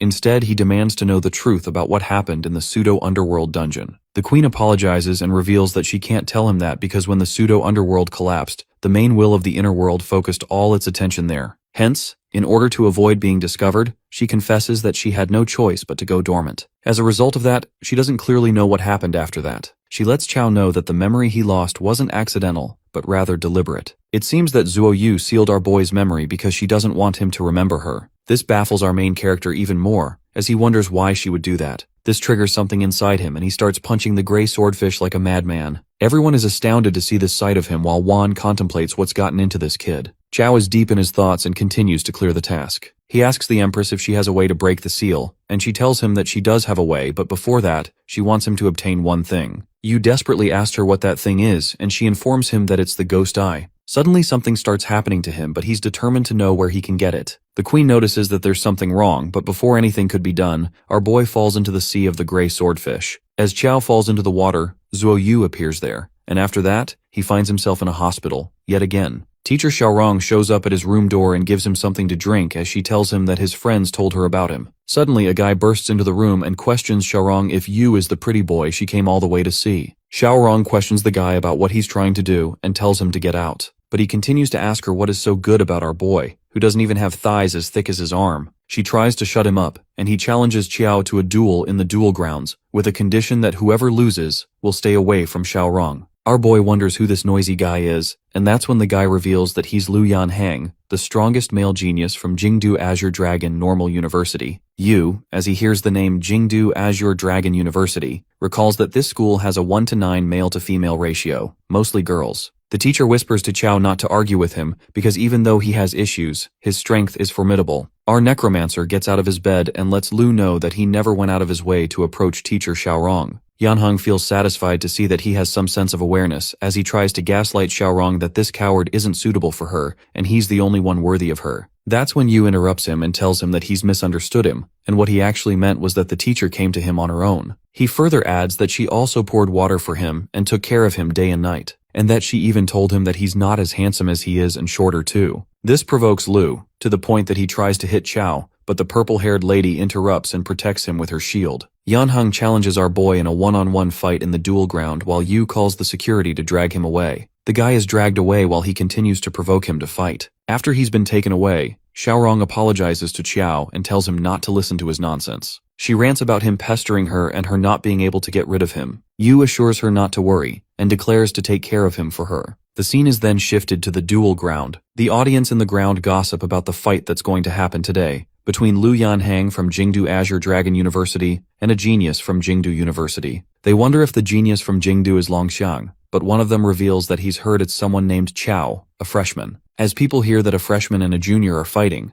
they believe it's unfair to the freshman. Some of them bet their money now that the current odds are 5-1 for Chao Yu to win. Lu walks to the fighting pool and acknowledges the fact that our boy is much better than he was in his freshman year. But since he's still a freshman, he claims to beat him into a dead dog in front of Xiaorong. With that, he introduces himself to be a level 26 intermediate heavy armor warrior. Xiao then introduces himself as a level 17 beginner necromancer, and the audience goes silent as they hear that he's a beginner necromancer up against an intermediate heavy armor warrior. The audience starts creating a fuss over the fight being pointless as they believe Lu will be the winner. Some consider the possibility of Yu having a chance if he creates some distance and summons a bunch of undead creatures. As Yanheng learns that he, a warrior at a higher level, is up against a mage, he couldn't help but question Yu if he's trying to scam him for money. Before he could say something else, Chao goes for a punch straight at his face. Lu is confused as to what he's doing while the audience is convinced that our boy is going to lose. Xiaorong, on the other hand, is aware that they're all underestimating Yu. Yanheng decides to take our necromancer's punch head on,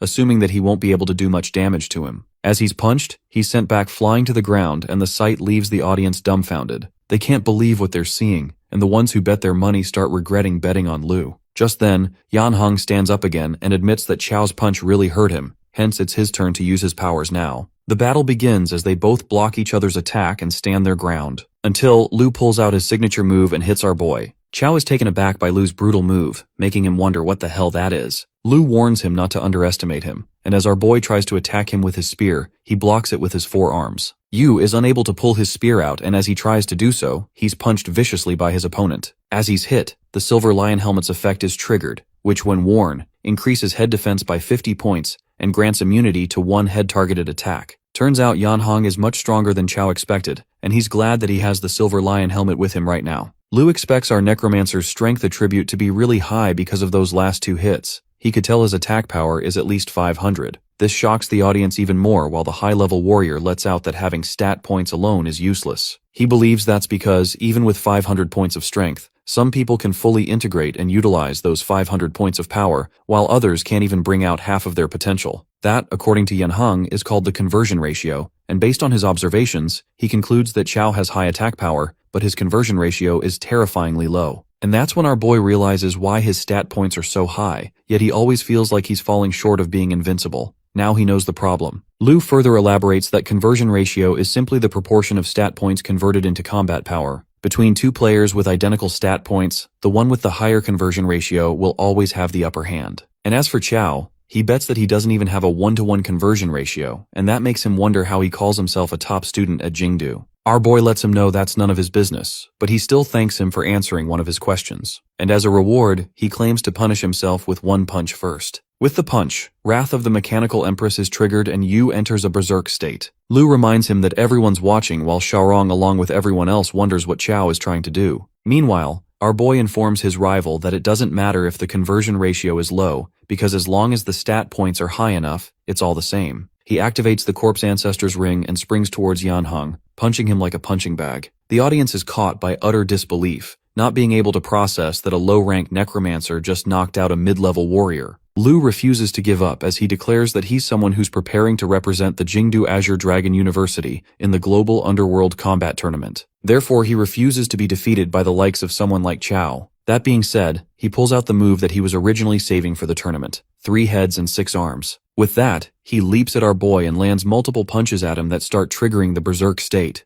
Yanheng continues to hit Xiao, and as he's convinced that the outcome is now decided, his punch is stopped by Xiao. It seems that the berserk state of the Mechanical Empress has now reached its limit. Yu agrees with him and declares that the outcome is decided. He pulls out one of the 6 arms of Lu, and that makes him go all out as he attacks him violently. However, our boy is still stronger than him as he gives him a good beating. The audience goes crazy as they witness the physical strength of a necromancer being at such a terrifying level. And among them, we see Tang Lan, who seems to have been looking for Chao until now. Meanwhile, Yanheng watches the sight of our boy moving towards him with pure fright. Chao lands a ridiculously strong final blow to Lu, and that reduces his HP to 1, thus defeating him. The audience is still trying to process the fact that a freshman who just entered college, a low-rank necromancer, won a one-on-one close combat against a junior mid-rank heavy-armored warrior. Yu walks out of the fighting pool, and as he enters a place where no one can see him, he coughs out blood. Our boy had to take a few punches from that guy in order to stack the Wrath of the Mechanical Empress skill to its limit. He finds the skill really powerful but life-consuming, and now he's way too exhausted to even stand. The berserk state is deactivated, a mysterious side effect is triggered, which is immobilization for 1 hour. Chao collapses and his body is about to hit the ground when Tang Lan shows up and holds him. Our boy recognizes the scent, but before he could react or resist, he's knocked out by the wood mage. Later, Yu finds himself in a luxury bedroom. He remembers fighting Lu and then being knocked out by some weird woman. The 2 maids present there are glad to see him awake and refer to him as young master. Our necromancer is confused about what's happened. He tries to run away while the maids tell him that he can't wander around without the young miss's permission. He asks them who the young miss they're referring to is. This question surprises the maids as they wonder how come he doesn't even remember her. Nonetheless, Chao rushes to the door, and upon opening the door, he's welcomed by none other than Tang Lan, whose goal all along was to get out of the arranged marriage. Yu immediately recognizes her, and Lan instructs the maids to leave them alone.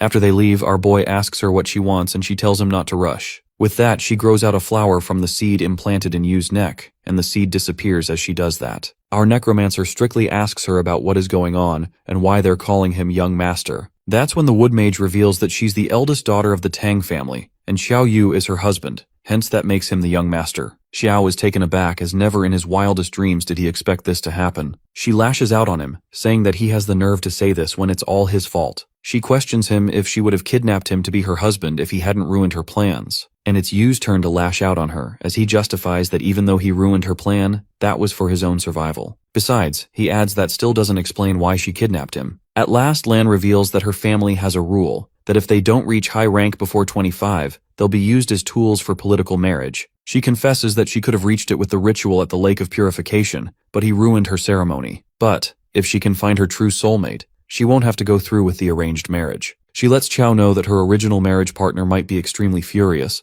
and they might vent that anger on him. Our boy is in utter disbelief that he's being set up to bear the brunt of their anger, while Lan just shrugs her shoulders carelessly. He walks towards the door in order to leave, now that she's taken the wooden seat out. Tang Lan asks our fella if he's really ready to leave like this because now the entire Tang family knows that he is the new young master of the Tang family. She further adds that she also told her dad that she's pregnant with his child. Hence, if he leaves now, not only will her arranged marriage partner come after him, but the entire Tang family will also come after him. Chao shuts the door loudly and admits his surrender when Tang Lan walks toward him, grabbing his arm. She asks him if being her husband is such a bad deal since others would have loved to, but she wouldn't even look at them. Our boy yanks her hands away and tells her to stop, knowing that she just doesn't want to be in an arranged marriage. He offers to help her with the arranged marriage issue, and in return, he tells her to let him go and be strangers from then onwards. It is then she proposes a deal as well. She wishes Chow to pass the Tang family's test, then deal with her arranged marriage partner, and once that's done, she'll be free, and so will he. Chow has a feeling that he's fallen into her trap and realizes that her goal, all along, was to get out of the arranged marriage. Tang instructs Chow to take a good shower and make himself look handsome. She informs him that she'll come pick him up for their Tang family banquet. As she's about to leave, Yu traps her against the door and himself, making her nervous. She asks him what he's doing, and he believes she shouldn't care about it since he's her husband.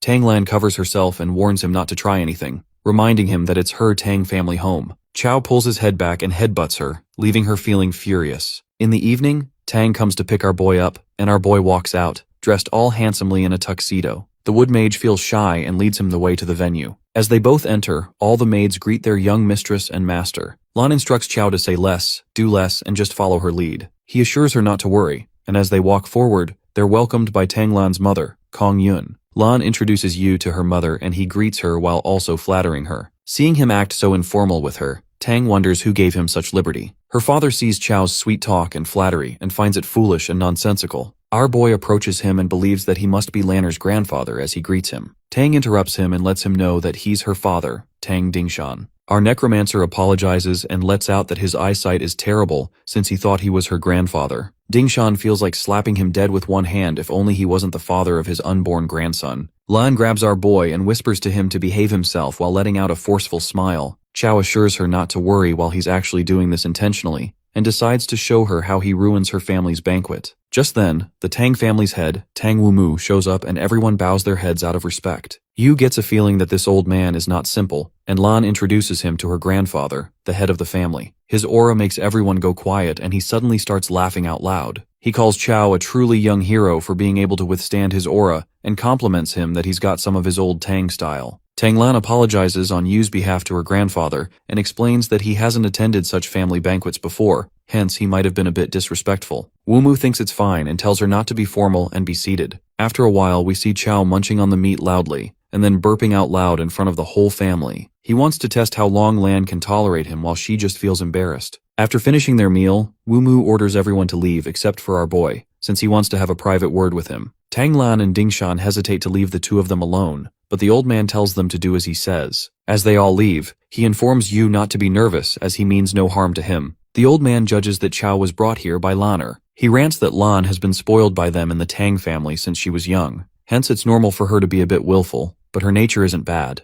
Our boy recalls Lan's previous acts and doubts Wumu's words about her nature isn't being bad. The old man lets out that he's kept him here alone to ask for his help with something for their family. He reveals that the younger generation of the Tang family is lacking, and currently, only Lanner is presentable. But, every year in the capital, there's a family gathering to decide the new 4 great families. Only those under 25 can participate, and he's hoping that Chow can represent their Tang family. Our necromancer instantly refuses and asks him why he should meddle in the Tang family affairs. Wumu reminds him that he's their son-in-law, hence he's qualified to participate. He lets him know that they won't let him help for nothing, and that he can make an exception and let him enter their family's ancestral grounds, inside which lies the secret of how their family rose to power. Chow, as he hears the proposal, believes that there must be many good things in those ancestral grounds since the Tang family is one of the 4 great families of the capital. Wumu lets Chow know that he really doesn't have any other options. And if they fail at the family gathering, the Tang family will surely fall from its position as one of the 4 great families of the capital. The old man can't watch his family decline under his leadership,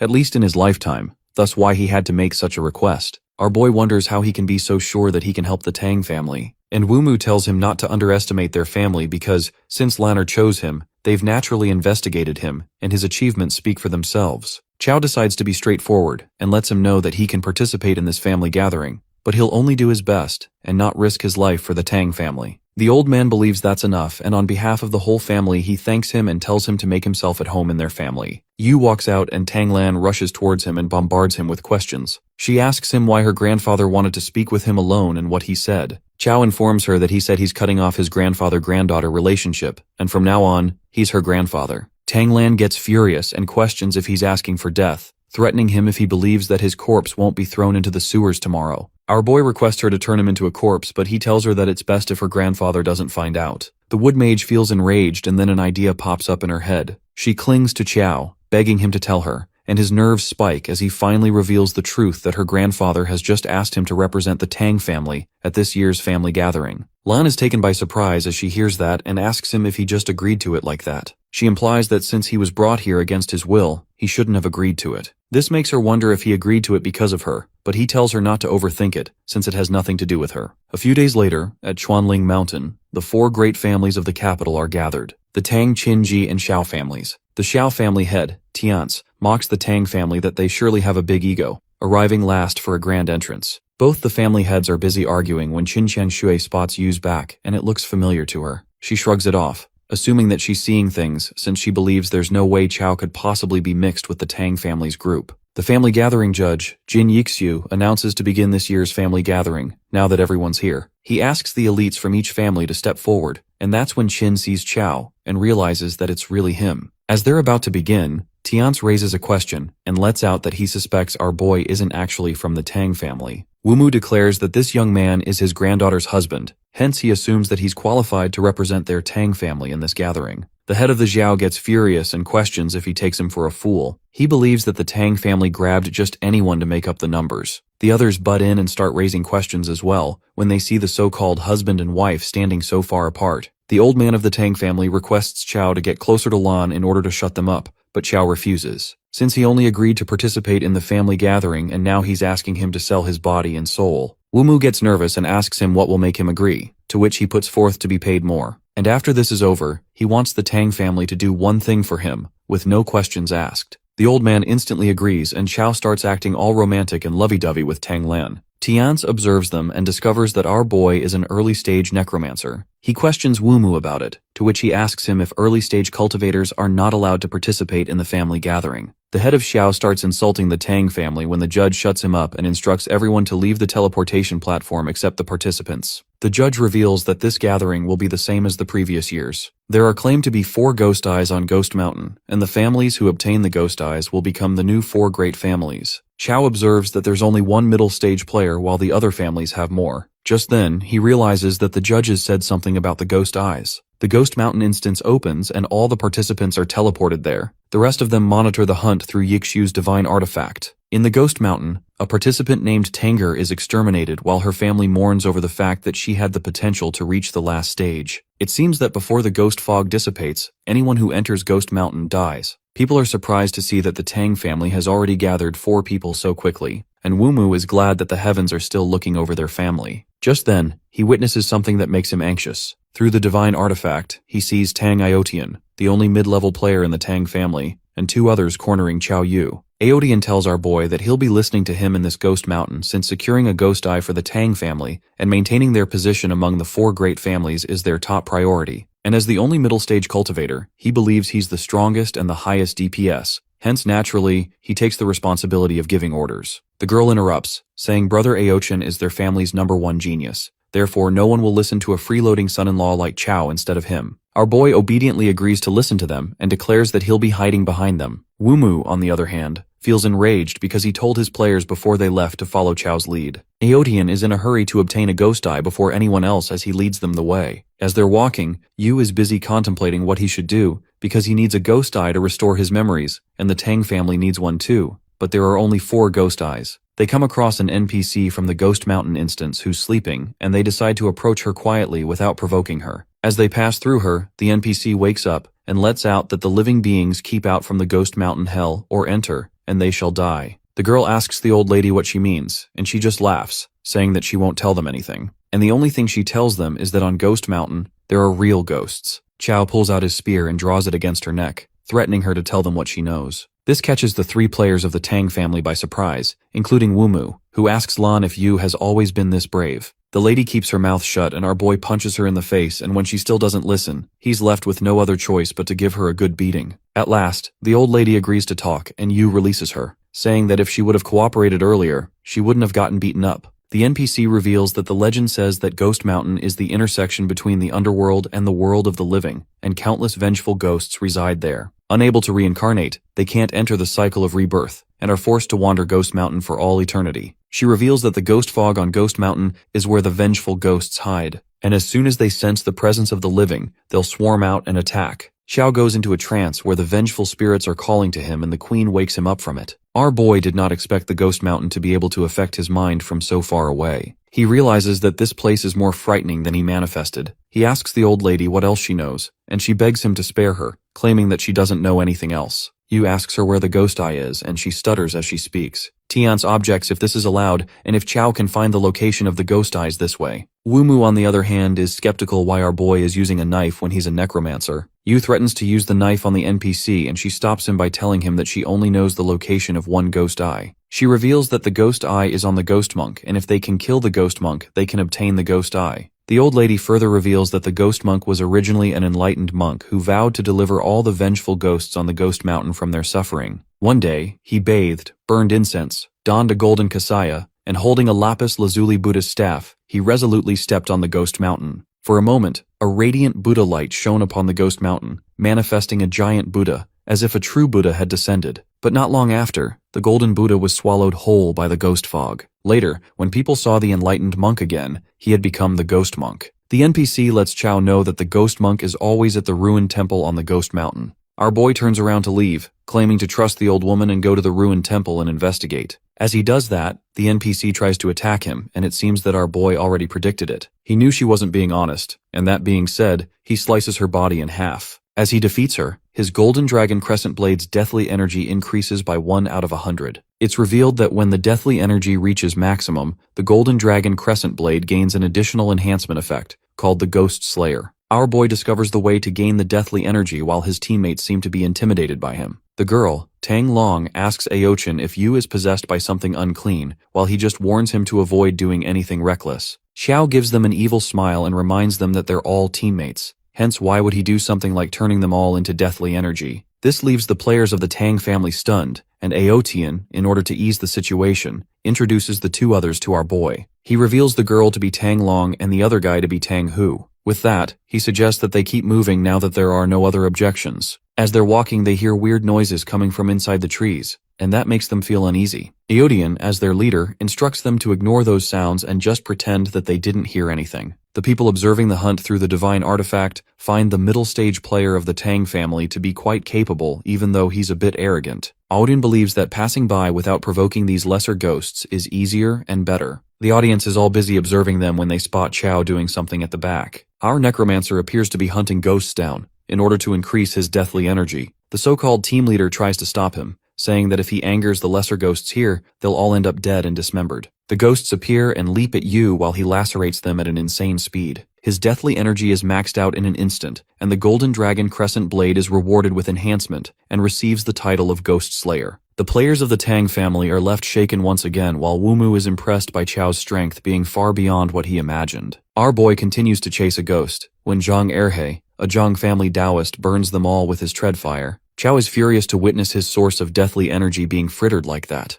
Erhe asks them if they're all right while the viewers are surprised to see him. It's revealed that he's a crucial NPC in the Ghost Mountain, and getting his help lowers the difficulty by a whole level. They find the Tang family to be lucky that they ran into the Zhang family Taoist. Meanwhile, Xiao Tiance is concerned if the Tang family will retain their position among the four great families again. Aodian thanks Zhang Erhe for his assistance, and he warns them about how dangerous this place is. The team leader explains their situation to the Taoist and reveals how they must ascend this mountain. Erhe understands his point and instructs them to follow him up the mountain. However, he lets them know that they still need to be careful since there are so many of them. He can't protect everyone. Therefore, in critical moments, they must rely on themselves. Tang Aodian is truly grateful for him as he believes that with his help, he's finally not afraid of Chao messing things up and dragging them down. As they're progressing forward, Tang Long gets frightened as there's no path around them. She asks Aochin if he's sure about going up this mountain, and he just reassures her that he's here to protect her. Chao gives them a look as he doesn't want them to be screaming for help later. With that, he effortlessly slices the trees blocking their way, and seeing such dense, deathly energy in his knife, Zhang Erhe couldn't help but ask Yu about what he does for a living.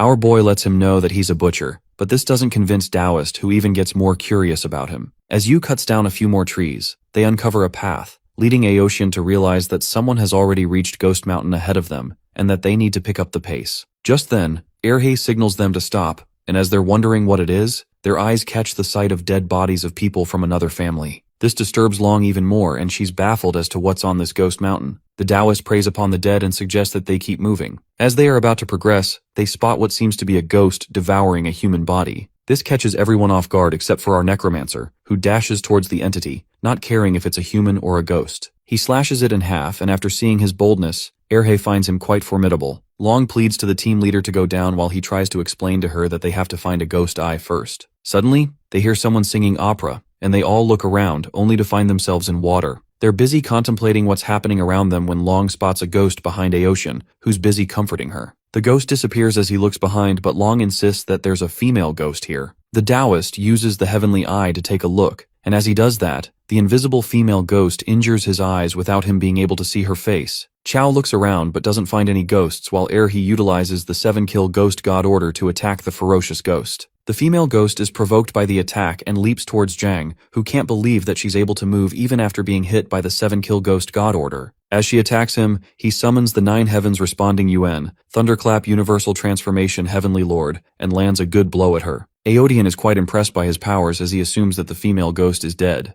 However, Chao realizes that's not the case, and it's revealed that she's still alive. The opera continues, and Zhang Erhe senses the impending danger, alerting everyone to run. He figures that this female ghost has gone through a lot in life, and her resentment is like nothing he's ever seen before. As they all start running, the water still follows them, and Aochin realizes that it's no use, and they can't escape. Hence he decides to fight her, and the female ghost hides as he tries to attack her with his spear. He uses the heaven-piercing spear technique to strike her, but she vanishes and then appears behind him. Aodian is unable to move, and his body turns cold, and while he's immobile, the ghost tosses him away. The Taoist plans on using a secret move if nothing works, and that's when he senses a ridiculous amount of deathly energy from Chao. He advises Yu to run away and stop wasting his energy, since this female ghost's resentment is way overwhelming, and her power astonishing. Our Necromancer confidently remarks that times have changed and plans on showing him what it means to break 10,000 spells with one force. With that, he sprints towards the female ghost and strikes his spear at her, but she vanishes again. She appears behind Yu, but contrary to Aotian, he questions her why her face looks so pale. The female ghost is enraged, and that's when the Silver Lion Helm is utilized.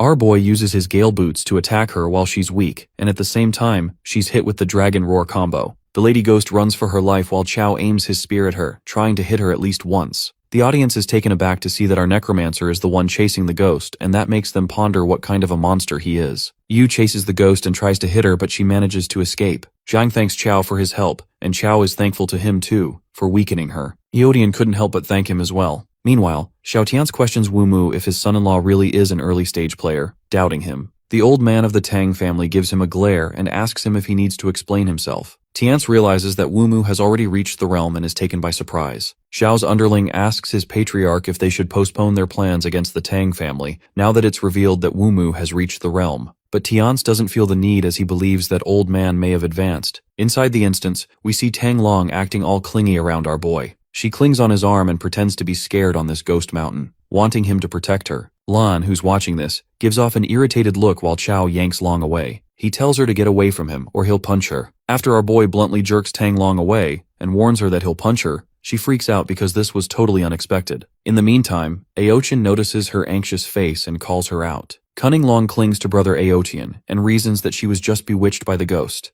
adding that he's the best to her. Shortly after, Zhang warns them of strong yin energy ahead and also hears the sound of fighting. He can't tell if it's a friend or foe. As the Taoist looks back, he freaks out when he realizes that Xiao Yu is missing from the scene. Well, it turns out that our guy's fighting spirit is through the roof, and somehow helping others is the root of happiness for him. But he's actually eager to acquire deathly key value. Chao excitedly glides through the air, declaring that he's an expert in exorcising evil ghosts. Just then, he jumps down the cliff, making an iconic entry, finding Xiao Zun of the Xiao family and the painted skin ghost there. When the Taoist witnesses the ghost, he looks terrified and opens up that this creature peels off people's faces and wears them, eventually transforming into that person. Just then, Xiao Zun requests our hero to help him subdue this evil ghost. But when Chao realizes that it's the Xiao family he's talking about, he straight up refuses. Our fella bids farewell to him, but Xiao Zun stops him and agrees to pay him if he helps them eliminate the ghost. Well, when it's about money, Chao shamelessly turns back and bids higher. Our greedy hero states that he wants at least 5 million since brother Xiao is being so generous. Surprisingly, the deal closes with Xiao Zun agreeing without any thought. This raises suspicion in Chao's mind, assuming that it might be a trap. That's when our boy proceeds with the spell, 7 Killings Ghost God Decree, and Jang appears confused because originally, that's his spell. With that, our Necromancer strikes the painted skin ghost with his spear, and Xiaozun is taken aback. Even the 5 of them couldn't handle the ghost, but our boy is suppressing it alone. After that, Xiao Yu calls the Xiao members for help, and all the swordsmen join him to kill the painted skin ghost. Just after slashing that ghost, multiple red eyes begin to materialize. Smirking, Xiaozun clearly knows this feeling and discovers that this painted ghost has a ghost eye on it. The boy gets ahead of himself and believes the heavens truly favor his family, but it turns out that someone else is also intrigued by the ghost eye, and it's Xiao Yu. Our boy is the one who truly feels favored by the heavens. Just then, the Xiao members leap toward the ghost. Xiaozun commands them to rip open the painted ghost's skin since he needs to confirm something. They rip the ghost open, and the blonde confirms that the ghost eye is inside it. Xiaozun gets delusional and daydreams that if he brings back the ghost eye, he'll become the family's main focus for cultivation. It is then that the boy requests Xiao Yu to help him kill the painted skin ghost, and even agrees to pay him 10 times more. Our fella goes first to cover for Xiao, who invokes his wolf to attack. Xiao's wolf attempts to bite off the ghost's head but is smashed away. That's when the ghost eye becomes apparent to everyone and clouds over them. The ghost eye is now exposed, and it ominously begins to expand its aura. Jang and Xiaozun have a bad feeling about this while watching through the screen. They assume the worst, thinking that the Zhao family members and the Tang family's son-in-law have been pulled into the ghost eye space. The bronze mirror cannot see what is happening inside the ghost eye space. Everyone anticipates that the Xiao family members are likely in danger, given that the ghost eye space is filled with rampant ghost energy. Inside the ghost eye world, Xiao Yu finds himself in a strange place when suddenly a woman approaches him. This beautiful woman finds the place truly eerie and asks Xiao Yu if he is willing to escort her to a safe place. Our guy agrees, but he asks for something in return. While our dude wonders what kind of trick she is trying to pull, the woman bluntly reveals that she has nothing to repay him with except to offer herself. She clings to Qiao, expecting a passionate romance, but our fella surprises her with a forceful punch. He justifies it by saying he couldn't resist slapping her. The woman tries to seduce Qiao and wonders if the young master doesn't like damsels in distress. Then that concubine changes into someone else and appears more appealing, flaunting her body. But our boy still doesn't show any interest, and the concubine is curious to know exactly what is hidden in Qiao's heart, considering he likes neither young girls nor mature women. The concubine guesses that he has someone very important in his heart, which is the only reason he can ignore these carnal temptations. Abruptly, that woman's hand pierces through Qiao's chest because, in the ghost eye space, she can control him. That woman looks inside his heart to see who exactly is hidden at the bottom of it. That is when the concubine transforms into Zhu Yu. She didn't expect Qiao to be a lolicon and assumes that this girl is very important to him. Qiao boils with anger and believes this woman has a death wish. The concubine is too confident that our boy cannot hurt her and that he won't hurt her in that form. Smirking, our guy wonders if the concubine noticed that there is someone else hidden in his heart. To be exact, it is an existence even more terrifying than him. That is when the mechanical empress walks out of Qiao's body and looks scarier than the ghost. The concubine gets scared as fuck and runs for her life. However, the empress captures her on the spot and asks Xiao Yu to hurt it now that it is in its real form. That woman takes her real shape and our boy strikes her with the deathly key value. With no more than one attack, he acquires the ghost eye. He then asks the empress if this ghost eye can unlock his sealed memories. The empress nods and mentions that the ghost space hasn't collapsed yet. Qiao then leaves that to the empress and hands her the ghost eye. While Her Majesty uses the ghost eye on him, our guy gets a bit scared, thinking it might hurt. The empress brutally stabs the ghost eye into his eye, stating that she doesn't know what pain feels like. Our poor boy groans in pain as the ghost eye settles in. It is then that the memories start pouring in, the memories of the pseudo-dungeon. There is a glitch in his memories, and he can see them only in fragments. Shortly, the ghost eye becomes ineffective, and the empress regrets to inform him that the seal on Yu's memories is stronger than anticipated. She explains that a single ghost eye is not enough. However, she assures our boy that there is more than one ghost eye.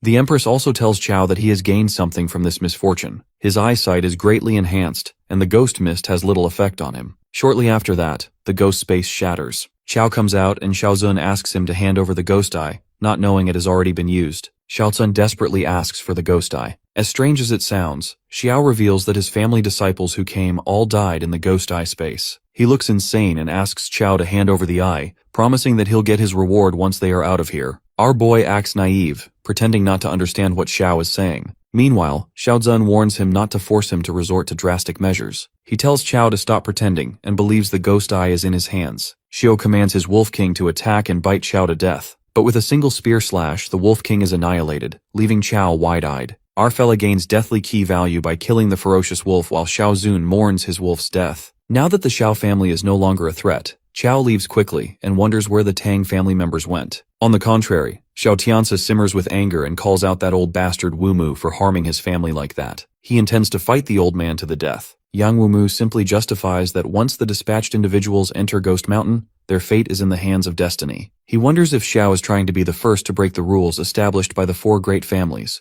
Xiao, Tang, Qin, and Ji. It sounds more like a threat, but the head of the Zhao family gulps his anger to avoid the consequences. Deep down, Tang Wumu presumes what Qiao Yu is planning and feels like the boy is slipping out of his control during this trip to Ghost Mountain. Inside the mountain, Qiao scampers to find the others and calls out Daoist Zhang and Tang Aotian. At that moment, our boy hears a strangled voice and assumes that it is Tang Long. He follows the voice and finds Long brutally killed. Xiao agrees this woman was opportunistic, but she still didn't deserve to die. He didn't expect that her end would be so painful. Our hero plans to eliminate the monsters in the mist when he abruptly witnesses an energy outbreak, identifying that it is Daoist Zhang. When he follows the energy burst, Qiao finds Zhang and Tang Aotian. Our boy asks where Tang Long is, when suddenly Aotian starts to sweat profusely and suffers from an emotional breakdown. Aotian confesses that it is his fault, revealing that they were walking through the thick fog and Long was behind him. But she suddenly cried out and then disappeared. The fog was too thick for him to dare to venture in rashly. Tang blames himself for letting her down, but Zhang affirms that it wasn't his fault. He believes the one who killed Miss Long must be a painted skin ghost in the mist. The guy elaborates that the painted skin ghost is one of the most terrifying types of vengeful spirits. They are ugly, so they especially like to lure those who are good-looking. The bone-chilling fact is that when humans lower their guard, the ghosts peel off their skin. The painted skin ghosts desire to wear the human skin, but in the end, they are just ghosts. Moreover, since the human's yang energy is too strong, the ghosts suffer terribly when wearing the skin, so they turn the humans into lanterns so they can permanently keep the beauty that doesn't belong to them. Upon hearing this, the guy appears terrified and assumes that Tang Long's skin might already be scratched by the ghost. To which Daoist Zhang sadly explains that Long has already been killed, given that she was separated from the group and alone. Suddenly, lanterns begin to materialize and the guy warns Qiao Yu to look behind. Numerous lanterns float in midair, while Zhang immediately casts spells to destroy them. As Zhang gets all the deathly key value from damaging the lanterns, our guy asks him to leave some for him. Qiao Yu jumps in to take the rest of the chi value, and the Taoist warns him to be careful since these human skin lanterns are just a minor trick. The truly terrifying thing is the painted skin ghost hiding behind the scenes. Well, to everyone's surprise, the horrifying creature ends up lurking behind Qiao Yu, who senses a deadly intent. That is when a giant arm ambushes him. Our guy is terrified by that sneaky bastard, the painted skin ghost. Shortly, an ugly-looking creature with a human body emerges and wants Qiao's skin. Since our boy stays silent, the painted skin ghost takes that as a yes and proceeds to take his skin. Enraged, our fella tells him to get lost and strikes with his spear, cutting through the lantern-shaped face. An even more hideous form of the ghost comes out. The ghost goes on a rampage and curses the humans. It complains that it kindly asked for Qiao's skin,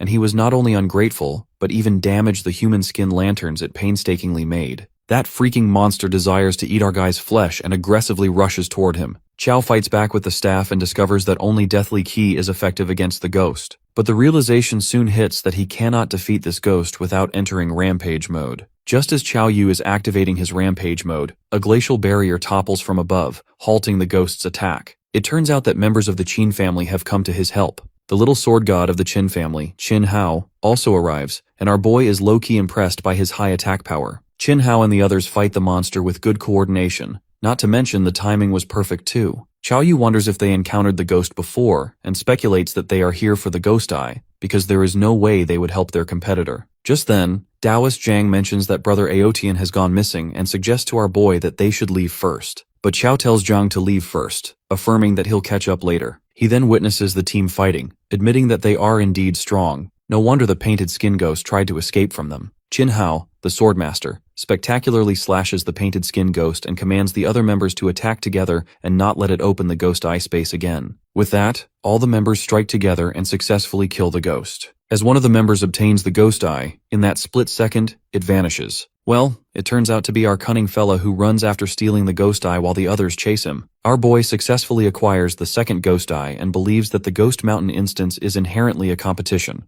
Also, they plotted against him first. Qin Hao tosses his sword toward his teammate, and that sword helps him catch up to Qiao Yu in no time. Our guy freaks out when he witnesses that the sword can even do that and stops running. The Chin member warns our dude not to escape and plans to hold him back until brother Chin Hao arrives. Right at that moment, we see two masked figures standing at a distance with their weapons. The anonymous group surrounds Chin Hao and his members. Chin questions the masked assassins, asking who they are and calling them out for breaking the rules of the Ghost Mountain instance. Deep down, Chin Hao observes that all these people are mid-stage, and if they attack together, his team is dead for sure. Tang Wumu and the others notice the masked group lying in wait in the mountain to ambush their juniors. It is clear that their behavior is no different from provoking all the families in the capital. On the contrary, Chin Hao asks the masked assassins what they want, to which they reply that they wish to spar with the Chin family's little sword god. Chin, assuming it is a one-on-one spar, challenges that guy to fight him. On the other side, Qiao Yu and the other Chin members are also ambushed by two assassins. The guy reminds them that he is from the Chin family and warns them of the wrath of his family if they dare to attack him. The assassin bluntly claims that they are here to kill them. The Chin guy has had enough and scampers to throw a punch at them. He activates the Chin King's tyrannical fist and relentlessly throws punches at the assassin, who keeps dodging effortlessly. After a few punches, that assassin calls the Chin dude trash and counterattacks with a painful smash, banging him into the ground.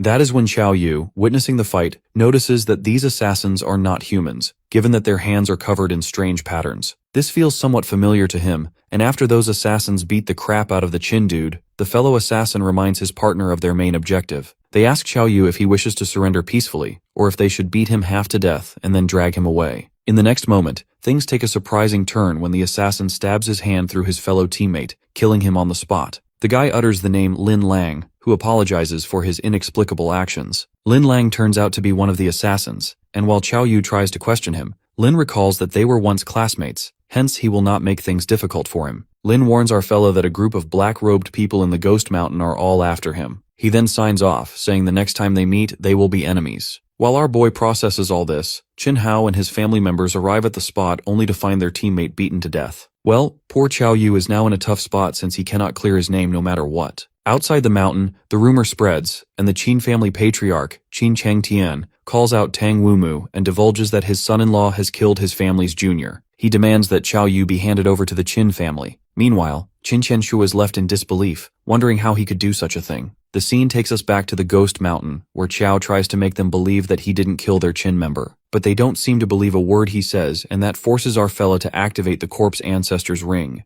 Qiao thinks it is best to run away, and he escapes. Qin Hao follows him with his sword, drawing energy, and asks our boy to stop if he hasn't killed their teammate. Our hero keeps scampering and manages to hide in a tree as the Qin group loses track of him. Hiding, Qiao Yu blames Lin Lang for putting him in such a mess, and he manifests that when he leaves the mountain, there will be an uproar. He is reminded that Zhang is still waiting for him, and decides to get the ghost eye first to restore his memories. The scene then takes us to Taoist Zhang, who reaches the temple to find his sect's lost Dharma artifact. He decides to go on this journey alone since it is too dangerous, and apologizes to Qiao for leaving without saying goodbye. Nonetheless, Zhang enters the temple and witnesses a giant Buddha statue holding the lost artifact of his sect. He easily finds the Taoist sect's artifact, and the moment he touches it, a dark, ominous aura emits from the statue. To make things even more terrifying, that statue starts to speak, and wonders how many years it has been since a Taoist was able to reach this place. Meanwhile, Zhang is rendered speechless by the strange occurrence.